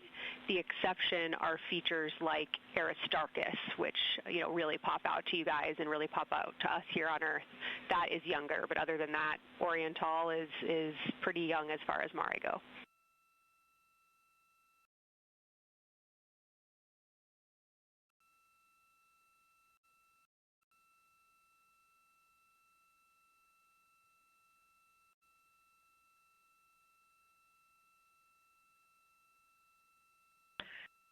And Kelsey, thanks for that. We love lunar volcanism too.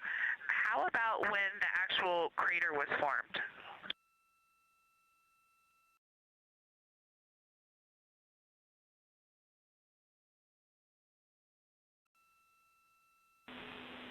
Yeah, we're going to get you an age for Oriental, and while we're getting that, Christina, can you, maybe you've heard the window team talk about the sort of contacts around Oriental, but because that material is so much younger, if anything pops out to you about physical relationship between that and surrounding terrain, we'd love to hear it.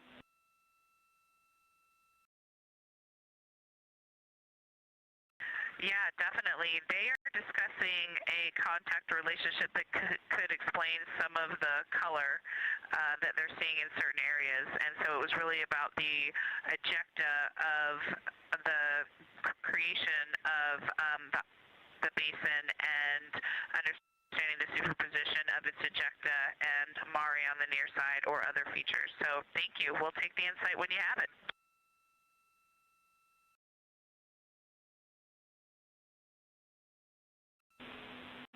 Thank you, Integrity. And I know Jenny wants to get to you with some topics, so I'll leave you with Oriental is 3.8 billion years old.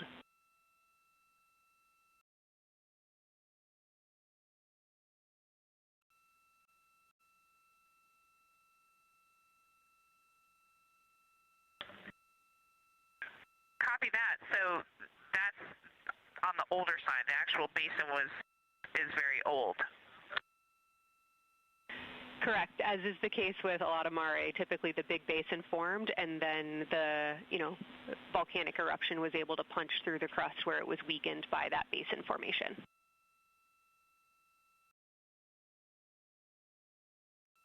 Perfect. Tracking. Thank you.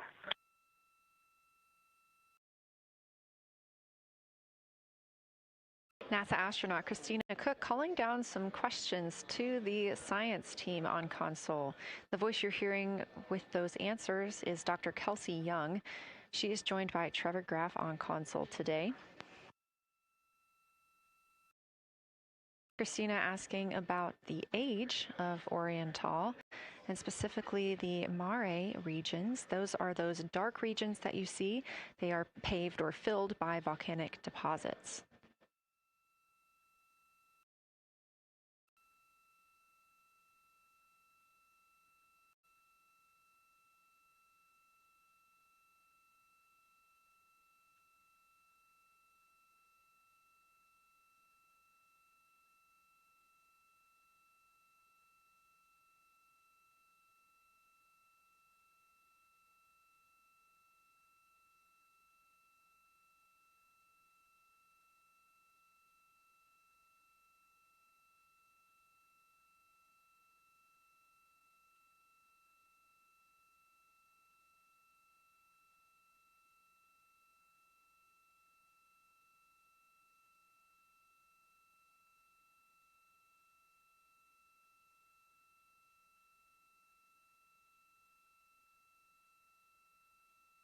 Better answer. Integrity, it's about time for a position swap at the window. So we will ask Reed and Jeremy to swap positions. And I'll remind you again about your SD cards. And Victor or Christina, I have one window task for the cabin team when you're ready.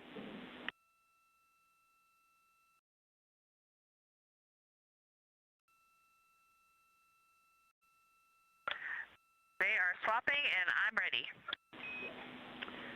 All right, Tina, we found a way that we can reinstall the shroud on the window. We understand it's pretty darn bright compared to everything that you're looking at. So in order to reinstall it, we will ask that you retrieve the condensation hose and you install it on a friction fit on the cabin air outlet port. That's right by one of your diffusers. You're going to point that little condensation hose such that the air is flowing over the window pane. Let me know when you're ready for the stowage location.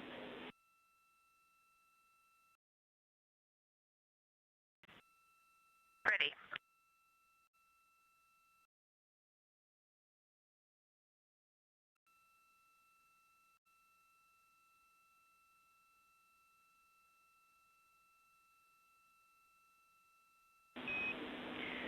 Christina, the hose is in locker A1. The crew has gotten a go to reinstall that window shroud they were using to block some of the earth shine. Copy. This view coming from inside the Orion spacecraft as the crew members are swapping windows, specifically Reed Wiseman and Jeremy Hansen. They've been our crew members at the windows taking photos, making annotations, and making recordings that'll be downlinked later to the science team for review.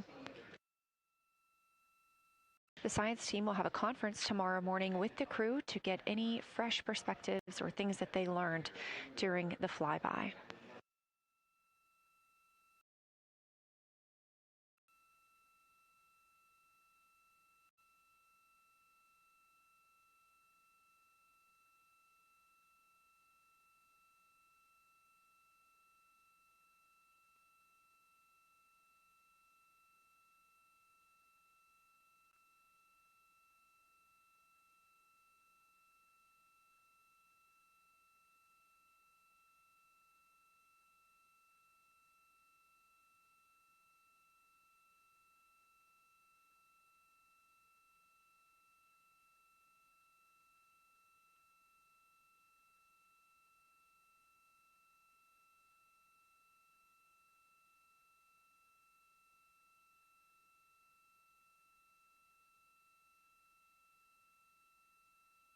Again, we are now in the third of 5 observation blocks for the crew scheduled for today. During this flyby, Orion is passing around between 4,000 and 6,000 miles from the moon and providing the crew with a full view of the lunar surface. It's a higher vantage point and much farther than Apollo's lunar orbits on average. So from this view, astronauts can observe both the North and South Pole and large-scale geologic features in one single view.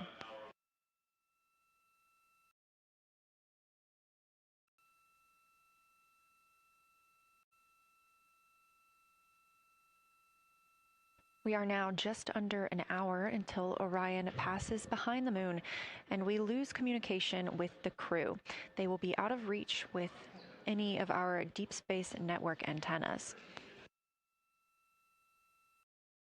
That loss of signal will last about 40 minutes, and we expect to regain communications with them once they fly behind the other side of the moon. While they are behind the moon, they will also reach their max Earth altitude as well as their closest approach to the lunar surface.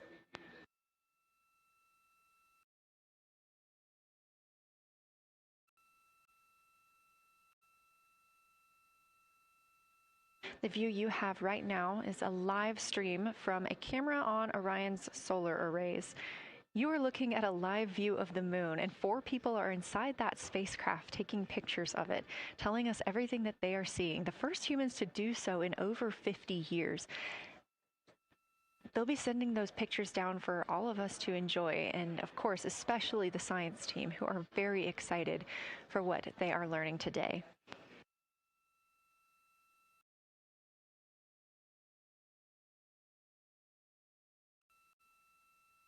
It appears the Artemis II spacecraft, Orion, is now under 5,000 miles away from the moon.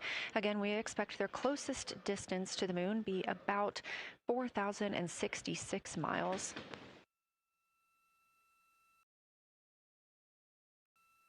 That is an estimate at this point, and we will make sure to share that closest approach distance once we receive it.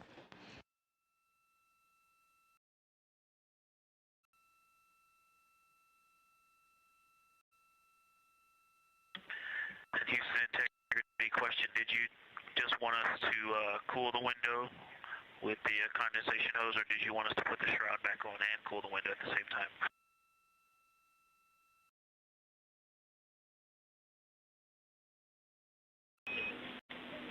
Victor, we definitely want you to cool down the window with the condensation hose. It's crew preference whether you put the shroud back on. The hose will allow you to do that if it helps with your lunar flyby.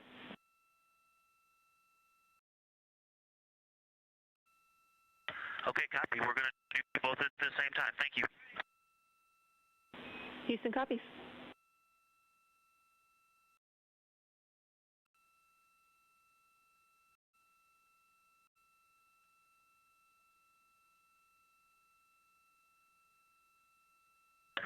Houston, thank you for that suggestion. The cabin is darkened again, and that makes a big difference for the imagery. And for science, we are now seeing a half moon.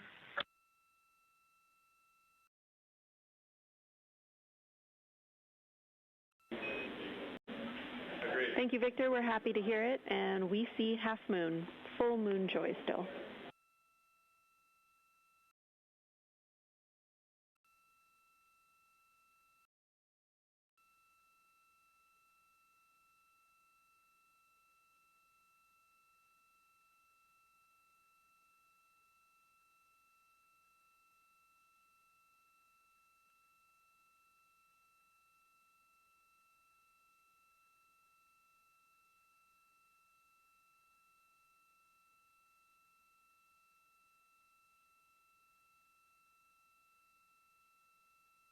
Crew reporting from Orion that they are seeing half the moon, which is about what it looks like here from this view from the spacecraft.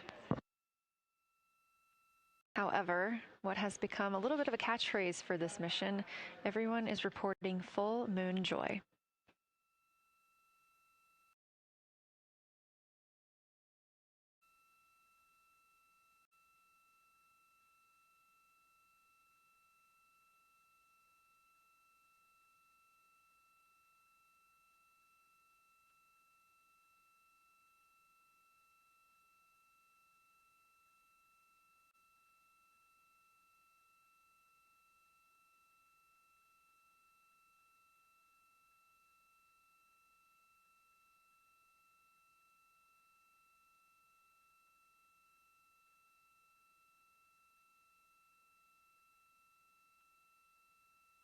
We are keeping up with which targets the crew is tracking through their lunar targeting package. They are just wrapping up their second. Science, integrity, another observation the window team commented on and Christine and I discussed a bit is in Hertzsprung.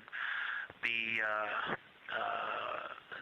solid and intact crater is very smooth. If it were a dirt road, it's very hard packed, and then you go outside of it, and that outer crater, that's the one that is older. It is a little rougher and more jagged, and starts to get into more loose-looking terrain, and the smooth interior also causes the craters that are inside of the larger crater, the smaller craters, to have really sharp edges, sharp, distinct edges. And just a general comment on that area, Hertzsprung, that whole area, the average albedo there is darker. That is, I would say, 3. And the average albedo around Oriental and between Oriental and Ohm, excluding the wedge, the darker wedge, is more on the 6-7. And that they also seem to be different texturally. Christina described it earlier around Hertzsprung, and then from Hertzsprung toward Oriental, there appears to be a frozen, a rippling pond, but frozen, or like choppy waves when it's windy out, choppy water, and then it freezes instantly. That's the texture. If you walk down there barefoot, it looks like it would be hard on your feet, like lava. After it's cooled, it would be pokey. Except for right there in the center of Hertzsprung, it looks paved, like a paved road, nice and smooth.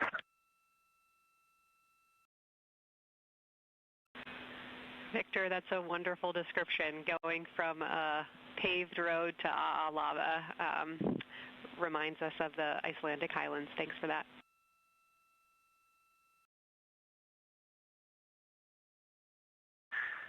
And science, another in the interior of the very intact, the interior of the intact crater at Hertzsprung is albedo variation. I think I heard one of the window crew maybe say color variation, but definitely albedo variation. There's lighter patches and slightly darker patches. It's not swirling, it's just patchy. It just has spots that are lighter, and I would say a predominantly darker average area. Great descriptions, Victor. Thanks. Not swirly, just patchy is really helpful for us.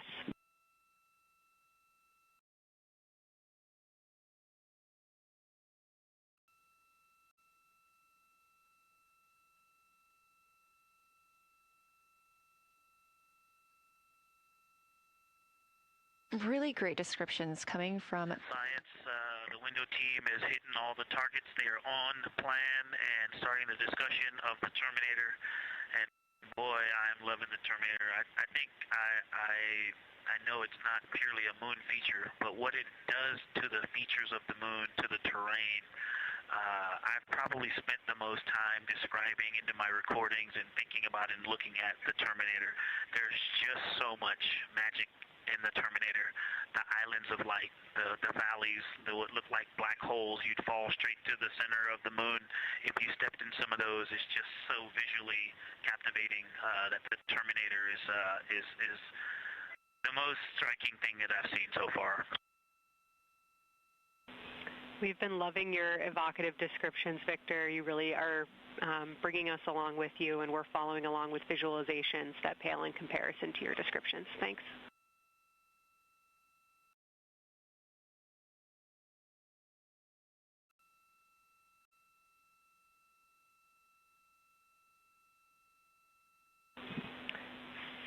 Integrity Science, one more question on a status of what the window team chose to observe for crew choice.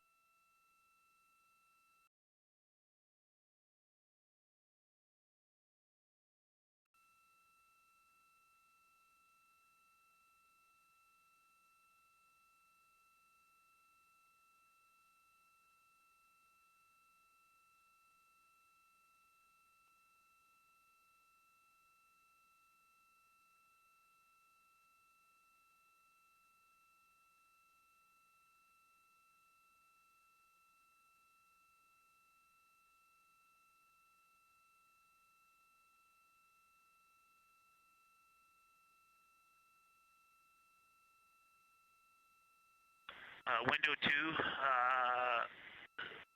talked about Vavilov, look for suspended dust, and the Terminator. And window 3 about the experience and about the three-dimensionality of the moon this close. Wonderful. And another observation about Oriental, I would say, is the features going off to the southwest, the two large, almost look like scratches in the surface. I don't know if they're rays or canyons or collapsed lava tubes, but two distinct features that are almost parallel going off southwest from Oriental Basin. They are the first things that made me notice parallax of our trajectory looking out at Oriental. That and in the inner walls of the east side of the crater rings, you really get a sense that we're flying over something with elevation and terrain, and they look different from this orientation. Love to hear it, Victor, and you had it that those chains are actually crater rays, secondary craters formed from the formation of Oriental.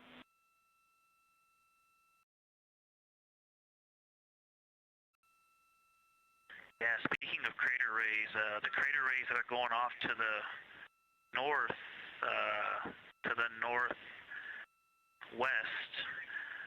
that run off toward Hertzsprung and I believe toward Vavilov. I'm not looking at it right now, but those crater rays are very interesting. They're all very small. I know you've imaged this, but they're all small and they look like, you know, a big impact launched rocks and things that made smaller impacts down the way.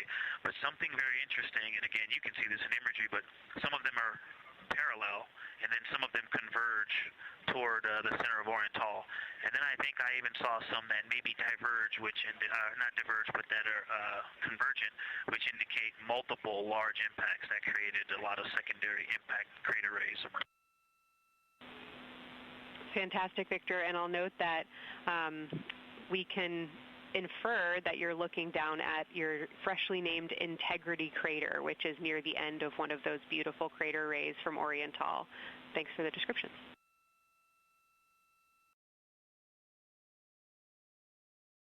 Yeah, you're welcome. And Integrity is easily identifiable with the naked eye from this point.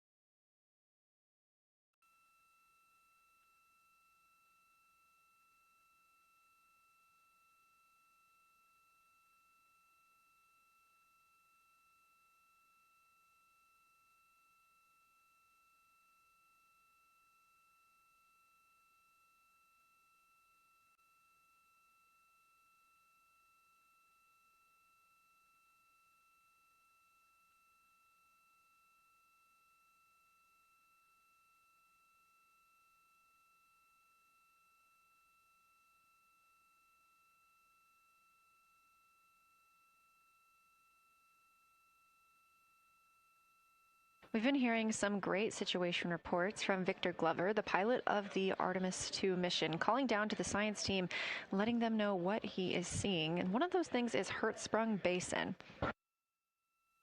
If you look just to the right of the Terminator, that is the difference between light and darkness on the moon. You can see what he's describing when he says Hertzsprung Basin and how it looks a little bit paved in the middle there. It's almost in the very center of the moon in this view, coming from the Orion spacecraft and a camera mounted on its solar array.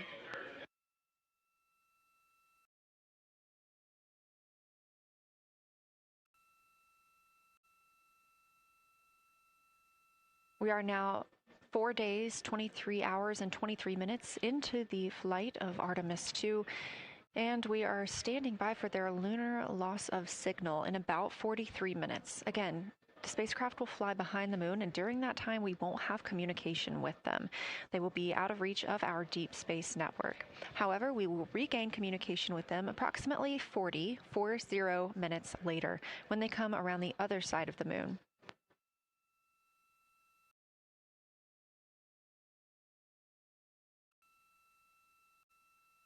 The crew aboard the spacecraft are currently discussing the Terminator, that difference between day and night. The science team is interested in learning about the topography and the color of the lunar surface, and it's already been very interesting to hear that they have seen colors like greens and browns while looking at the moon. Some of the questions that they are hoping the crew will discuss are how do the quantities and sizes of craters and mountains vary along the terminator, and they are looking for the crew to describe the topography of features along or near the terminator. They're also looking for more information on any color or tone variations, and they're hoping that the crew take images to illustrate their findings. Glover reported earlier that the crew has missed none of their targets when they are photographing at the window. Aren't hearing the conversations that the crew is having right now, but these are being recorded to their personal computer devices, PCDs, and those will be sent down to the science team. The science team will have a conference with the crew tomorrow morning to discuss their findings and experience when looking at the moon today.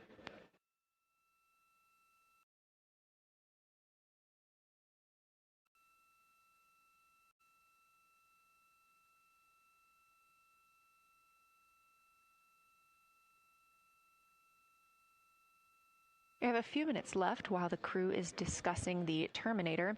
And if you're just joining us, you're looking at a live view of the moon, our moon, from the Orion spacecraft and a camera on its solar array.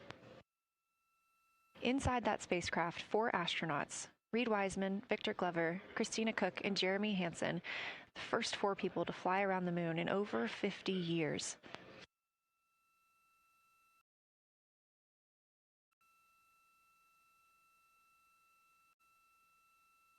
This is our lunar flyby day, and the crew has already surpassed one record today. The crew passed the Apollo 13 distance record at 12:57 p.m. Central, 1:57 p.m. Eastern. Canadian Space Agency astronaut Jeremy Hansen calling down that he hopes it's a record soon broken by other explorers.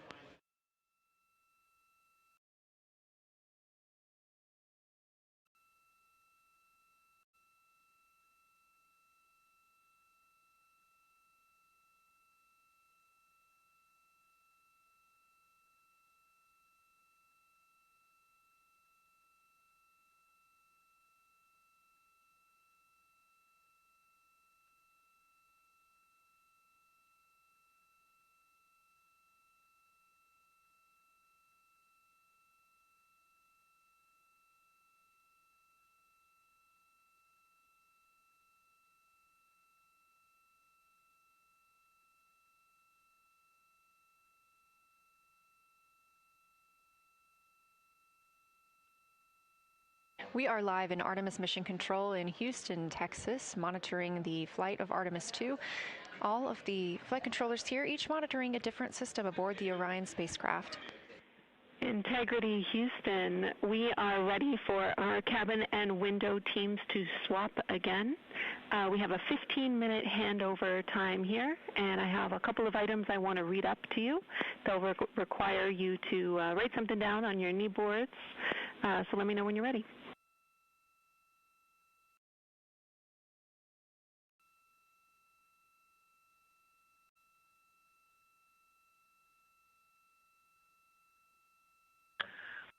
Okay, Houston, we are ready.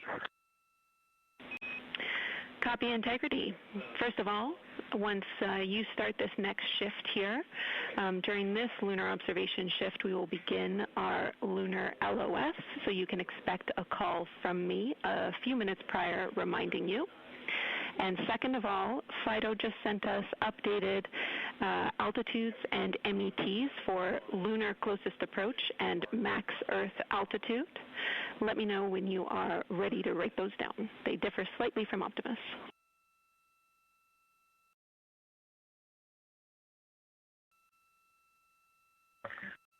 Thanks, Jenny. We are ready to copy.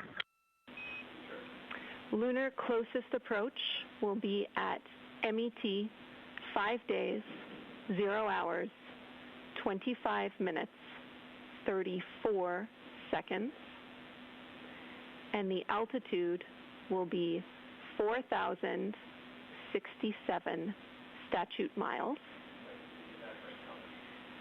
Maximum Earth altitude will be at MET 5 days, 0 hours, 27 minutes, 39 seconds, with an altitude of 252,756 statute miles.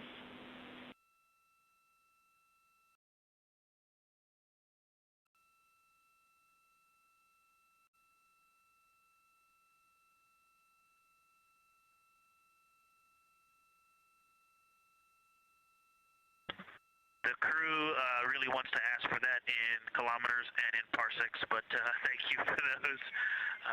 That is great. Thanks for that update. I'll send Fido to work, and I appreciate the metric.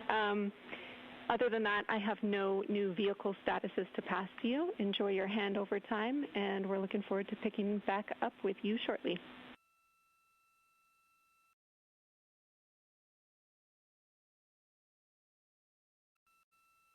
All right, we'll talk to you shortly.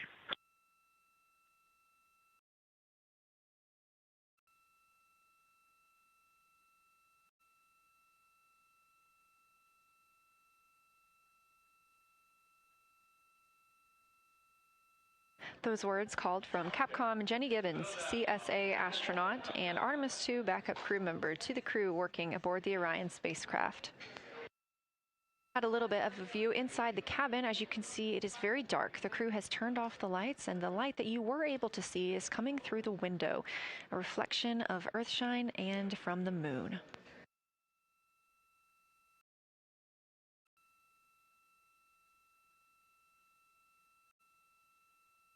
The crew is moving into their next observation block, meaning they are taking time to switch cabin and window teams. We've had Reed Wiseman and Jeremy Hansen at the windows taking pictures and making annotations and recording some audio files that will be downlinked later to the science team. Meanwhile, Victor Glover and Christina Cook were in the background serving as support. They were also timelined to enjoy a little bit of their midday meal. Now that we are swapping positions, the support team becomes Reed Wiseman and Jeremy Hansen. They will be in the background helping with SD card swaps, as well as providing those situational reports to the science team. Victor Glover and Christina Cook will be the astronauts at the window, photographing and speaking into those PCDs, portable computing devices, about what they're seeing on the moon. As you heard Capcom Jenny Gibbons call to the crew, this block is also when we will lose communications with the crew. That LOS, or loss of signal, scheduled to be less than 35 minutes from now. We anticipate to be out of signal with them for about 40 minutes, and will regain that communication once they've flown around the other side of the moon.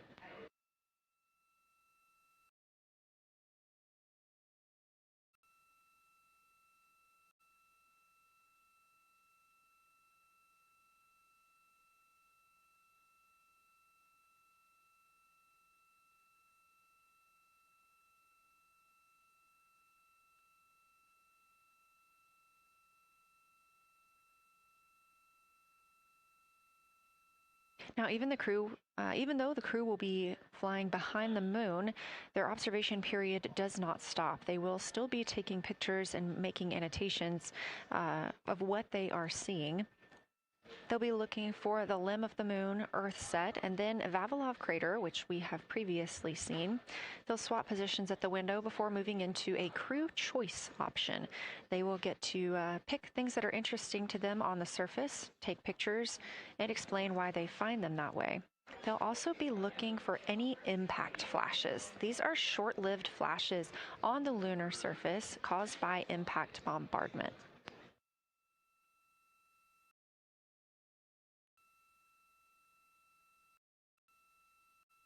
Just before Earthrise, the crew will be looking for lofted lunar dust. This may be lofted just above the lunar surface, and we could only see it just before Earthrise along the dark western limb. Any Earthshine would illuminate potential lofted dust. But once the crew is all the way around the Earth, the brightness of the Earth will wash out any of that dust they might be able to see. These were based on observations from Apollo missions and orbital spacecraft, and so we're very interested to see if the crew might be able to capture some of that lunar dust today.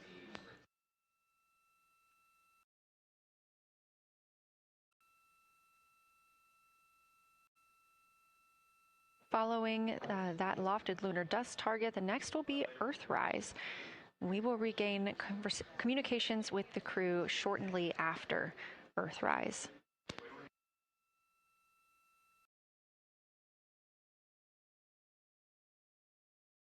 There will be a short observation break period where the moon is not in view. That's because we are also anticipating the crew seeing an eclipse today. The moon won't be in view because the team here in Mission Control Houston will need to change the attitude of the spacecraft and ensure that its solar arrays are gathering light from the sun heading into that eclipse period. So we will have communication with the crew, we just won't be able to see the moon. However, we will have views during that eclipse time frame. During that time, the science team is looking to know it will only be illuminated by Earthshine at that point, so they want to know what the whole moon looks like overall, but they also want the crew to look into deep space and potentially see if they can spot any planets.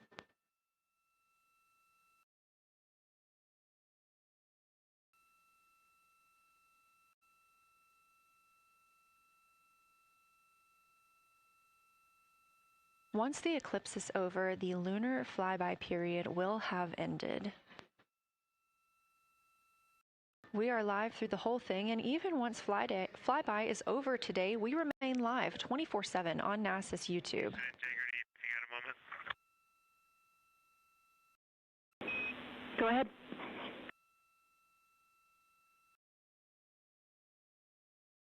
I don't know if Catherine and Devin are still there, but if they are, just wanted to just let them know how much fun we're having out here. It's extraordinary to be on the far side of the moon right now, just see it hanging out there and looking back at the Earth. And Ashley and Kaylin, I know you're back in Canada, but if you happen to be watching too, just wanted to say hi to all you guys. Love you guys, and we'll be heading back your way shortly.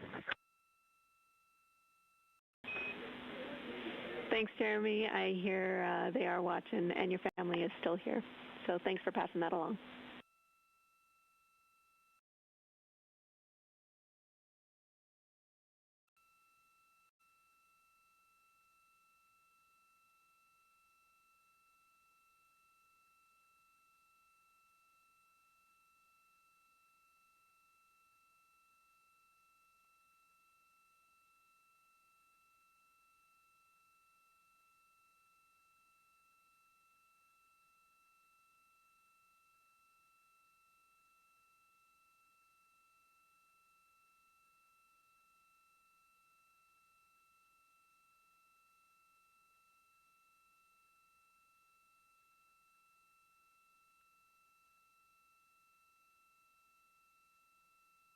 This view inside the Orion spacecraft, and it's a little hard to make out, but on the left there, that is Jeremy Hansen just calling down some well wishes to his family, joining us in the viewing room and watching online.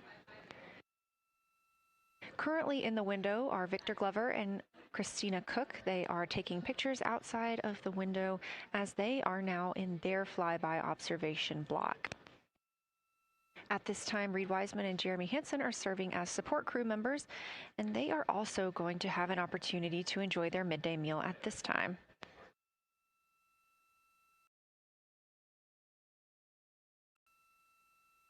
On the lunch menu today for Reed Wiseman and Jeremy Hansen, we have vegetarian chili, salmon croquettes, chicken with peanut sauce, sweet and savory kale, pickled beets, chocolate pudding, barbecued beef brisket, spaghetti and meat sauce, Italian vegetables, butternut squash, candy-coated chocolates, and maybe even a little bit of coffee.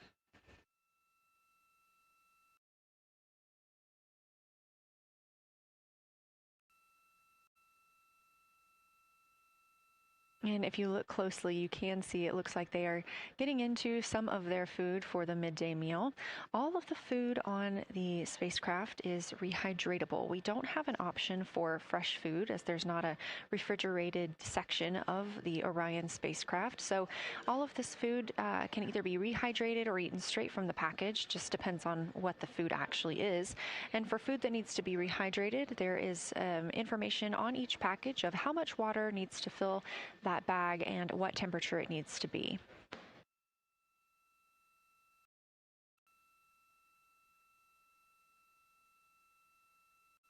We are now 4 days, 23 hours, and 39 minutes, 40 minutes actually, into the flight of Artemis II, the spacecraft now under 4,500 miles from the moon.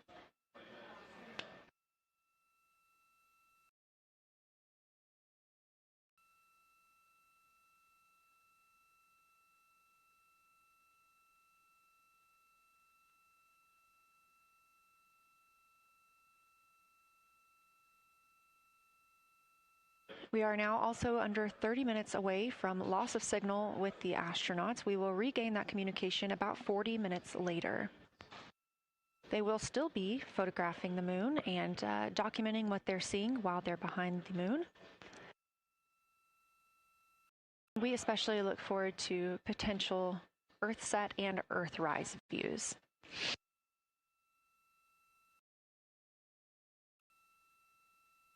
As you can see on the left side of your screen, we are streaming this solar array camera view throughout the flyby.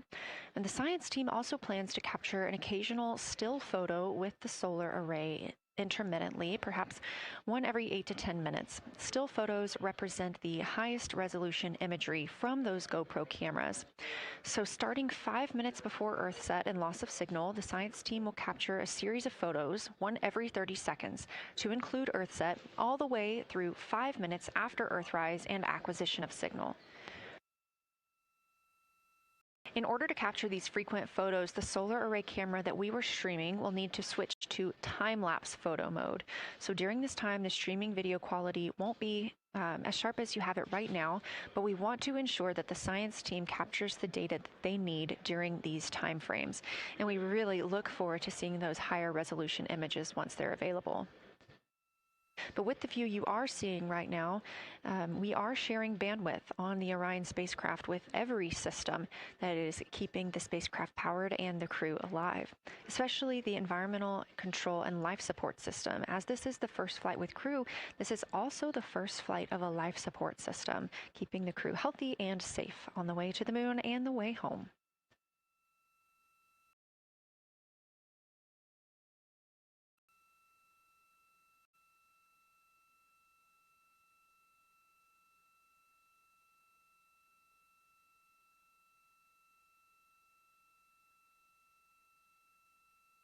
On the timeline, we're getting towards the end of the cabin and window team swap period, but it looks like our astronauts, Victor Glover and Christina Cook, are already photographing the moon outside of those windows. The next target is Ohm Crater, and this is something that they have photographed previously during the flyby. This is a small, complex crater with a prominent ray system, and as referenced earlier, it's the size of the Eye of the Sahara. That Eye of the Sahara is a feature in Mauritania. Seeing this crater more than once throughout the flyby allows the crew to photograph it at different lighting conditions.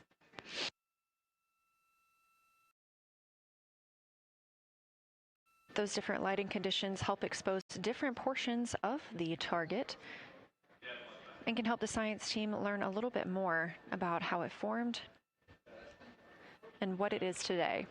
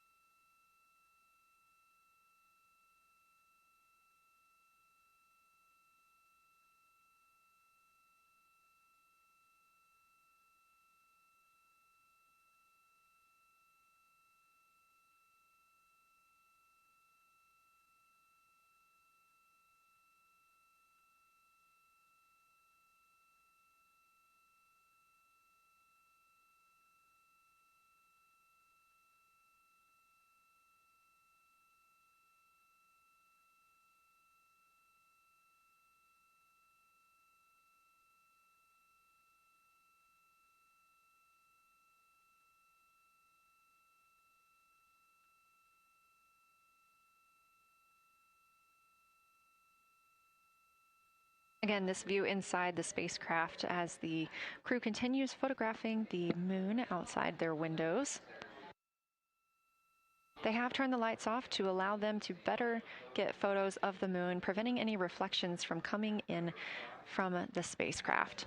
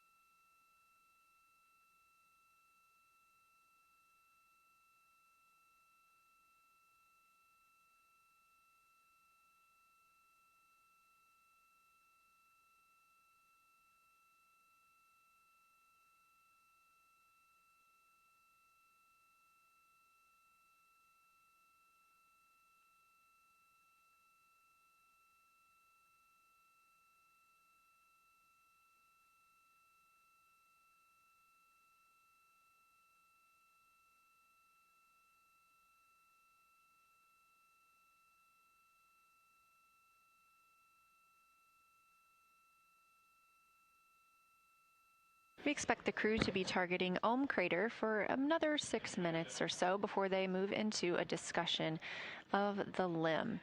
Now, the science team has asked for a science sit rep or situation report during that time, so we hope to hear calls from the crew on what they are observing.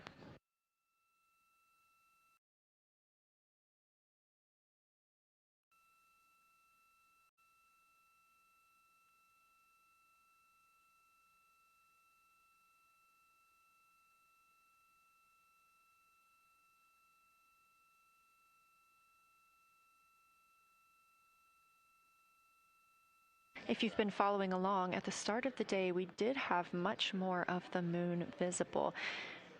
And even just an hour or so ago, we could see about half of the moon. We are now continuing to see more of the far side and that darkness where the moon is not reflecting light from the sun.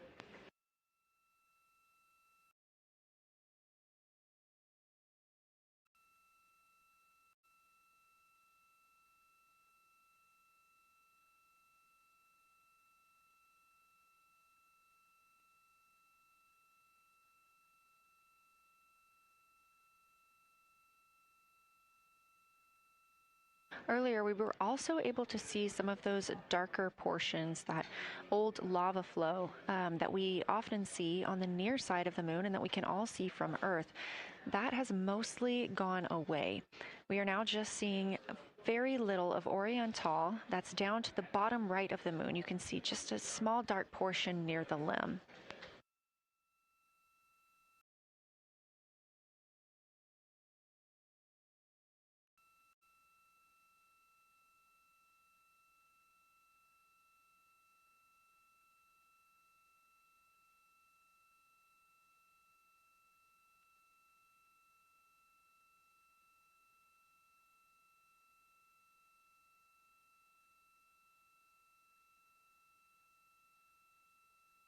We are now about 18 minutes away from loss of signal with the Orion crew.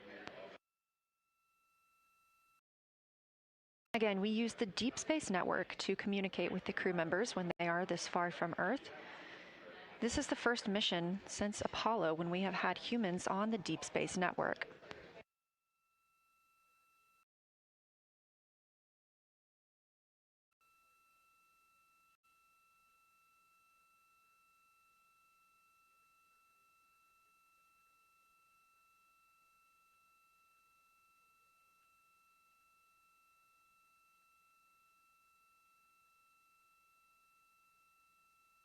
As you recently heard Capcom Jenny Gibbons call to the crew, we expect their closest approach to the moon to be at MET, or mission elapsed time, of 5 days, 25 minutes, and 34 seconds. At that time, their altitude would be 4,067 statute miles above the Earth's surface. Just over 2 minutes later, they will reach their maximum distance from Earth at mission elapsed time 5 minutes, 5 days, 27 minutes, and 39 seconds. The altitude at that time would be 252,756 statute miles. These are our latest numbers, and we'll make sure to verify and confirm those once those milestones have been achieved. Obviously, we will be without communication to the spacecraft at that time, so once we regain communication, we will make sure to find out those numbers and report those to you.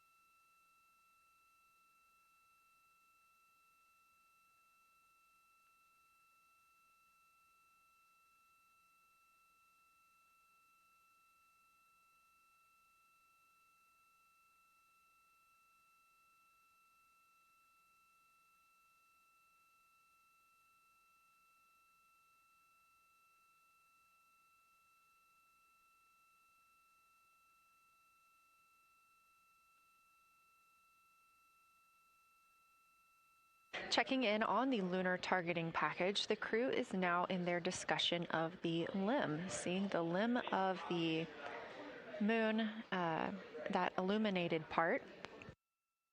Currently at the windows taking photos and making annotations are Victor Glover and Christina Cook. We are expecting loss of signal in about 13 minutes. We will regain that signal with the crew about 40 minutes later.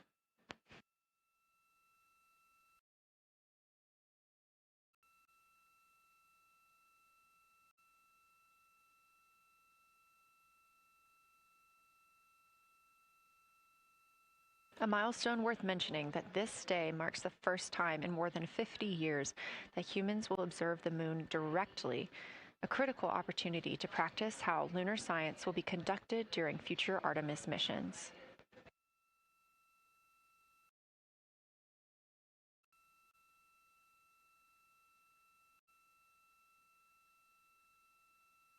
I've continued to reference the Lunar Targeting Package throughout this broadcast, which is the primary tool guiding the crew observations, and that consists of two key components.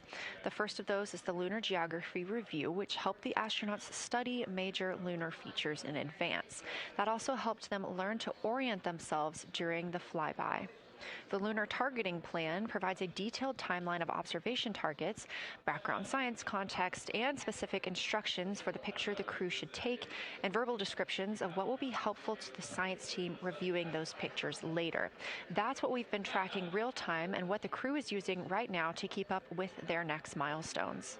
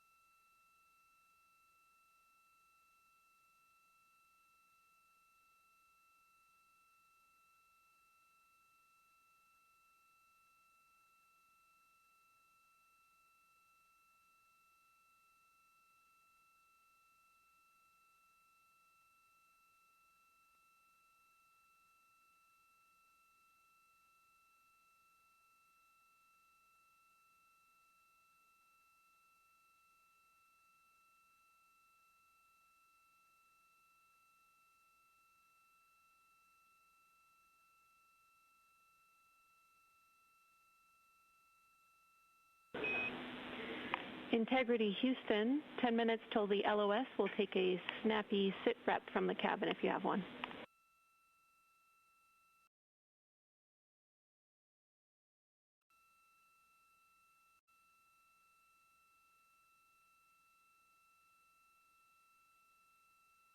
Okay, Jenny, that came, we missed most of that, but just a 10-minute warning, is that what you're saying? 10-minute warning for the LOS, and I'll take a quick sit rep from the cabin, please.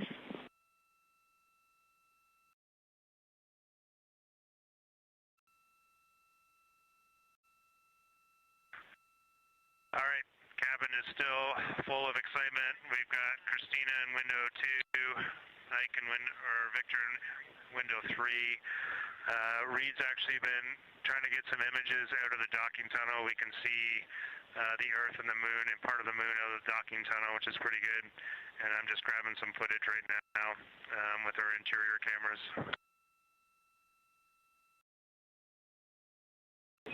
Copy, Jeremy. We'd like to know what camera Reed is using and also the status of window 1. Looks like there might be a shroud removed.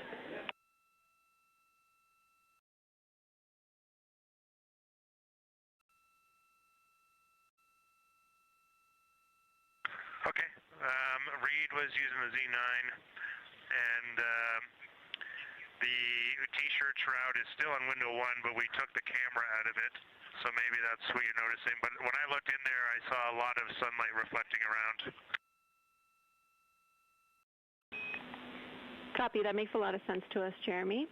I want to remind you, coming up on this LOS, that we'll take sit reps in the blind. And as more and more of the moon is in darkness, we will take any report you have on impact flashes.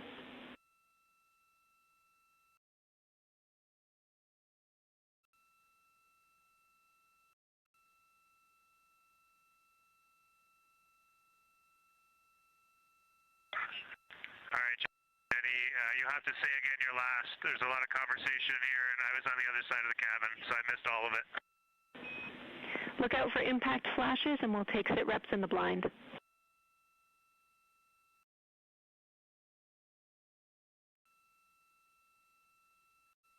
Okay, impact flashes, sit reps in the blind. We got it. And yeah, just so you understand what's going on with window 1, there is light coming through the outer hall from window 2 into the inside of window 1, if that makes sense. Like I can see the inside of the vehicle when I look between the 2 panes of glass. Copy.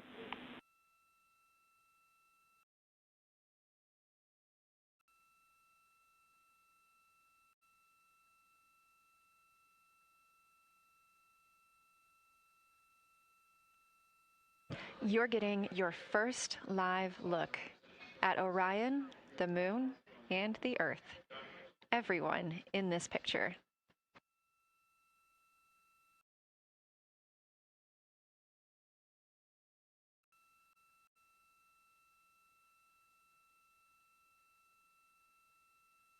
This is a live view from the Orion spacecraft.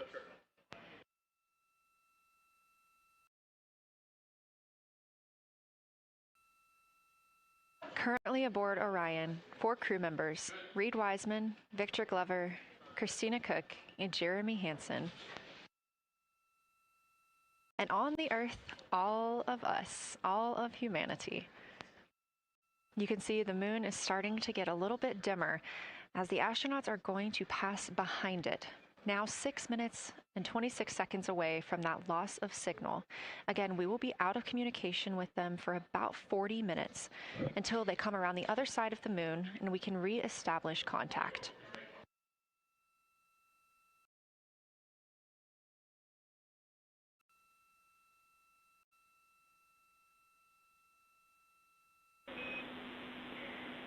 Integrity Houston, you are 6 minutes from your 40-minute lunar flyby LOS.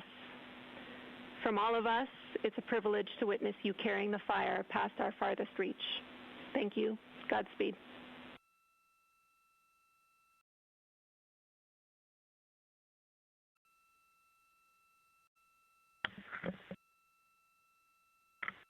Thank you for that, Jenny. And thank you to all of you for allowing us the immense privilege to be on this journey together. It's quite amazing. And as we go on this journey, thinking about the NASA mission to explore the unknown in air and space, to innovate for the benefit of humanity, and to inspire the world through discovery. And as you've gone along on this journey with us, hopefully we're doing just those things. And as we get close to the nearest point to the moon and farthest point from Earth, as we continue to unlock the mysteries of the cosmos, I would like to remind you of one of the most important mysteries there on Earth, and that's love. Christ said in response to what was the greatest command, that it was to love God with all that you are. And he also, being a great teacher, said the second is equal to it, and that is to love your neighbor as yourself. And so, as we prepare to go out of radio communication, we're still to feel your love from Earth, and to all of you down there on Earth and around Earth, we love you from the moon.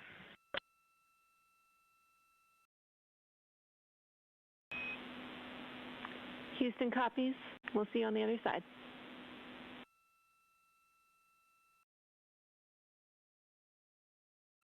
We will see you on the other side.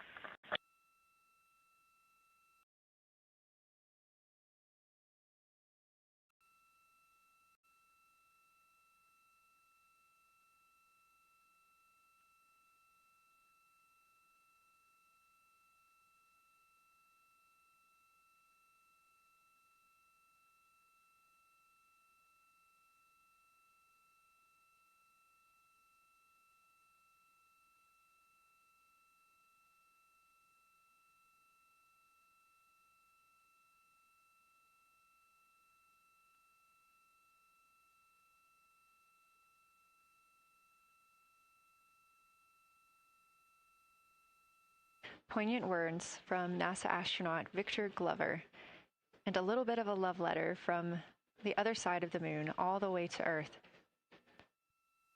Glover touching on the teachings of Jesus, including to love your neighbor as yourself. We are now less than 3 minutes away from loss of signal with the Orion astronauts. The Artemis II crew will be out of signal for about 40 minutes as they are on the other side of the moon, continuing their work photographing the lunar surface, and they will reemerge, and we will also get this view on the other side.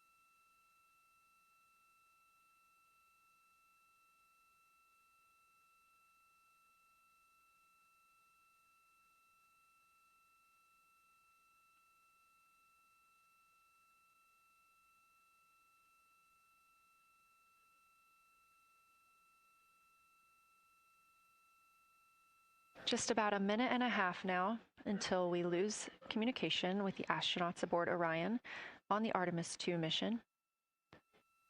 Now 5 days and 6 minutes since their launch on April 1st. Again, we'll be out of communication for about 40 minutes. And this really beautiful view of a crescent moon and a crescent Earth. How great thou art.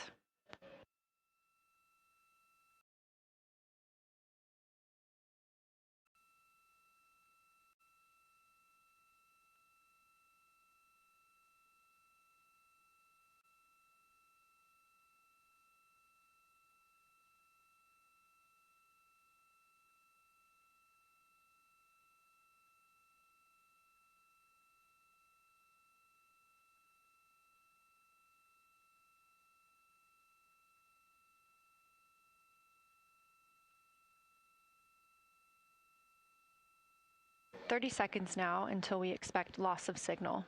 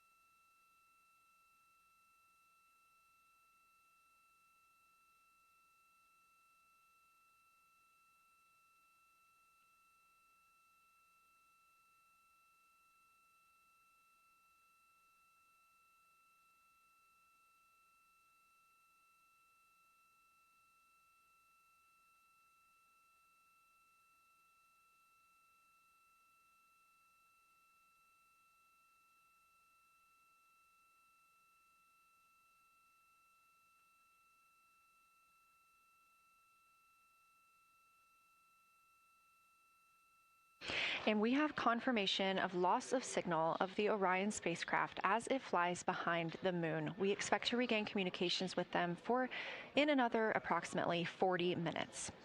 This was expected as their spacecraft is now out of direct line of sight with Earth and behind the moon.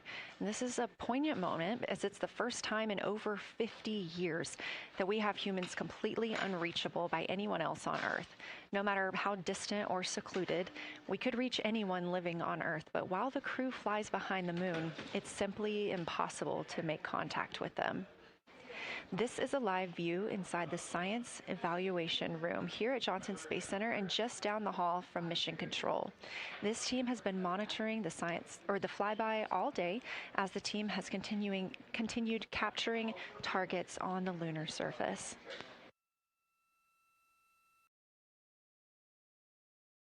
Even got to see this team in action as they were helping the astronauts identify some of the features they were seeing on the moon but not expecting. There will be a couple of milestones during this loss of signal. The first will be when the astronauts make their closest approach of the moon. at MET 5 days, 25 minutes, and 34 seconds, when we expect they'll be 4,067 statute miles above the lunar surface. Their maximum Earth altitude will be reached just 2 minutes later, at 5 days, 27 minutes, and 39 seconds, when their altitude should be approximately 252,756 statute miles. Once those milestones are reached and we have confirmation, we will report the official numbers.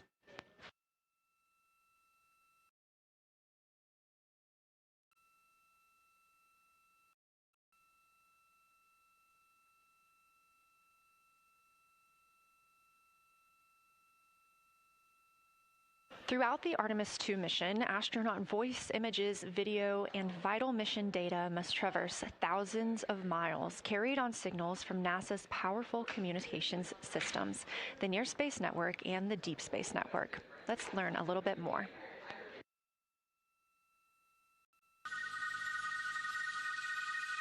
NASA's Artemis II will send 4 astronauts around the moon, preparing humanity for a long-term lunar presence and future journeys to Mars. Enabling communication and navigation for this test flight are NASA's Near Space Network and Deep Space Network. With antennas around the world and a fleet of relay satellites, the networks will deliver vital data to and from Earth through all phases of the mission. The networks are seamlessly integrated at NASA's Johnson Space Center in Houston, Texas, where Mission Control coordinates the network handovers. These transfers represent a delicate dance between the two networks, exchanging support as the mission shoots toward the moon. On the launch pad and during their early orbit phases, NASA's Orion spacecraft and Space Launch System rocket will rely on communications and tracking services from the Near Space Network. After its translunar injection burn, the Deep Space Network's global array of antennas will serve as Orion's primary communication support during lunar orbit. As the mission journeys farther into space and away from Earth, signal strength weakens and bandwidth is conserved for crew communications. The astronauts will have a near constant connection to Earth, ensuring their safety on a journey farther into space than ever before. We say near constant because as Orion goes behind the moon, a planned loss in communications will occur. The Deep Space Network will be standing by to reacquire the signal as Orion reappears. The Artemis II mission also provides an opportunity to test new capabilities. Using laser links, NASA will periodically transmit Orion data to showcase the benefits laser communications could have for future human spaceflight missions. The data from Orion, sent by radio signals or laser links, is massive. The mission is gathering images, data, and video, while also generating details about mission health and crew voice files. All of that data gets processed here on Earth, where systems compress it for efficiency. In the future, we'll upgrade these systems on Earth so that image and video clarity improve with each moon mission. With the Artemis II test flight, we're evaluating the communications infrastructure that will help carry us into the future as we explore the moon and journey forward to Mars.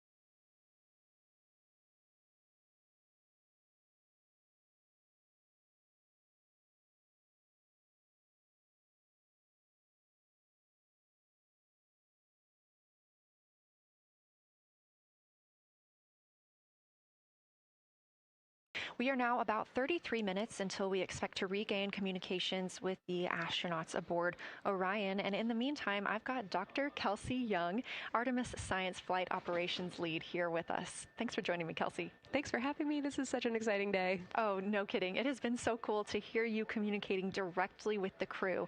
And I know that you have been preparing for this for years, so I am so excited for you and for your team. So just to get into that background a little bit, tell me about your background and what you've been doing on console. My background is as a field geologist. actually, I studied impact cratering in the field for my PhD, so all these descriptions of impact craters have me just absolutely swooning. How I got into this, though, is, during my PhD, I got an internship at NASA and ultimately never left to integrate science into flight operations. So we developed the Science Officer Console, for which this is the first mission we're supporting. We developed the Science Evaluation Room that's right upstairs, and so it's so gratifying to see this operation structure come to fruition, especially on a day like today. I would have to imagine so.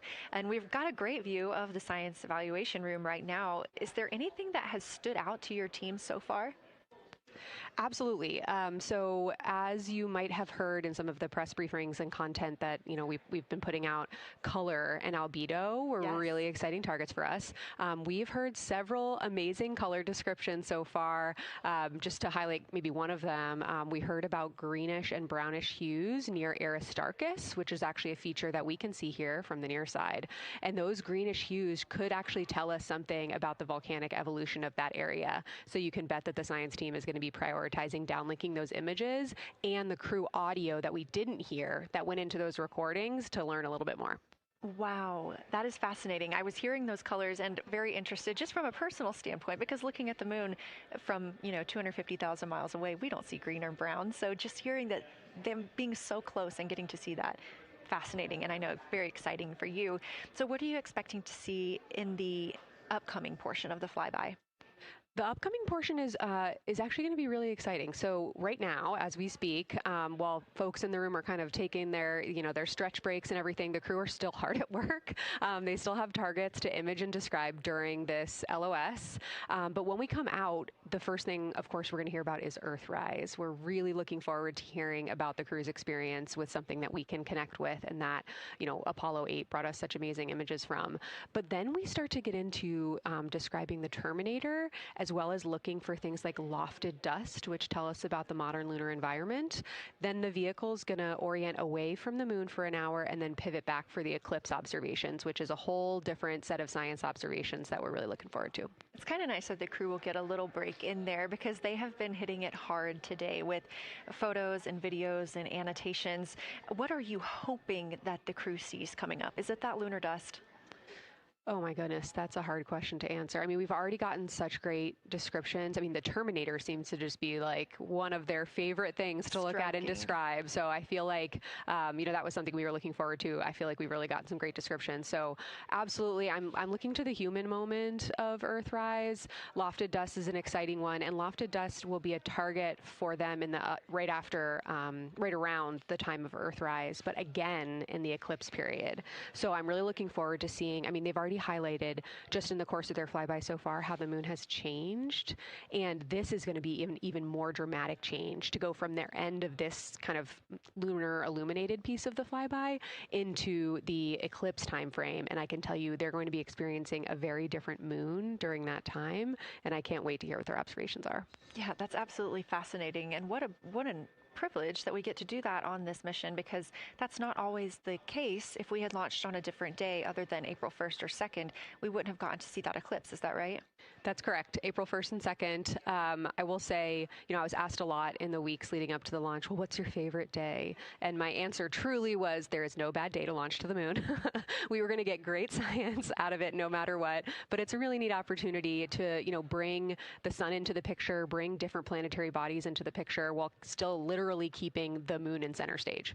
Fascinating. So what differences are we looking for at each site? We're hearing a lot of different terms. We're looking at craters. We're looking at mare. What are the differences that you're hoping to see? We do have, as you highlight, kind of different prompts for each target. That's what they're looking at in their lunar targeting plan, which I know you've been showing. And we have even different prompts for the person with the, the really long lens on the camera versus the people with the unaided eye. And you've heard the crew talk about, oh my goodness, when I go from one to the other, I can really detect different nuances. And that's something that we experienced in simulations, but hearing them actually, see it for real has been really gratifying. But we're looking for different things based on the target. Sometimes we're looking for color. Sometimes we're looking for texture. For the Terminator, we're looking at kind of what texture and morphologies pop out to you and what kind of diversity you see along the Terminator. You've heard, Victor especially make some comments about future impacts for exploration. So already I think that their descriptions in this first part of the flyby have told us something scientifically, but also about future surface missions. Well, it was so interesting to hear Victor talking about he was imagining in his mind's eye being down on the surface and walking around. That was very cool to hear. And when we're thinking about targets, I know some of them are determined based on the launch day because that determines the lunar illumination. So the ones that we're looking at today, how and why were these selected? Such a wonderful question. This really gets at at the heart of some of our really highest priority science questions.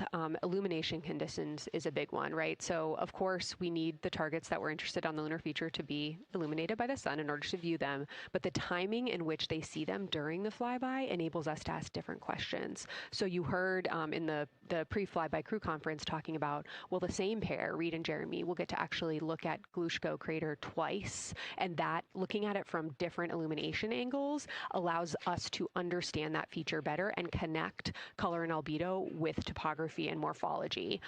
Then you have other craters where you want to look at it with the sun shining on it obliquely versus straight on, and that tells you something different about the scientific objective that drove the target being on the targeting plan in the first place. We've talked a little bit with the viewers today about what the crew is able to capture in this short time frame of those craters in different lighting conditions. Could take years for something robotic to be able to do based on attitude maneuvers and where the sun is at. So can you just talk a little bit about the importance of having both the robotic operation and having the crew? Absolutely. We definitely don't want to minimize the impact of orbiting spacecraft. Lunar Reconnaissance Orbiter is the one that's often referenced. Data from LRO and its payloads have really been instrumental in getting us, frankly, to this point for Artemis II and future missions.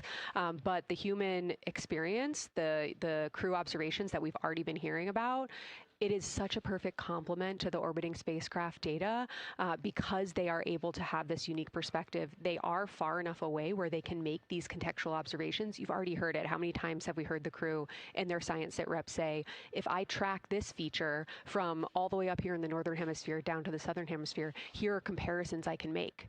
That right there is not something we had the ability to do with the Apollo missions, and it allows just literally in the blink of an eye to synthesize observations that it would take, a really significant effort to coordinate with different orbiting platforms, and they're making it like that. Wow. It has been very, very exciting to hear all of their calls so far. And so I've heard they were able to capture every single target so far too. Is that correct? I think that's correct. And I think it's important also to remember that, and I know the science team is anxiously awaiting this, we've been hearing from the crew members who are not at the forward windows, right?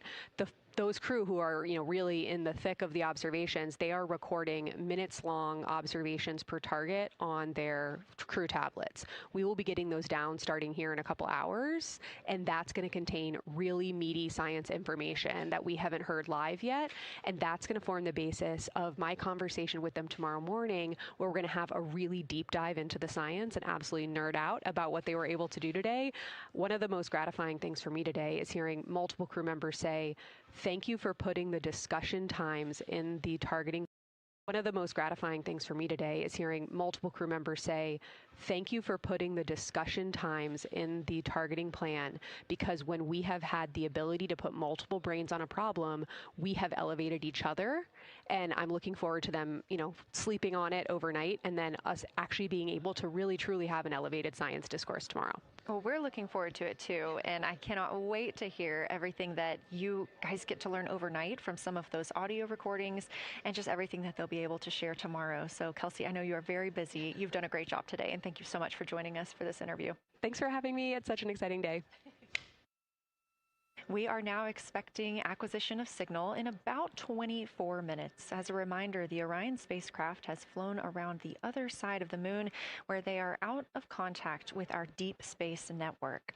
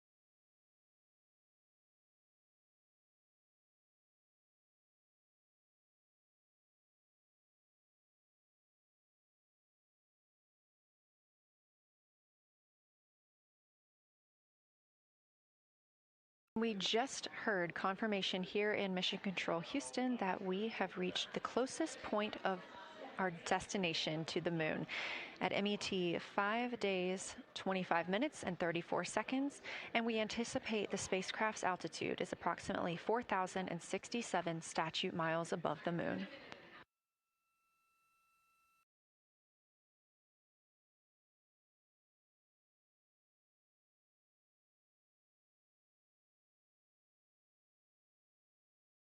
We're continuing to track what the crew is doing while around the other side of the moon. They are continuing to take pictures of the moon, the Earth now out of sight. What they are in right now is a crew choice event. The science team has encouraged them to find interesting features on the surface, to take photos of those, and describe why they were interesting. Something else that they'll be looking toward next, just momentarily, will be impact flashes. They've got a few minutes allotted to look at the darkest portions of the moon. They're interested in short-lived flashes on the lunar surface because these would be caused by impact bombardment. After their impact flash targeting, the team is interested in if the crew can see lofted lunar dust. This would only be visible just before Earthrise. Now 20 minutes until we expect to regain communications with integrity and the astronauts for Artemis II.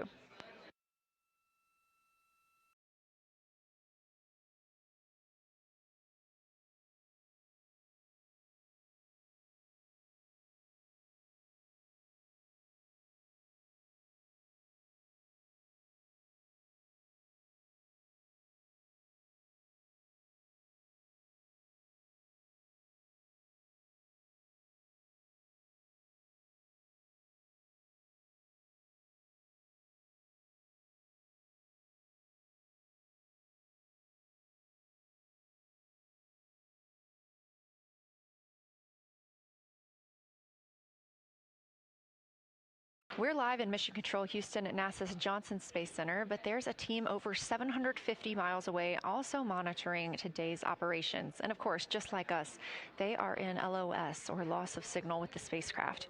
This is LUCA, the Lunar Utilization Control Area, and it's joined by LISA, the Lander Engineering Support Area, which are twin control rooms that will support missions and operations in lunar orbit or on the moon's surface in real time at NASA's Marshall Space Flight Center in Huntsville, Alabama. The LUCA and LISA are right next to each other and just a short walk away from the SLS Engineering Support Center, which is used during launch, and the POIC, where science on the International Space Station is monitored. LUCA primarily supports Artemis science operations, while LISA will provide engineering support for landing astronauts on the moon. During this mission, Artemis II, teams in the LUCA will use the facility to support first-of-its-kind science operations to better understand the deep space effects of microgravity and radiation on the crew's physiology, immune systems, and ability to complete various tasks. The data from these science operations will inform future crewed flights to the moon. For future crewed missions to the moon, members of the NASA Human Landing System Mission Insights Support Team, a group of engineers, safety leads, flight operations experts, and technical authorities, will work in the LISA. There, they will monitor lander systems in real time and be involved in key decision-making processes throughout the mission. Teams are using the LISA during Artemis II to observe mission operations and using the opportunity to inform and prepare for future crewed landings to the moon's surface.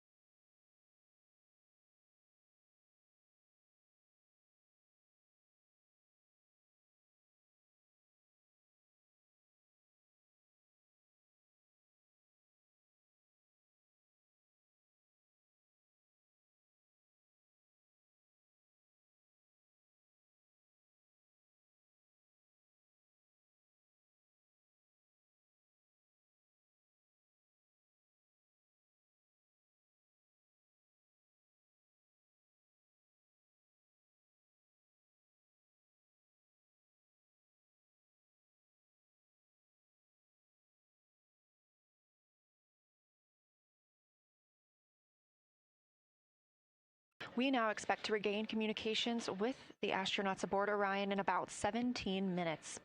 In the meantime, a little overview of how our crew members flying by the lunar far side at an altitude of between 4,000 and 9,000 miles are testing the capabilities of the Orion capsule. Artemis II visualization lead Ernie Wright has simulated views of the flyby using detailed topographic maps of the lunar terrain and photorealistic lighting scenarios. The Artemis II crew members have been using these visualizations to prepare for this historic mission, which is paving the way for future exploration of the moon's surface and beyond.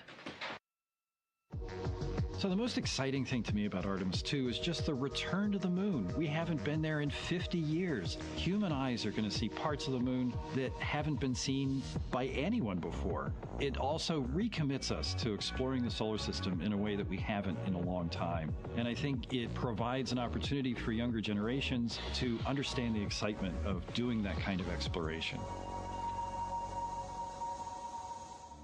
Artemis is our return to the moon after 50 years. The emphasis of Artemis is going to be, first of all, science, but second of all, learning to sustain a presence on another world. First on the moon, but we're hoping that that's a stepping stone to Mars and other destinations in the solar system eventually. Artemis II will be a flyby mission. It's not going to land. We're testing all of the technology that we've created for flying to the moon since Apollo. A lot of systems have been modernized, and we need to make sure that all of those work. The astronauts will be looking out the window at parts of the moon that have never been seen by human eyes before.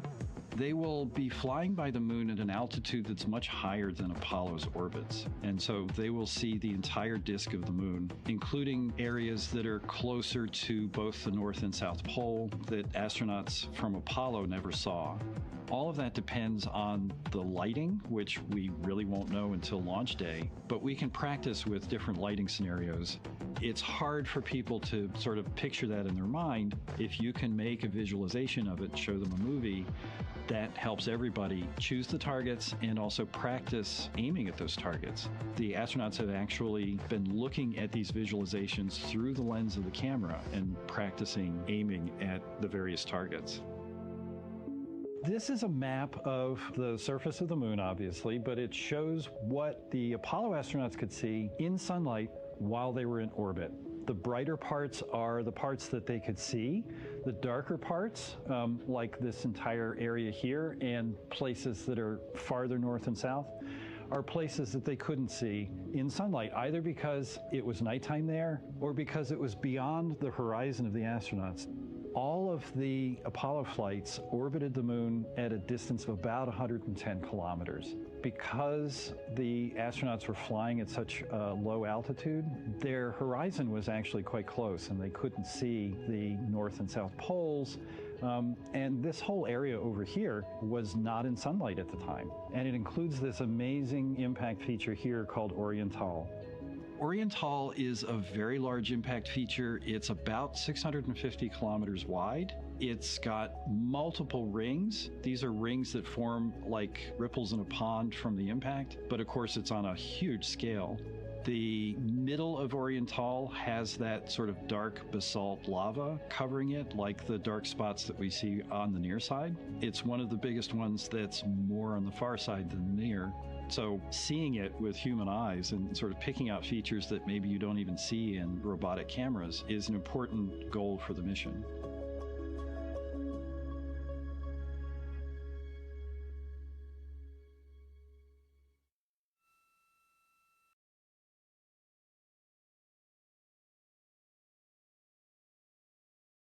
This live view in the Science Evaluation Room, or the SIR, here at Johnson Space Center in Houston, Texas, just down the hall from where we're at in the Artemis Mission Control Room. Teams continuing to monitor the flyby.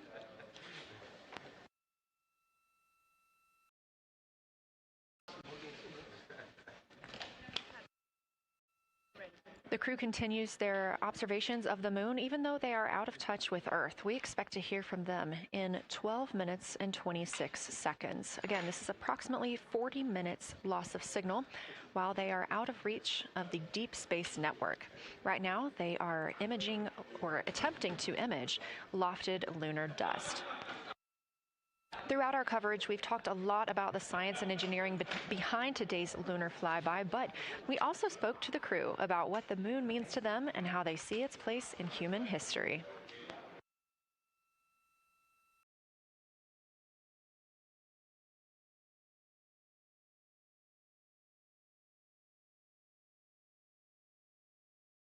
I remember being a little kid lying in bed at night and just looking out at the moon in whatever phase it was in. And I was thinking, man, my friends that live like 20 miles away, they can probably look out and see that same exact moon.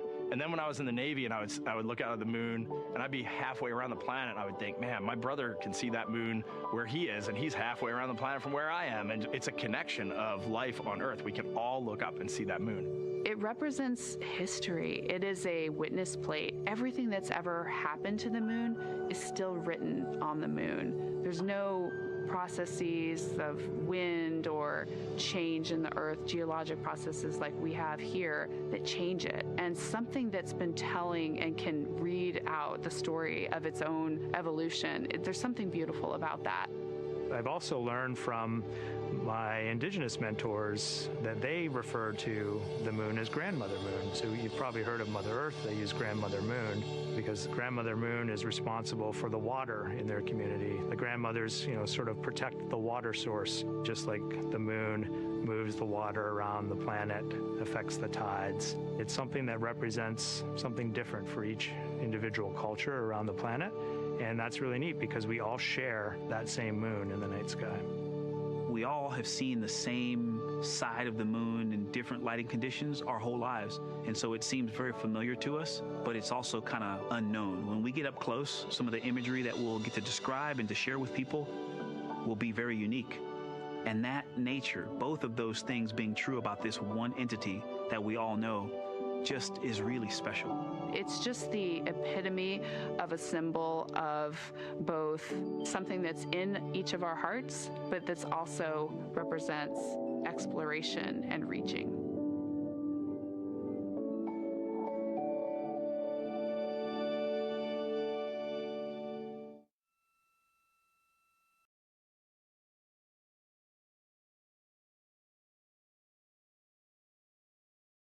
You're looking at a live view inside Artemis Mission Control here at Johnson Space Center in Houston, Texas. We are currently out of contact with the Artemis II crew. This was a planned, or not really a planned, but a tracked loss of signal that occurs when the crew flies behind the moon. We use the Deep Space Network to communicate with the crew, and when they are behind the moon, they are out of reach of that Deep Space Network. And when you consider our nonstop communications during the time in which we live, this is even more striking. For the Artemis II crew, they're only currently communicating with each other. Now, we expect to regain those communications in under 9 minutes from now, and we also are hopeful for a view of Earthrise. Despite being out of communication, the crew is continuously capturing imagery of their predetermined lunar targets.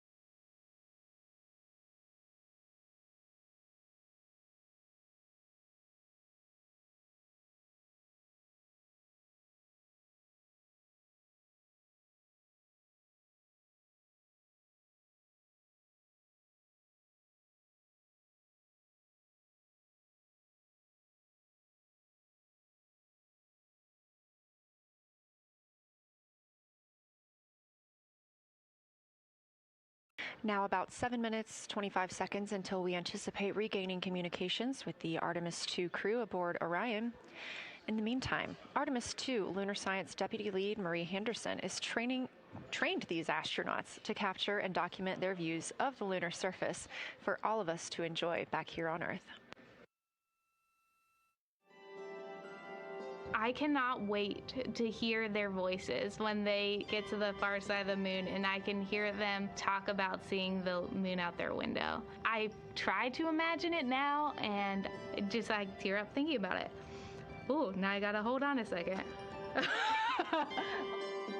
We have human eyeballs connected to wonderfully smart brains our astronaut friends have. They are going to be able to observe the moon in multiple different ways. They can use their eyes, they'll look through their camera and snap pictures, and just looking out the window getting that human experience. But during Apollo, the astronauts were so much closer to the lunar surface. Our astronauts are going to be doing a flyby at a higher altitude, so they're going to be able to see the whole moon as a lunar disk on the lunar far side. That's a brand new, unique perspective that humans haven't been able to look at before. We are doing a lot of lunar geography training with them. They have study sessions and quizzes they can do that are assigned to them. You know, even if you're an astronaut, you still get homework. We actually get in the mock-up. In that enclosed physical space, we have to think through the hardware that they have, the cameras, the computers, their microphones to make these observations. There's 4 windows up front. Through one of those windows, one of our astronauts will be using a Nikon D5 camera with an 80 to 400 millimeter lens. So something that allows them to zoom in really far and actually take more detailed observations of the surface. It's almost like looking through a pair of binoculars as well. It's just like being a geologist out in the field. They're telling us what they're seeing, looking for colors, textures, different morphologies, and comparing the region that we're having them look at to the regions that are around them. We have a science team that is planning the targets that are going to be observed, putting them all on the timeline of how they're going to be observed, and then taking the first look at the data when it comes down. The Apollo astronauts were only on the moon for 300 hours total, and they only went to the equator. That's like going to places that were safer landing sites, and they only saw so little, 300 hours total. And so we have so much more to explore and so much more to learn, and we are the beginning of the next generation that gets to start being a part of these discoveries.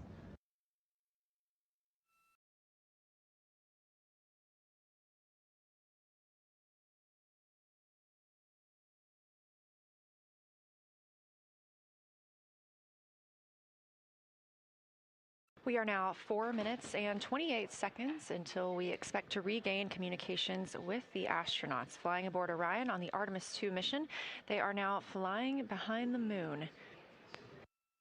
While behind the moon at an MET, or mission elapsed time, of 5 days, 25 minutes, and 34 seconds, we expect this was the point in which they made their closest approach, 4,067 statute miles above the lunar surface.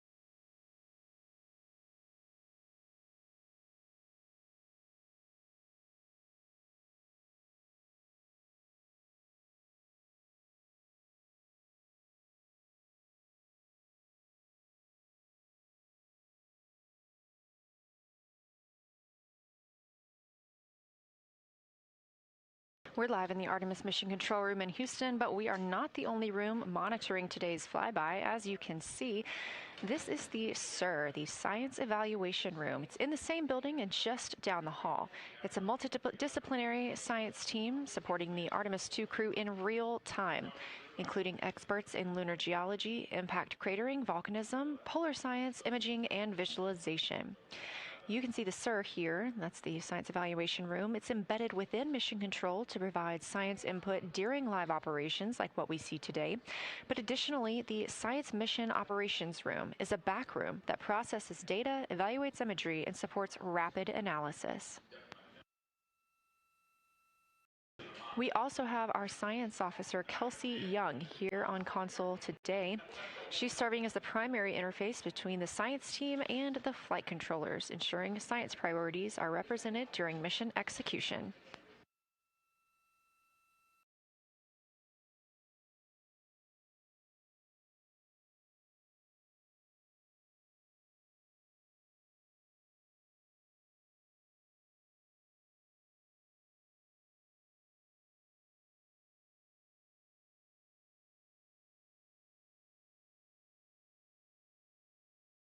Coming up on 1 minute and 36 seconds until we contact Orion.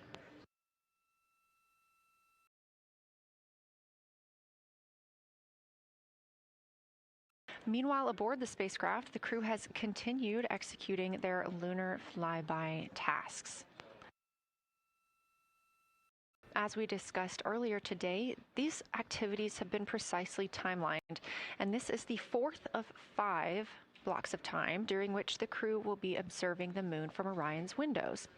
At this time, pilot Victor Glover and mission specialist Christina Cook are observing the moon at windows 2 and 3. One crew member is in window 2 with a blue shroud over the window, taking photos and using an 80 to 400 millimeter zoom lens, while the other astronaut is in window 3 using their portable computing device, also known as a PCD, to make annotations. And both of those crew members are making audio recordings of what they are seeing. They are wearing headsets connected to their PCDs, and those audio recordings are being sent to the science team tonight. We are not hearing those live. However, we have been hearing quite a lot of great descriptions from the crew who have been serving as the support. Right now, the support team members are Reed Wiseman and Jeremy Hansen. Those team members are providing science sit reps, situation reports, calling down a few times each hour to discuss what they're observing. And even though we're out of contact with them right now, they are still conducting those science sit reps as they'll be available once they come back around the moon. The situation reports include how the crew is positioned, any missed targets, or anything unexpected they saw. They're also including lunar target descriptions, any hardware issues, and their emotions and reactions.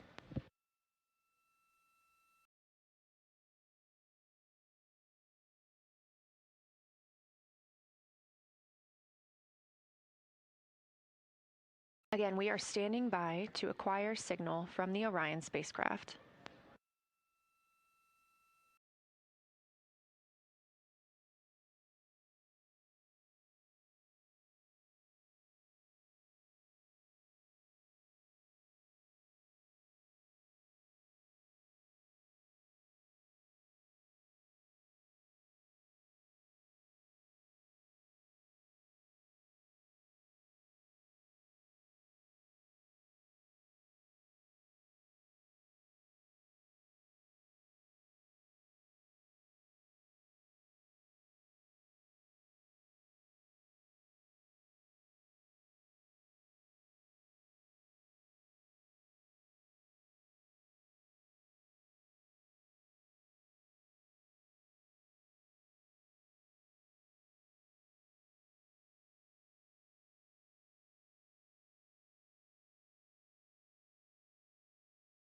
We're in the Artemis Mission Control Room at Johnson Space Center, getting our preliminary contact with Orion, that acquisition of signal coming after a 40-minute loss of signal, during which the crew was flying behind the moon, out of contact with anyone on Earth.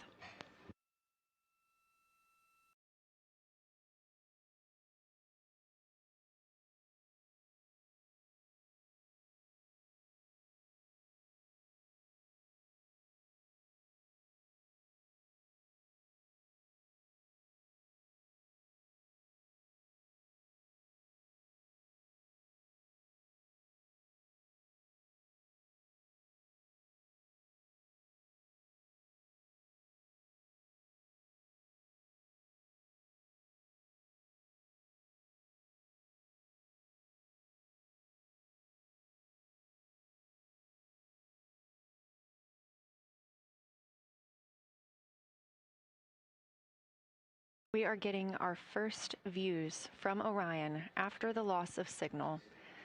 Orion has come back around the other side of the moon, and that little crescent that you see is Earth, over 252,000 miles away.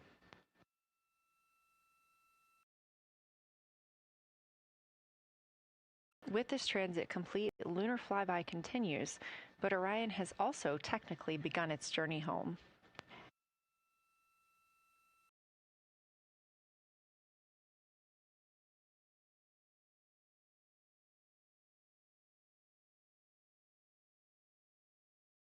Right now, the crew are getting a few moments to enjoy and take photos of Earthrise for themselves, and we expect to contact them shortly. But we do have good signal coming from Orion.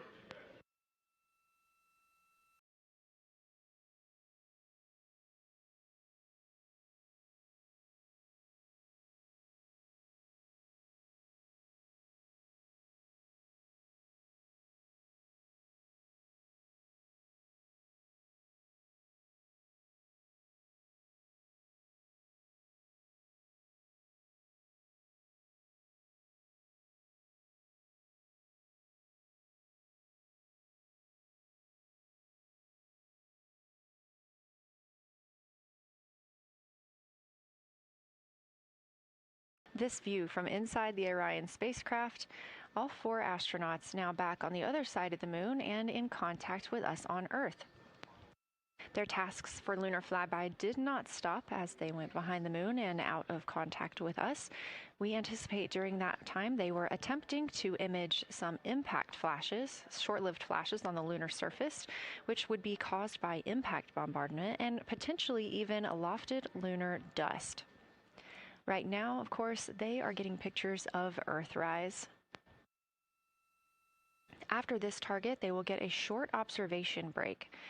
It's about an hour long, actually. Houston, integrity, comm check. Integrity, we have you loud and clear. How many?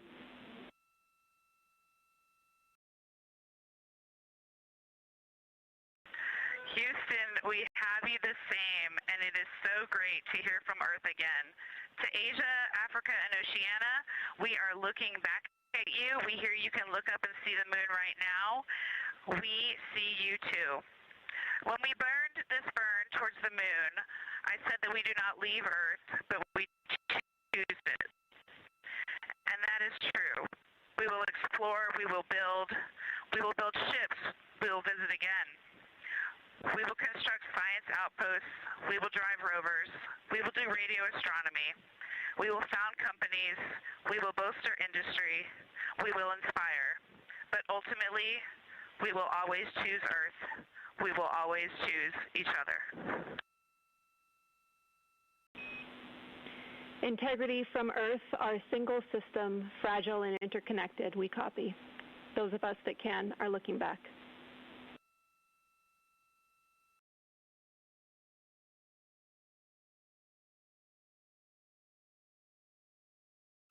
We are happy to say we copy.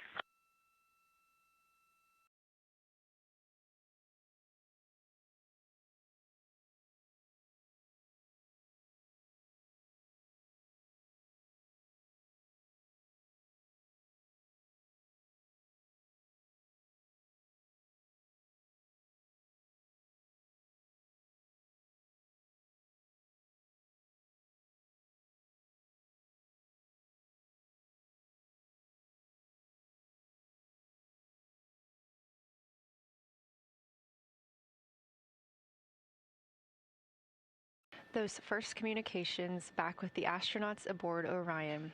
Christina Cook calling back to what she said just before translunar injection burn, that with this burn, we do not leave Earth, we choose it. The translunar injection burn served as not only what put them on this trajectory to fly around the moon, but what also committed them to splashing down in the Pacific Ocean on Flight Day 10.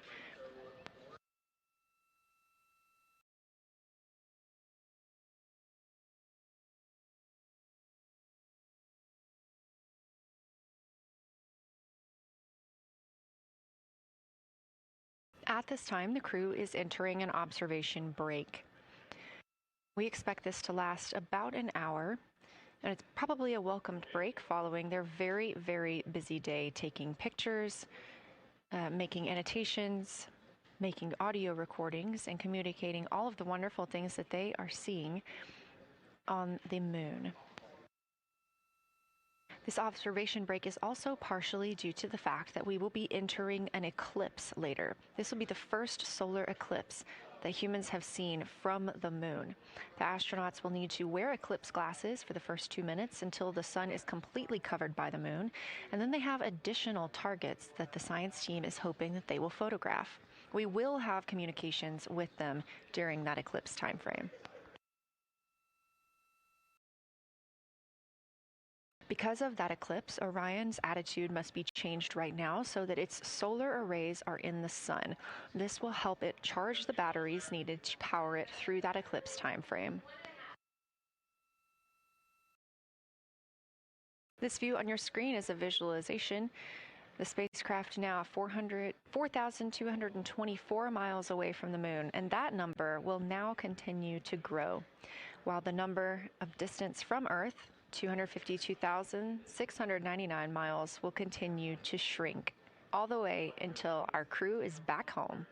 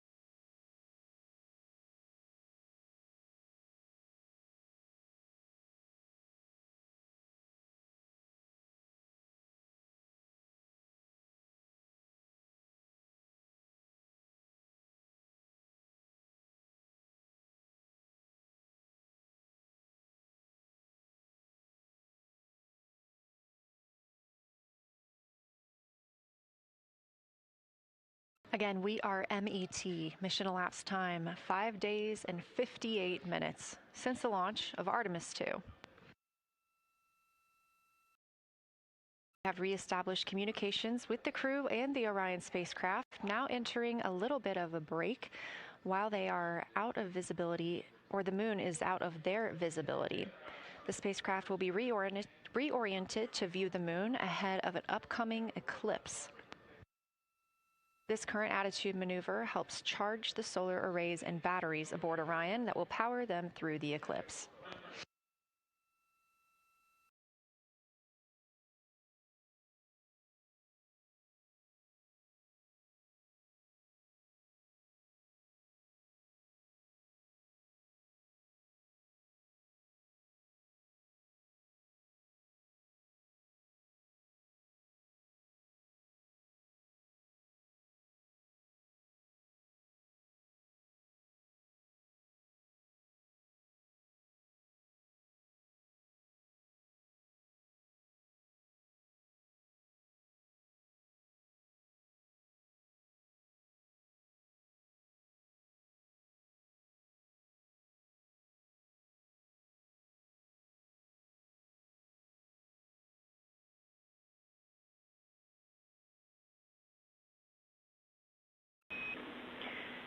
Integrity, Houston. In mission control, all of your flight controllers and your flight director have flipped their Artemis II patches around. We are earthbound and ready to bring you home.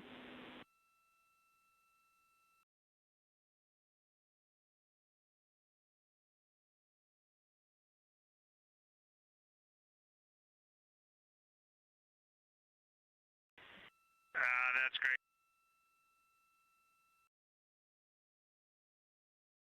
See the light of day as we head back to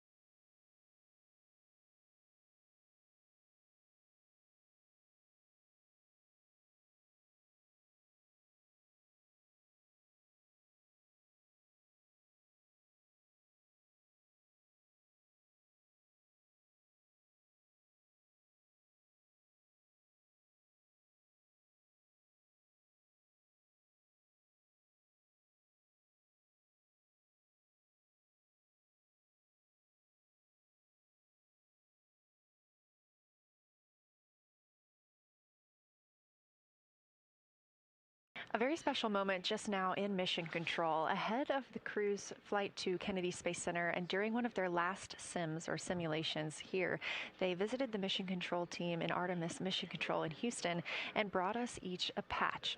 Everyone in the flight control room has had these on their signifiers at their console. On one side of the patch that you've probably seen is the moon with the Earth behind it.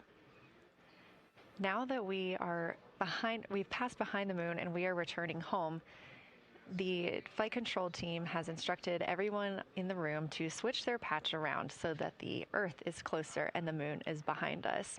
We are really looking forward to seeing the Artemis II crew. And the Capcom, Jenny Gibbons, did call that update up to the crew that the flight control team here has turned their patches around as was instructed by the crew during that last sim. And we are counting down the days until they get home. They are now 5 days, 1 hour, and 3 minutes mission elapsed time into the Artemis II mission.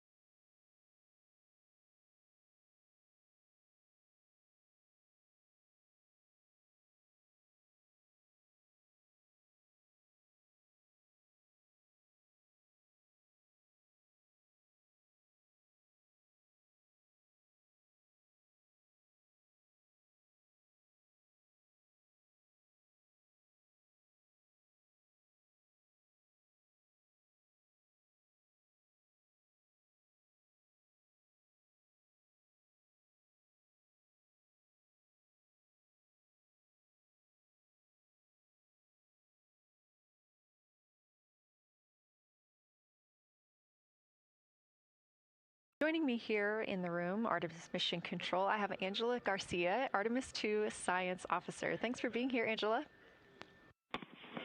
It is an honor to be here. What a day. Everyone's been buzzing. I can't contain myself. So it's been a really awesome day. So you're sitting on console at the science console now. Have you been in the SIR earlier today? There's a lot going on. So I went here first, and then I'm going to go there after.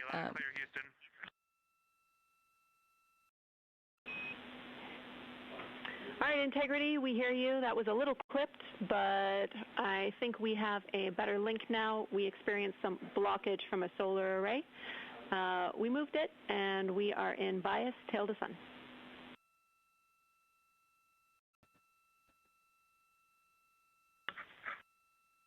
Okay, Houston, you're coming in loud and clear, and copy, we're in bias tail to sun now.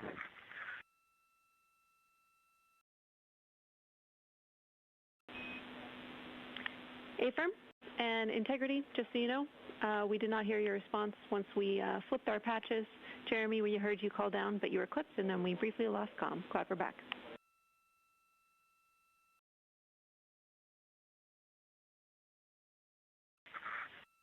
Okay, copy that. We were just excited that we got to share in that you, the MER, and Mission Control flipped your patches around, and that side of the patch is getting to see the light of day. Thanks for sharing that with us. Our pleasure.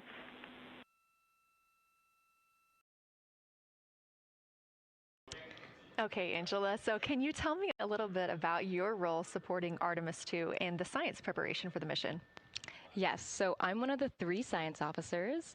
So Kelsey's been on console all day. I'll take over kind of closer to the end of the day. And then Trevor Graff is on the planning shift. And so it's the 3 of us in this 24-hour cycle supporting the mission.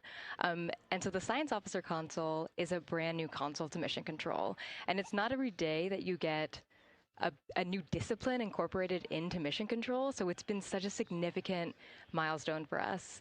And it's just a testament to like the commitment that the Flight Operations Directorate and NASA have, that they're going to be integrating science and maximizing science throughout Artemis. So it's really exciting. And then the science preparation. So I'm on the operations team, but I'm also on the training team. So all the incredible training and shout outs that you've gotten today, it warms my heart. It warms everybody's heart in the science evaluation room. I promise you that.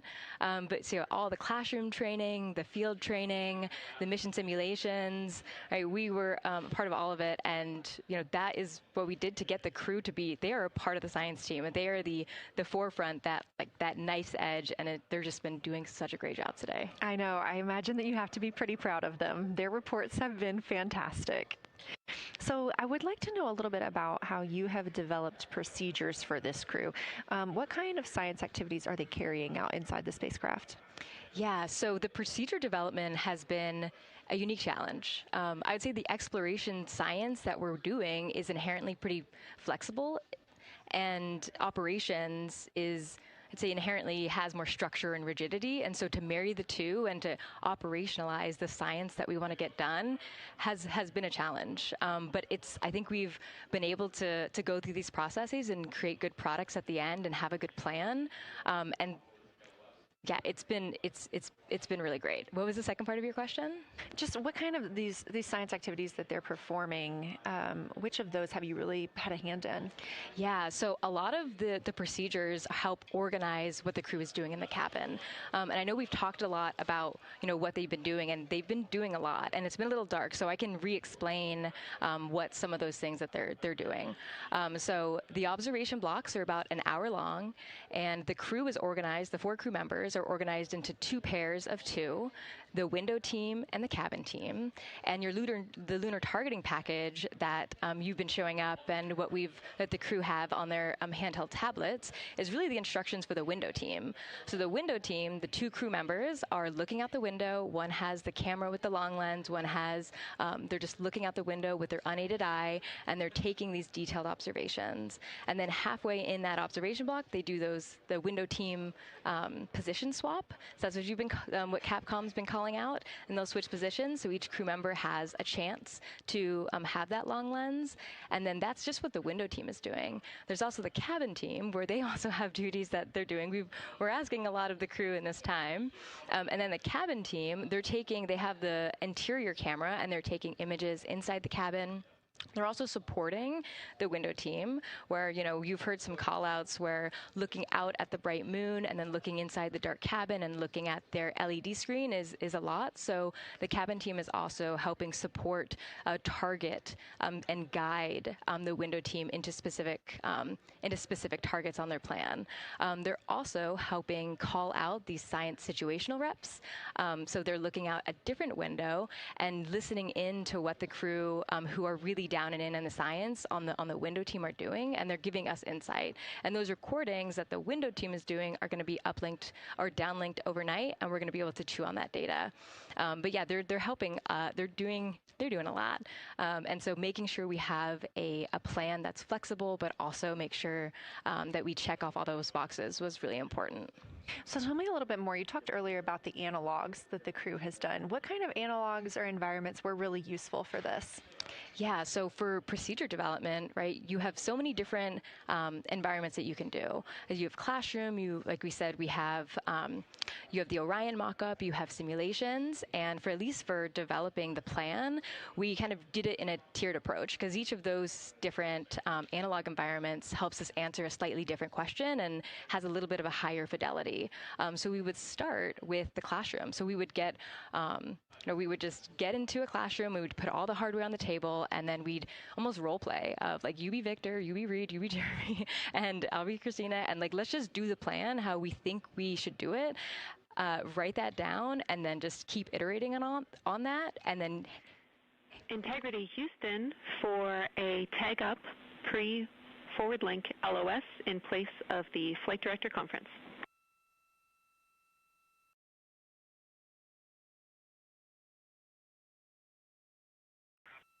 Okay, Jenny, we're ready.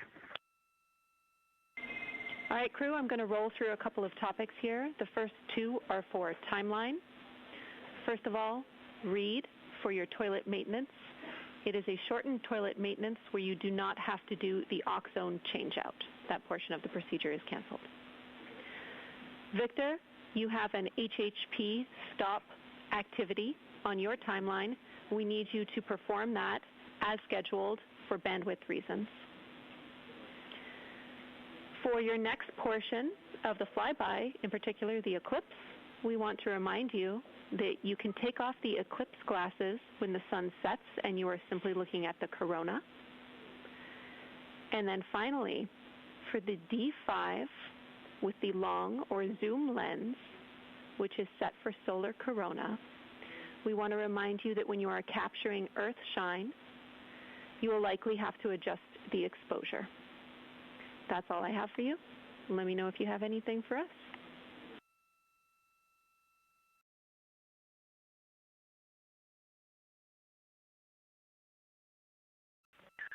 Okay, Houston, we copy y'all. Thanks for those words, Sydney.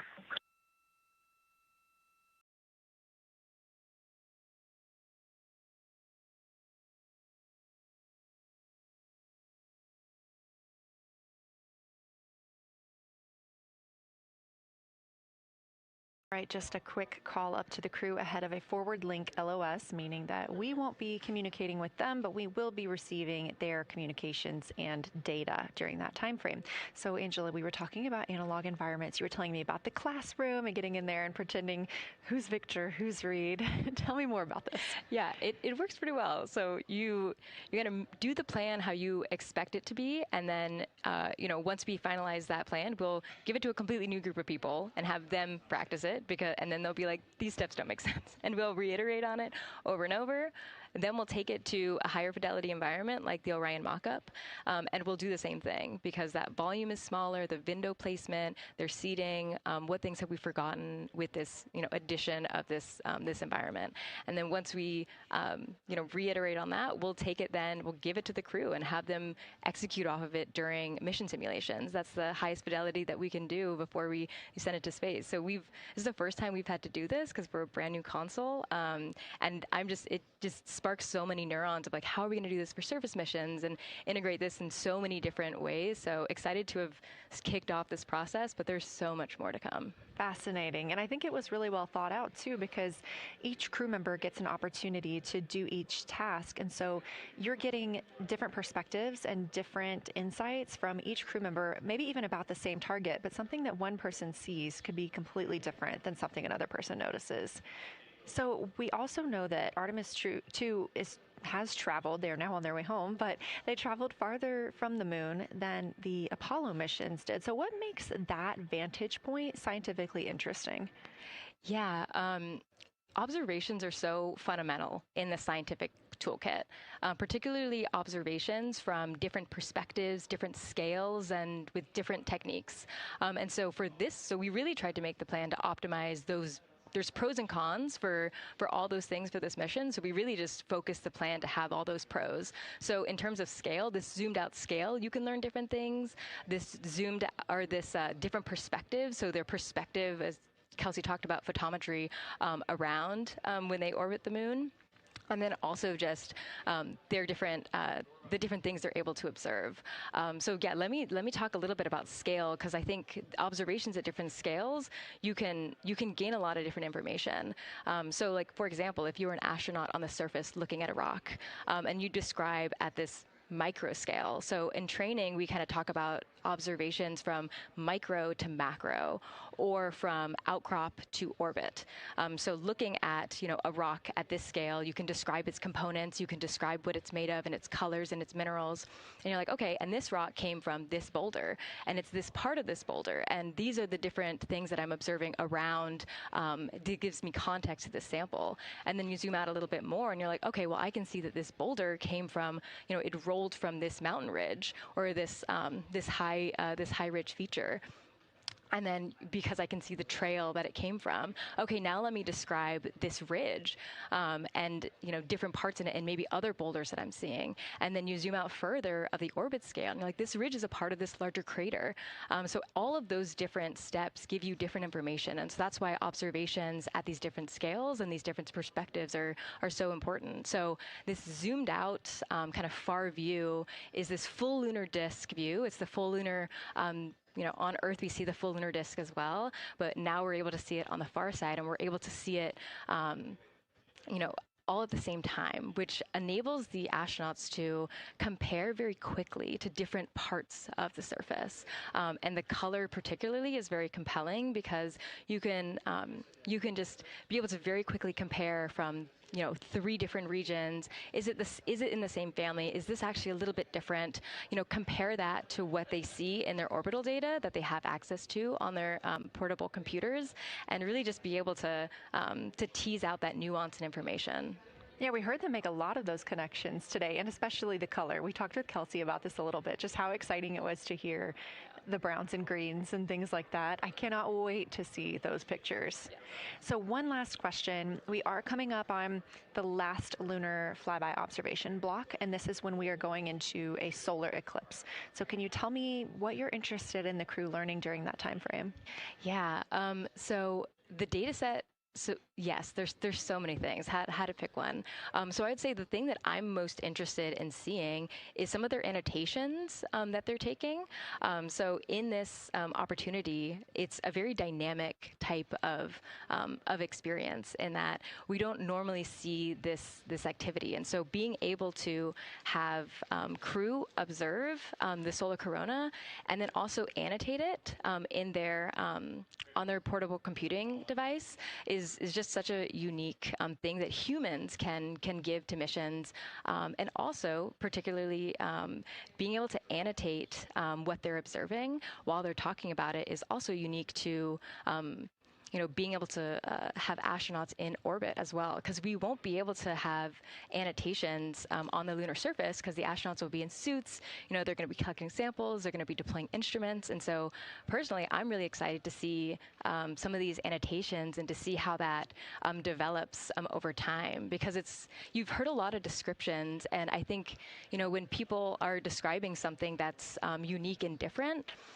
you can interpret it differently. But if you're drawing and you're marking, particularly just going back to like the color provinces, for example, and those boundaries, you know exactly what they meant. And really, I'm just very excited about those annotations. There's been some famous annotations that the Apollo crew have made, particularly about solar coronas and the structures that have, and lofted dust that have given a lot of debate within the scientific community of they're observing this phenomenon, and now it's our job to hypothesize of like why are they observing this, like what is going on.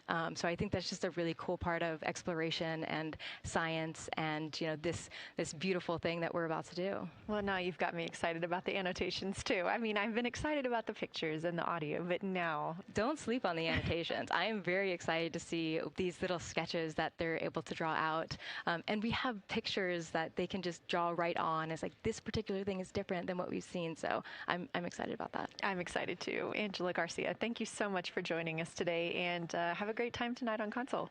Thank you, and you've been doing a great job, and it's so excited to see where we go from here. Thank you so much.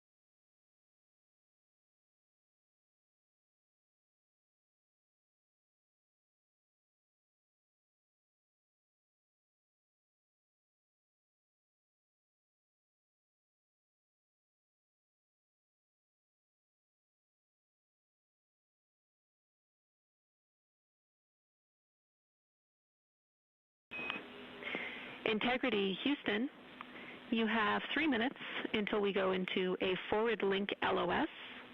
We will be back up with you in about an hour during the eclipse on Madrid.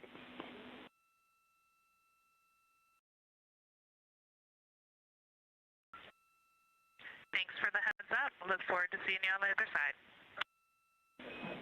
Likewise.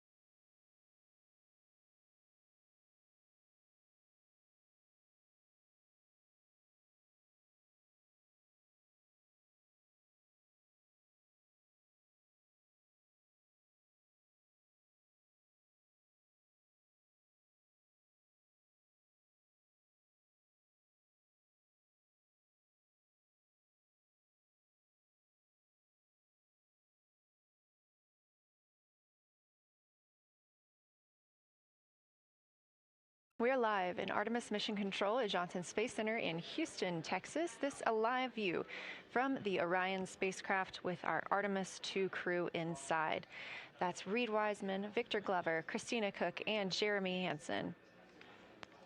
We are still live for our lunar flyby coverage. The crew is in a short break while the spacecraft is pivoted away from the moon.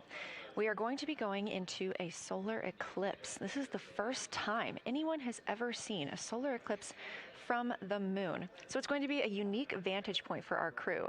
But ahead of heading into that solar eclipse, we need to charge the batteries on the Orion spacecraft. Therefore, we have positioned the solar arrays into the sunlight to allow time for those batteries to charge. We will get back pointed at the moon just in time for that solar eclipse. We are also in a forward link LOS. What that means is essentially we cannot send calls or commands to the crew right now from the ground. However, we clearly get all of their data and communications. The spacecraft is now 4,632 miles away from the moon, and that number will only continue to grow as the distance from Earth shrinks, now 252,523 miles away. Our closest approach to the moon today was approximately 4,067 statute miles in altitude. Our maximum distance from the Earth is suspected to be 252,756 statute miles. Both of those moments came while Orion was flying in their loss of signal time frame behind the moon. The crew also set that new record today, beating the Apollo 13 record of distance from Earth. This is an animation or a visualization that you can track anytime, day or night, by visiting nasa.gov/track-Artemis. This shows you how the spacecraft is positioned as well as their distance and velocity, now traveling 930 miles per hour.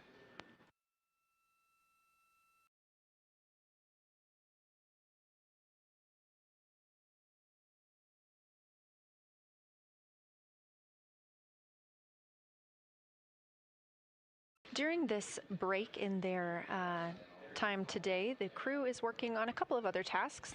Some of those include their National Geographic timelined test. National Geographic was selected through a competitive process by NASA to help tell the story of Artemis II. So you've seen the crew with some GoPros inside the cabin, taking videos and pictures, and with other cameras as well. National Geographic plans to leverage its portfolio of media assets, including magazines, social and digital content, and television programming for engagement opportunities. Throughout the flight, the crew has been timelined a little bit each day to film from a shot list provided by National Geographic, and that includes their morning routine, talking with their families, exercising, and just their overall thoughts about the mission. And I cannot wait to see that footage.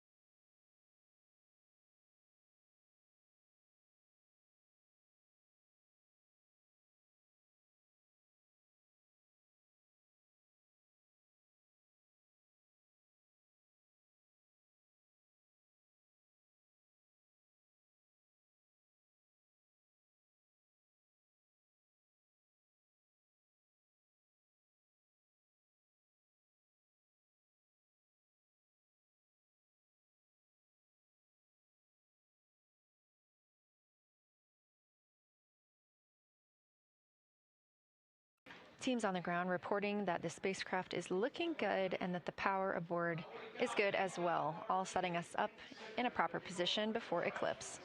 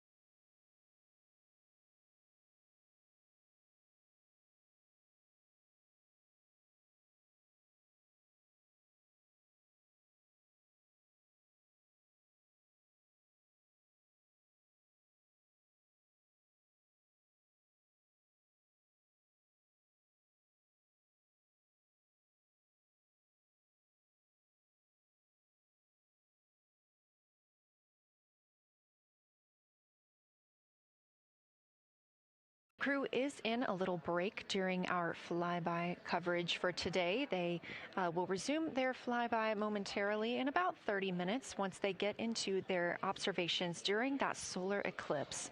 Now, the moon is our nearest celestial neighbor, orbiting Earth at less than 250,000 miles on average. When our astronauts venture there for future Artemis missions, they'll target landing sites near the lunar South Pole. There, ancient rocks, minerals, and trapped water ice will not only provide resources for human explorers, but they may also contain clues to the formation and evolution of our planet and the solar system. Let's learn more about the lunar South Pole with this video featuring Dr. Kelsey Young, Artemis Science Flight Operations Lead. We learned a lot from the Apollo samples, but we still have a lot left to learn about the moon.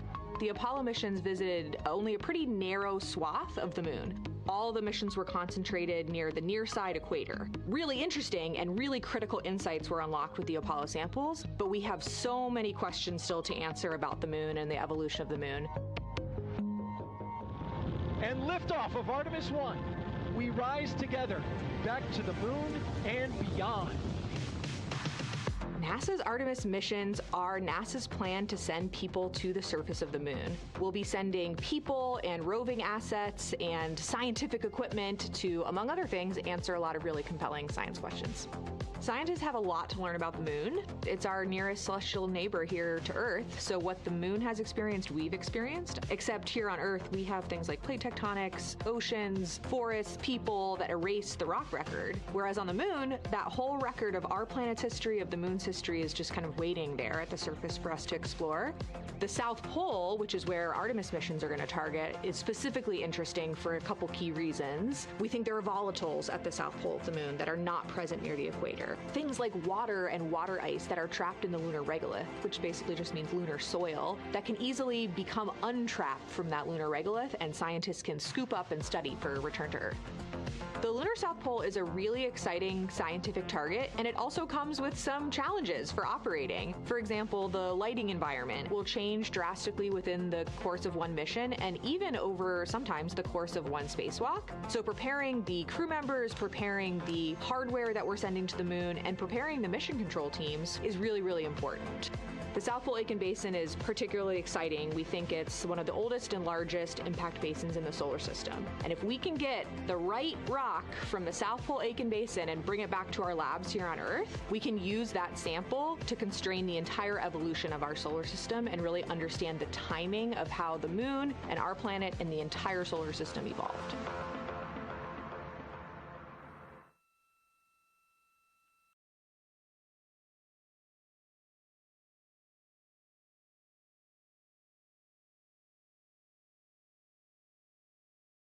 We're looking at a live view aboard the Orion spacecraft of the Artemis II crew, working in the middle of one of their breaks, or really their only break today, during this lunar flyby period. Coming up next will be that solar eclipse.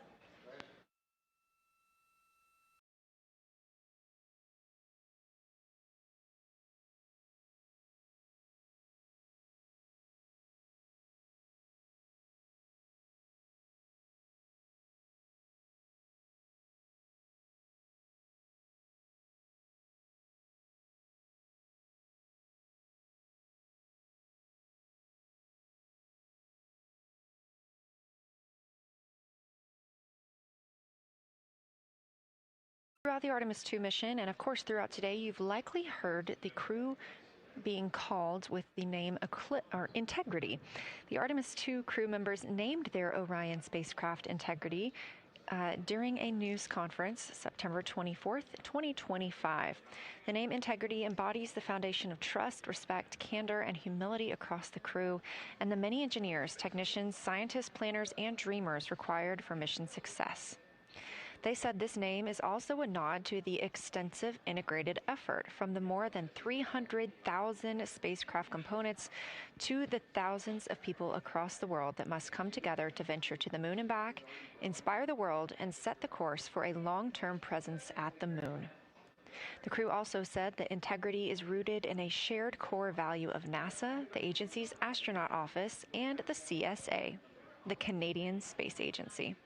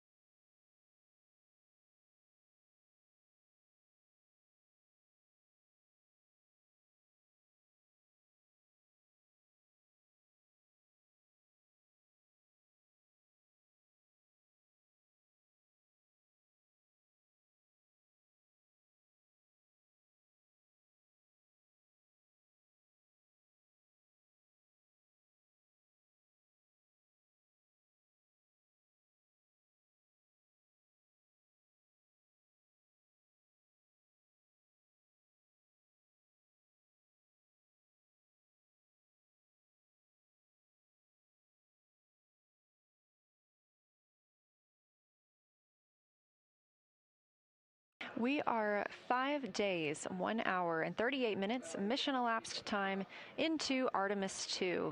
In this view on the screen, you can see the crew starting to even look through some photos that they may have captured today.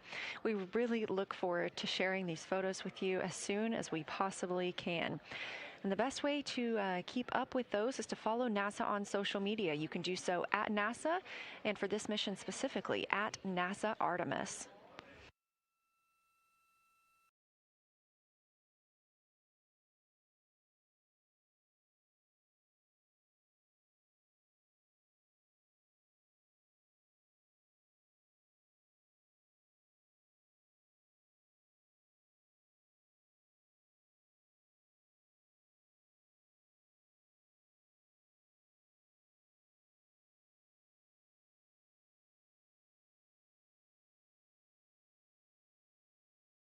Again, we are in a forward link LOS, or forward link loss of signal with the crew, meaning that we're not able to communicate or send any commands to them right now as they were. This is a tracked event that occurs at times, but they could still provide communications down here to us, and we are obviously still receiving their video and their data.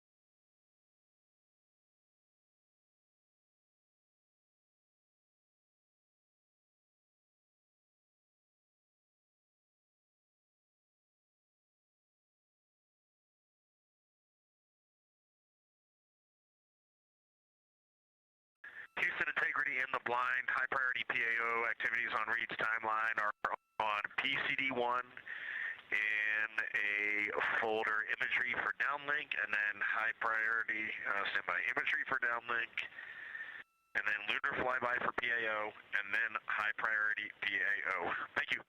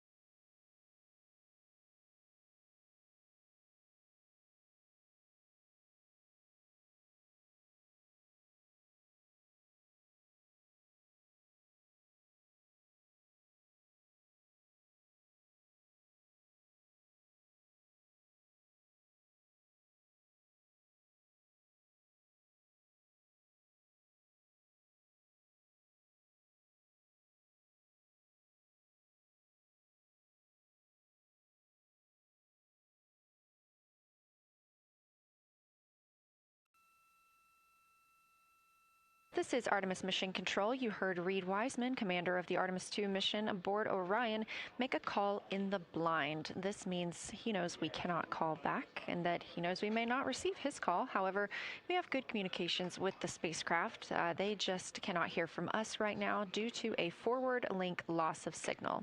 Again, we were tracking that this would occur, and we will regain that momentarily. But that call that came down from Wiseman mentioned some imagery, so we are very much looking forward to getting pictures taken from the moon today. Again, to see those images, make sure you follow NASA on our social media at NASA and at NASA Artemis.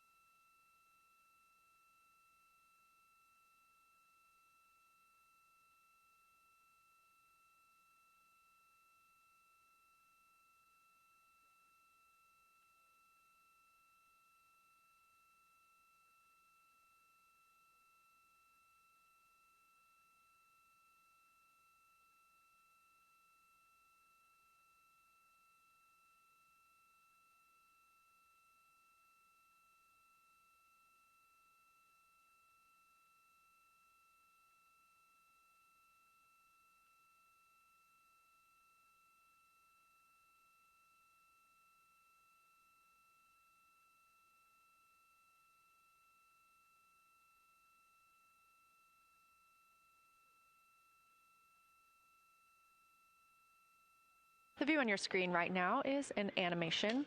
This is called Arrow, or Artemis Real-Time Orbit website.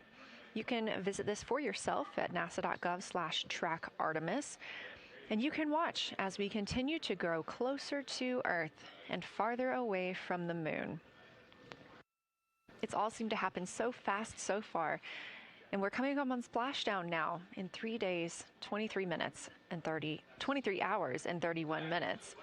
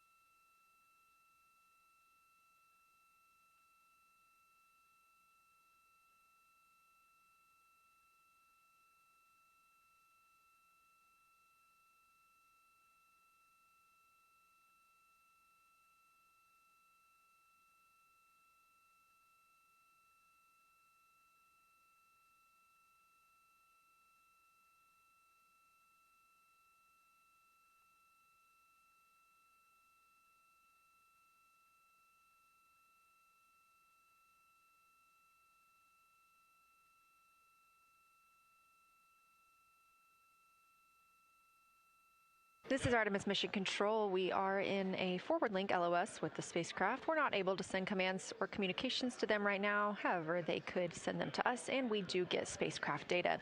This is tracked as we are on the Deep Space Network.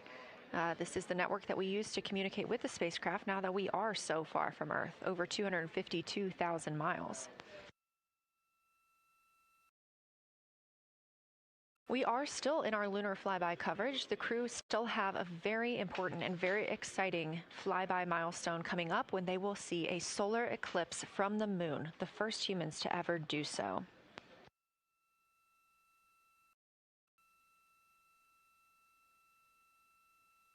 Something that we also have to consider when it comes to our missions and launches is space weather.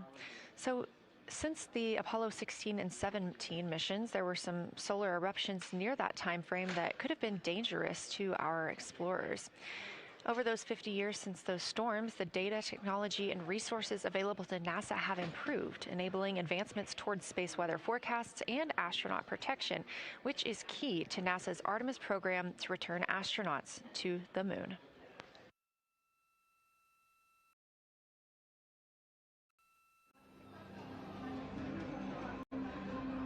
Across our planet, billions of people depend on the invisible networks that connect us to space.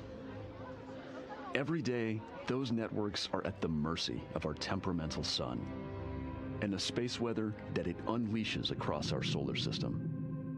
That's why NASA's space weather program tracks solar storms from the moment they erupt, modeling their paths, anticipating their impacts, and leading the research that the world's industries rely on. NASA's space weather research and modeling is driven by the needs of society and enables critical decision-making that equips pilots to reroute around high radiation areas, farmers to adjust GPS-based precision planting and harvesting plans, and power grid operators to mitigate the impacts of potential surges. For those exploring other worlds, NASA provides 24/7 space weather monitoring for Artemis crews at the moon and future Mars astronauts who may be exposed to dangerous levels of radiation during solar storms. Whether you're a pilot or a passenger, a farmer or a consumer, a power grid operator or energy customer, a satellite controller or GPS user, space weather impacts us all.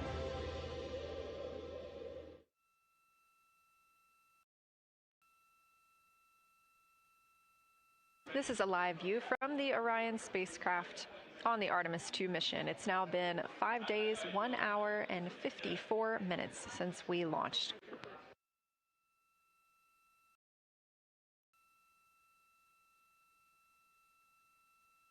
We are still in our flyby coverage, and the crew is on a short break right now as we have changed the attitude of the spacecraft to help charge the batteries aboard. We use the solar arrays to gather energy from the sun and store it in the batteries. That way, when we are not in the sunlight, we have those batteries to continue powering Orion. Now, we're doing so because the Artemis astronauts are about to experience a solar eclipse from their capsule. And this is a solar eclipse that no one else on Earth will experience. This eclipse is about 54 minutes, and to the astronauts, it'll look a lot like a total solar eclipse on Earth, except the moon is going to be huge compared to the sun, unlike when you watch one on Earth and the moon and the sun appear about the same size in the sky. We're interested to learn if they see the outer corona when the sun is fully obscured by the moon. And because of how big the moon will be from their perspective, the total phase of the eclipse will last nearly an hour. The astronauts will see a partial solar eclipse as the moon covers and uncovers the sun, which is before and after totality. So, much like us on Earth, they will have eclipse glasses so they can safely view that portion. The astronauts will also be using cameras to capture images of the corona during the eclipse.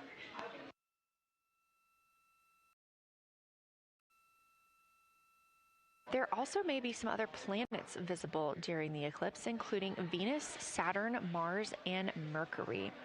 If they can identify what part of the sky they're looking at, this can help train future Artemis astronauts on what part of the sky they're seeing. This provides useful knowledge in challenging situations when they may need to rely on that information instead of instruments for navigation and orientation.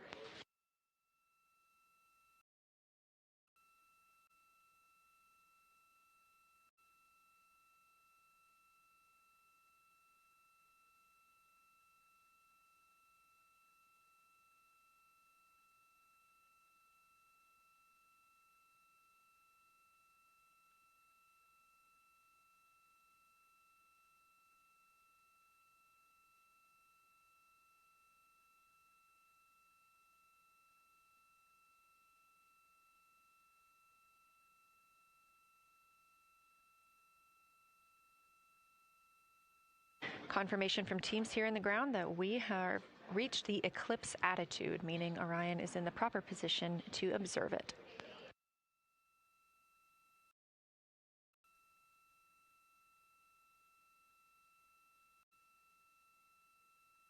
The astronauts' break during this observation period is now over, and we are resuming their lunar flyby observations. The first of these is sunset. This is the solar corona that we'll be looking for. It's the outer atmosphere of the sun. The science team is also interested in if the astronauts can see polar plumes. These are thin streamers that project from the sun's north and south poles. Additionally, they're interested in seeing if the crew can witness coronal loops. These are arcs close to the sun's surface. And something else that we've previously mentioned is lunar dust. This is dust from the moon that is lofted above the lunar surface and illuminated by the sun. It was reported visible by Apollo astronauts.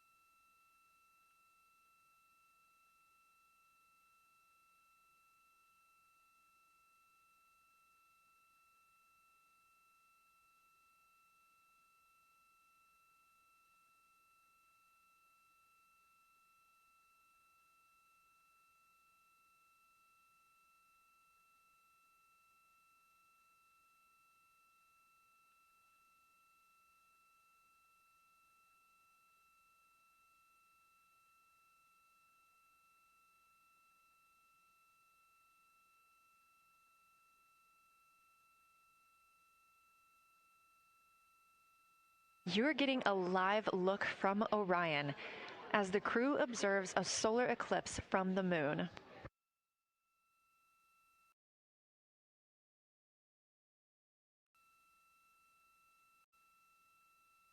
Again, this solar eclipse is only visible to the crew on the spacecraft. It's not visible to anybody on Earth. The science team is interested in several different targets for them during this time frame. And we're personally looking forward to getting those images as well. Again, during the beginning portion of this eclipse, the astronauts will need to use eclipse glasses just like we do from Earth to safely view it. Once the moon has completely covered the sun, they'll be able to take off those glasses for almost an hour. Totality on Earth during a solar eclipse lasts only a couple of minutes. So this opportunity gives them a chance to look out into deep space and to look into see if there are other planets nearby.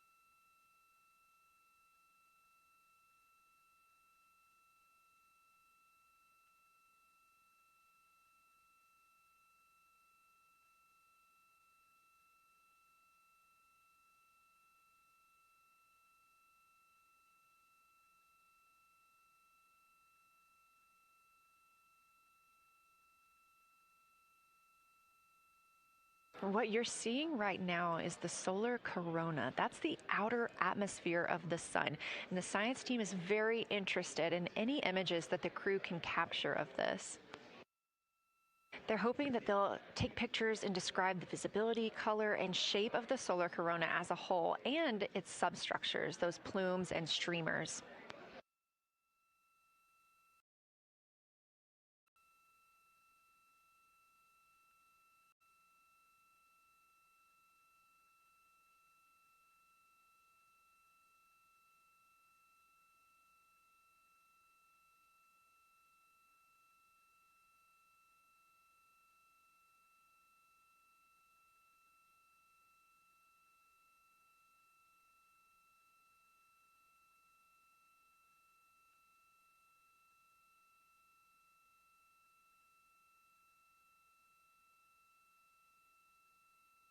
Science integrity in the blind. This is continues to be unreal. The sun has gone behind the moon, and the corona is still visible, and it's bright, and it creates a halo almost around the entire moon. But when you get to the Earth side, the Earth shine is already shown. I mean, almost seconds after the sun set behind the moon. You could see Earth shine. The Earth is so bright out there, and the moon is just hanging in front of us. This black orb out in front of us, in front of now, not the blackness, but the gray that blends and drifts into the blackness. We can see stars and the planets behind it. And Christina is in window 1, Reed is in window 2 with the long lens, and Jeremy is describing it in window 3, and it is quite an impressive sight. You can still see the horizon lit up brighter where the sun set on that side of the moon. It is bright, and Earthshine is very distinct, and it creates quite an impressive visual illusion. Wow, it's amazing.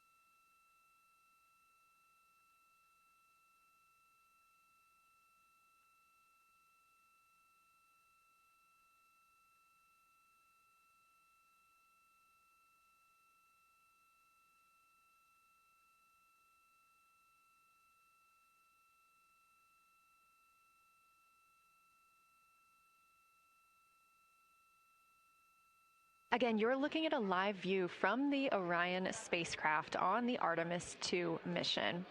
Orion is now 252,125 miles away from us all on Earth. We're here in the Artemis Mission Control Room in Houston, Texas, and what you had just before we lost that view quickly was the corona of the sun peeking around the moon as the astronauts are entering a solar eclipse for this portion of the lunar flyby. We're now over 5,500 statute miles from the moon. That closest approach today was just about 4,067 statute miles away. And teams in the room beginning to get a little busier and filter in and out as we are stepping through a handover. The Orbit 1 team is handing over to Orbit 2, who will continue monitoring lunar flyby and all of the systems aboard the Orion spacecraft.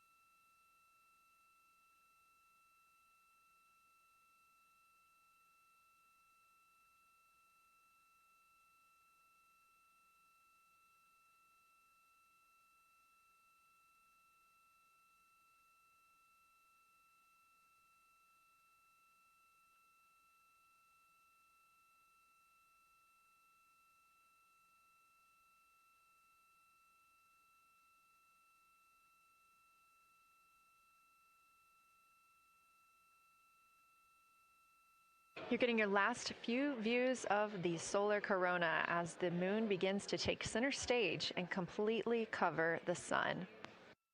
If you see that bright dot up near the top left of your screen, we think right now that that may be a part of the spacecraft, but we'll be sure to correct that if we end up figuring out later that it is something else entirely.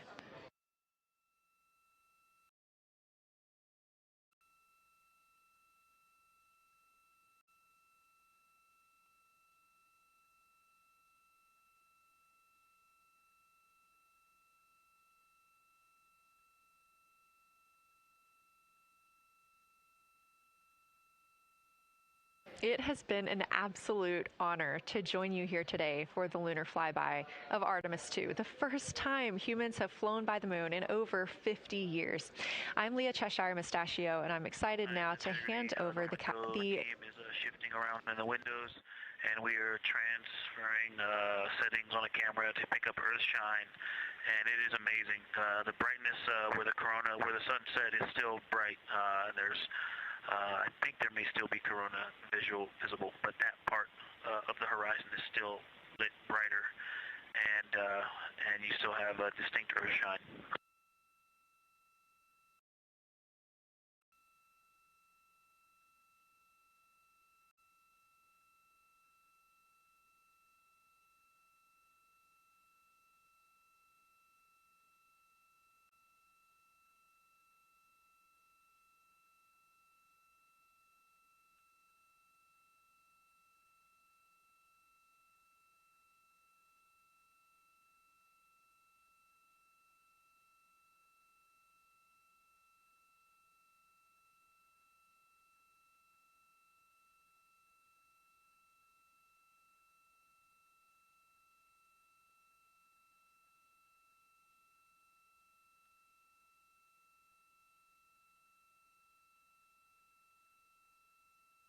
You know our rules that we don't talk when the crew is talking, so wanted to give Victor Glover a moment there to call down what he was seeing now that the moon is covering the sun. A really amazing time during today's lunar flyby. Again, thank you so much for letting us help tell this story today. I am Leah Cheshire Mustachio, handing it over to my friend Anna Schneider at the PAO console as the Orbit 2 team comes to join us. So thank you so much, and I hope you all enjoy tonight. Anna, you can take it away.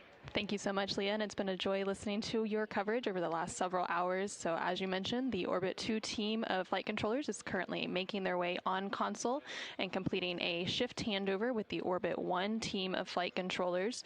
The Orbit 2 team tonight will be led by Flight Director Diane Daly, and she is currently handing over with the Orbit 1 flight director there on your screen, who was Flight Director Jeff Radigan.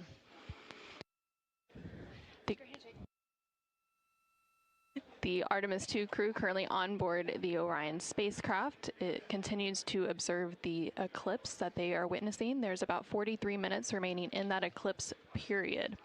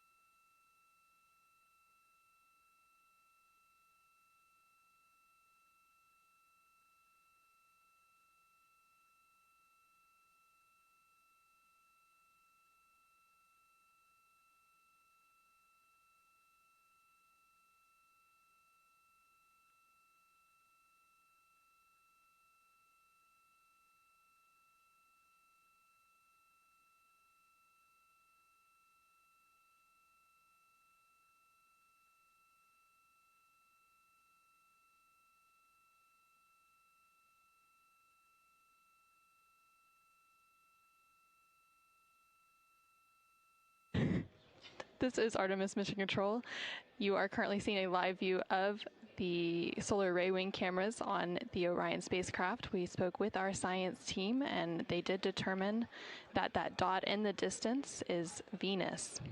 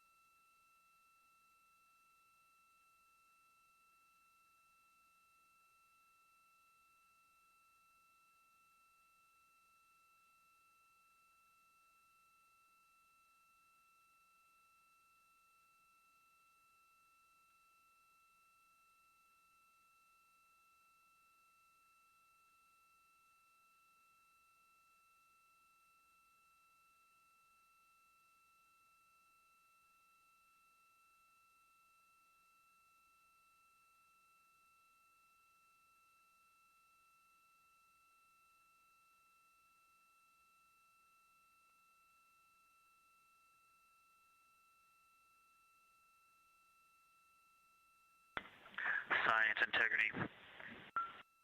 Let's see, not a huge change in here, just an update. The camera settings for Earthshine are challenging. This one's challenging to capture. What we're seeing, we're just not picking up on the cameras. And after all of the amazing sights that we saw earlier, we just went sci-fi. This has, it just looks unreal.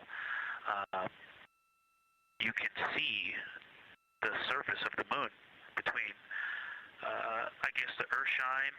I guess Earthshine. You can actually see a majority of the moon. It is the strangest looking thing that you can see so much on the surface.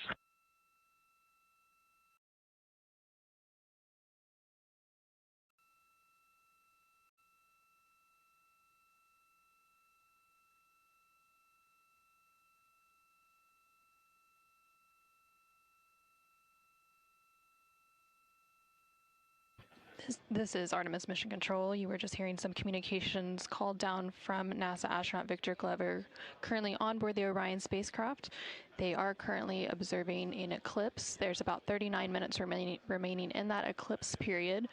Currently, we are in a forward link LOS, or loss of signal, so the crew can communicate down with... He's seen 2 meteors, science.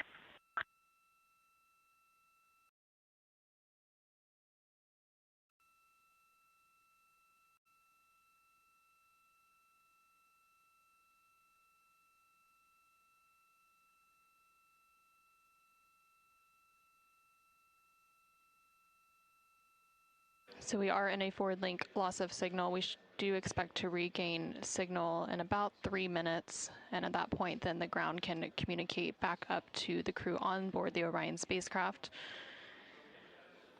In the meantime, the crew can continue to communicate down to the ground. The ground is just unable to respond, so they are continuing to provide some science observations during this eclipse period.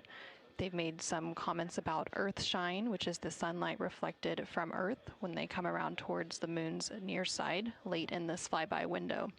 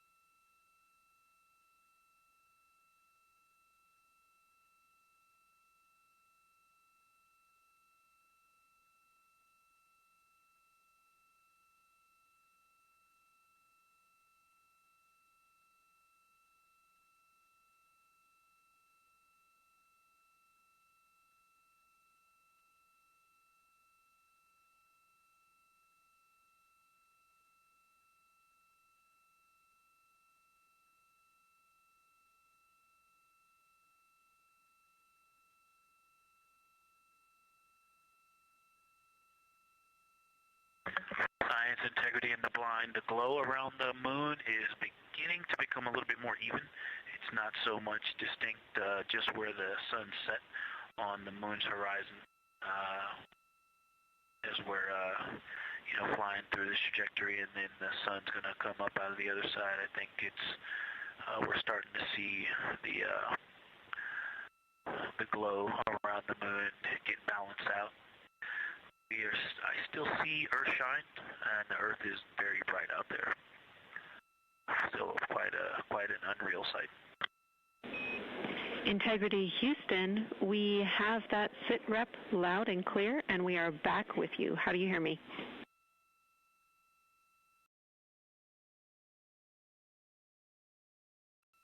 Hey Jenny, we have you loud and clear, thanks.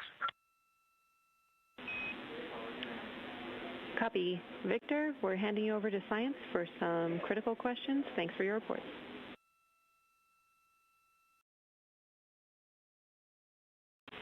Integrity Science, we were loving your science sit reps in the blind, and it should come as no surprise that we have a number of follow-up questions.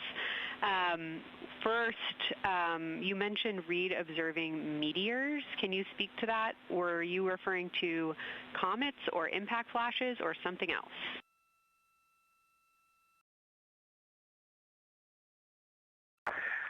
Yeah, there was a little bit of giddiness. We have seen 3 impact flashes so far. I saw 2, and Jeremy has seen 1. Undoubtedly, Jeremy saw 2, so that's 4 total. Undoubtedly, quick impact flashes. It was not sun glint off of particulate from the thrusters or the purge tanks. It was definitely impact flashes on the moon. And Jeremy just saw another one. Go ahead with your next question. Amazing news. I literally just looked over at the SIR and they were jumping up and down literally. If you could describe where on the moon you saw them, please.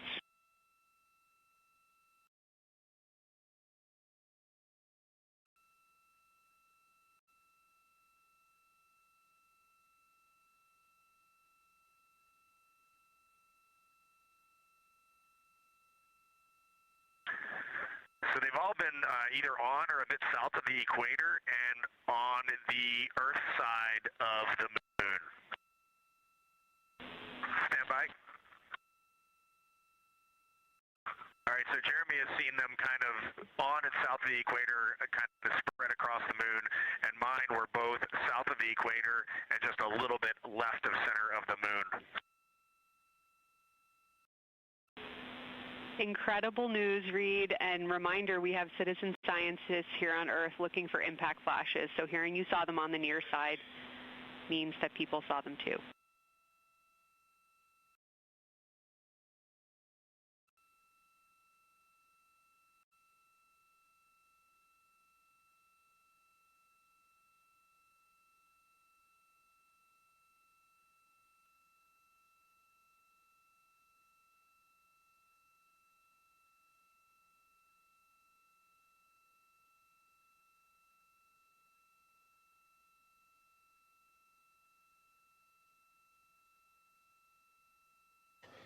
This is Artemis Mission Control. We have regained that signal, so the team here in Mission Control was able to call back up to the crew on board the Orion spacecraft as they continue their lunar flyby. Specifically, they are now in that eclipse period. So the science team here in Mission Control was able to ask some questions about some of the situational reports they were providing during that loss of signal. Specifically, they were interested in some of the meteors that they mentioned seeing and those impact flashes, and they did provide confirmation that they did see at least 4 impact flashes during that lost signal. Are you still with us, Houston, or do we lose you? Integrity, I hear you loud and clear. How do you hear me?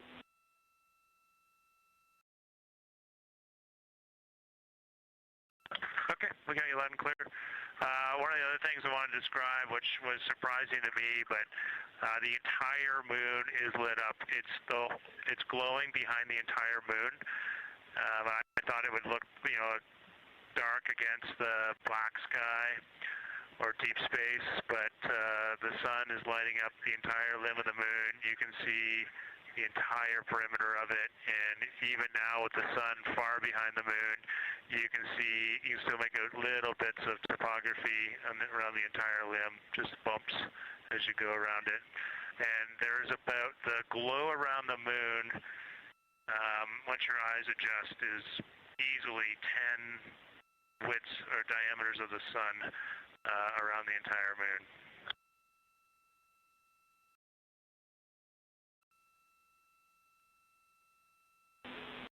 Incredible to hear, Jeremy. Were you able to actually pick out any discrete features on the lunar surface? And if so, how do they look different than when you observe them in solar illumination?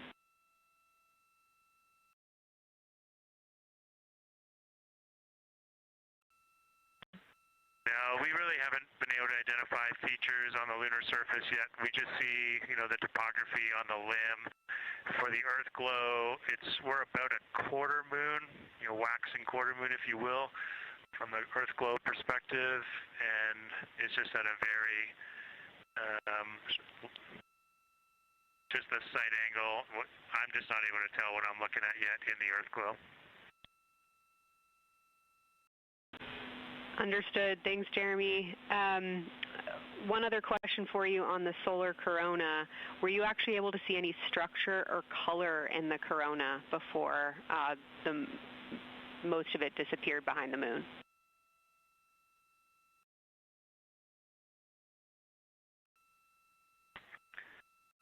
Yeah, I didn't pick out any color, but definitely structure. There were streamers, and they were not uniform at all.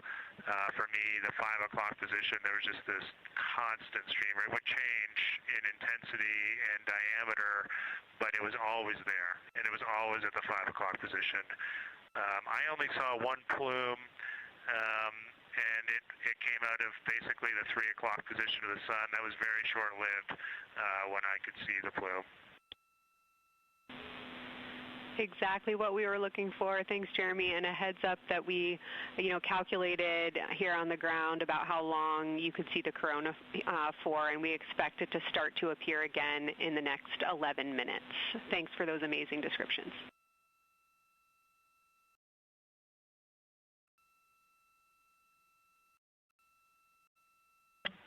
Okay, we're excited to see it all again. Integrity Houston, we're following along as well. That was outstanding. If you haven't already, just reminding you to swap positions at the windows. And that brief LOS we had previously was due to a data rate change expected.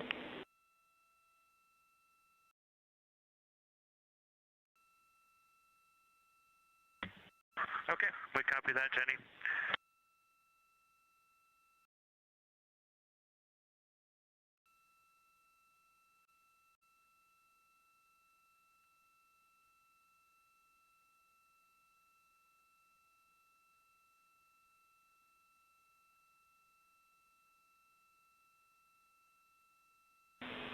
Integrity Science, one more request for you.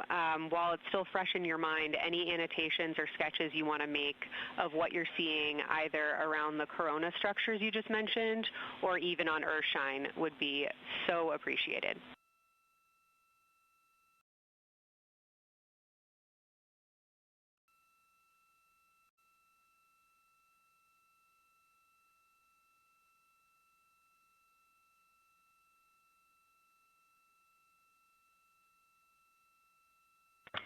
Okay, Kelsey, it's going to be pretty hard to go look at a PCD right now, but we'll definitely try and annotate what we saw.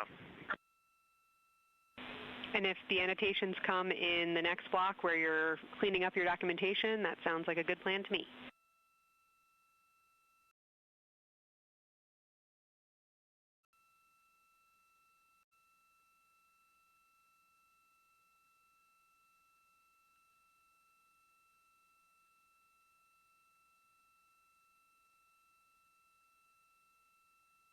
This is Artemis Mission Control.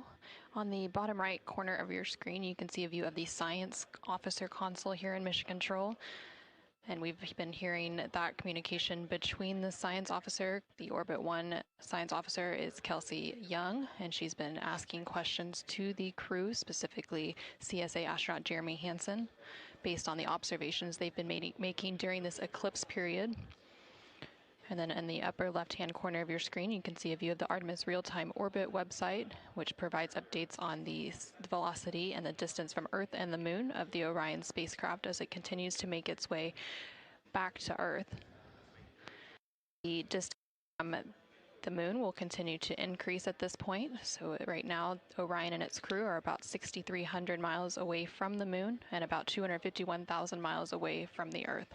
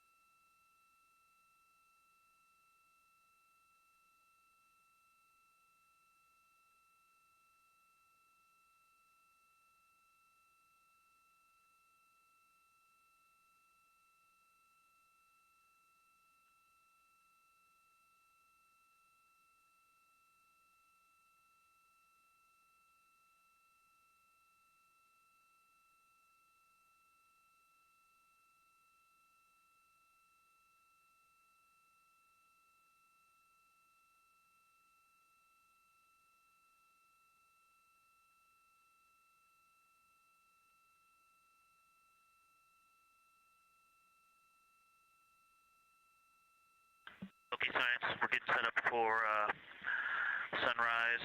The window teams are, Christina is supporting, and also Z9 in window 1. Jeremy's got the long lens in window 2, and the short lens in window 2. And Reed is in window 3, and he has started recordings and is set up to see Corona.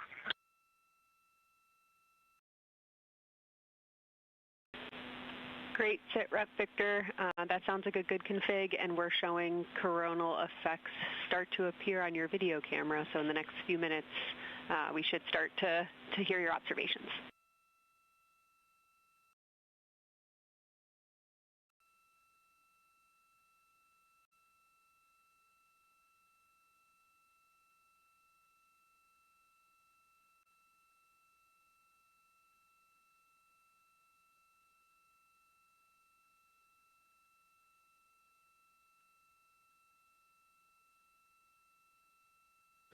This is Artemis Mission Control. We just heard the crew call down to the team here in Houston, reporting that they have swapped out who is in the windows for the final portion of the lunar flyby. So Christina Cook is in window 1, with Jeremy Hansen in window 2 and Reed in window 3.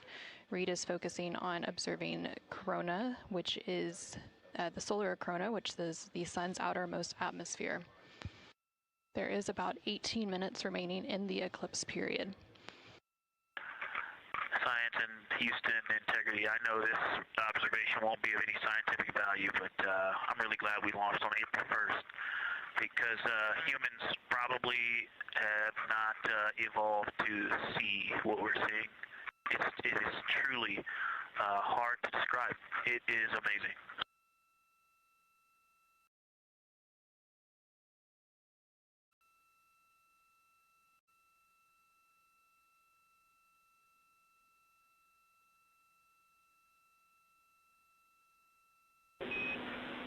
Amazing. Thank you, Victor.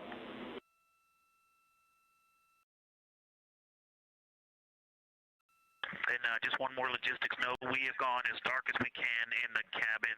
We have turned the DUs all the way as dim as they can go, so you can't see anything on the screens. Every bit of light in the cabin affects the view. You're definitely seeing the brightness go closer. It's definitely brighter on the Earthshine side, and so we're expecting to see some corona here soon. We copy all. Excited for what you see next.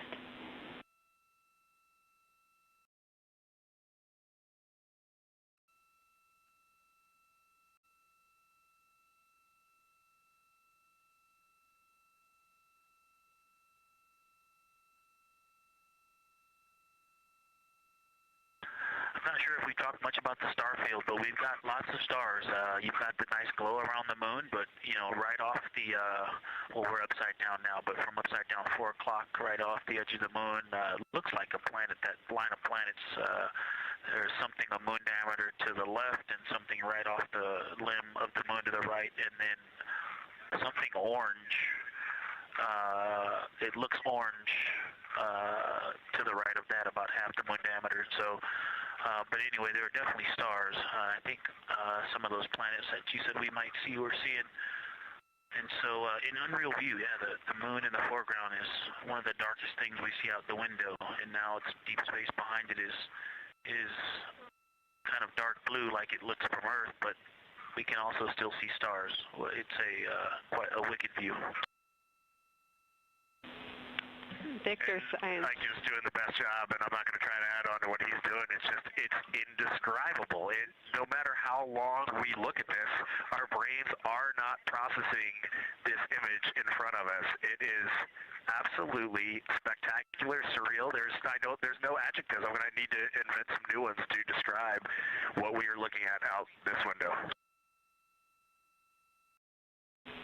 This is just absolutely beautiful and inspiring to hear.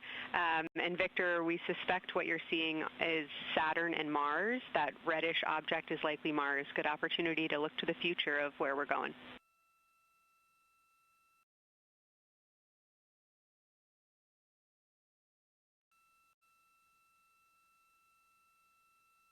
Yeah, we can absolutely see the color of Mars. That's awesome.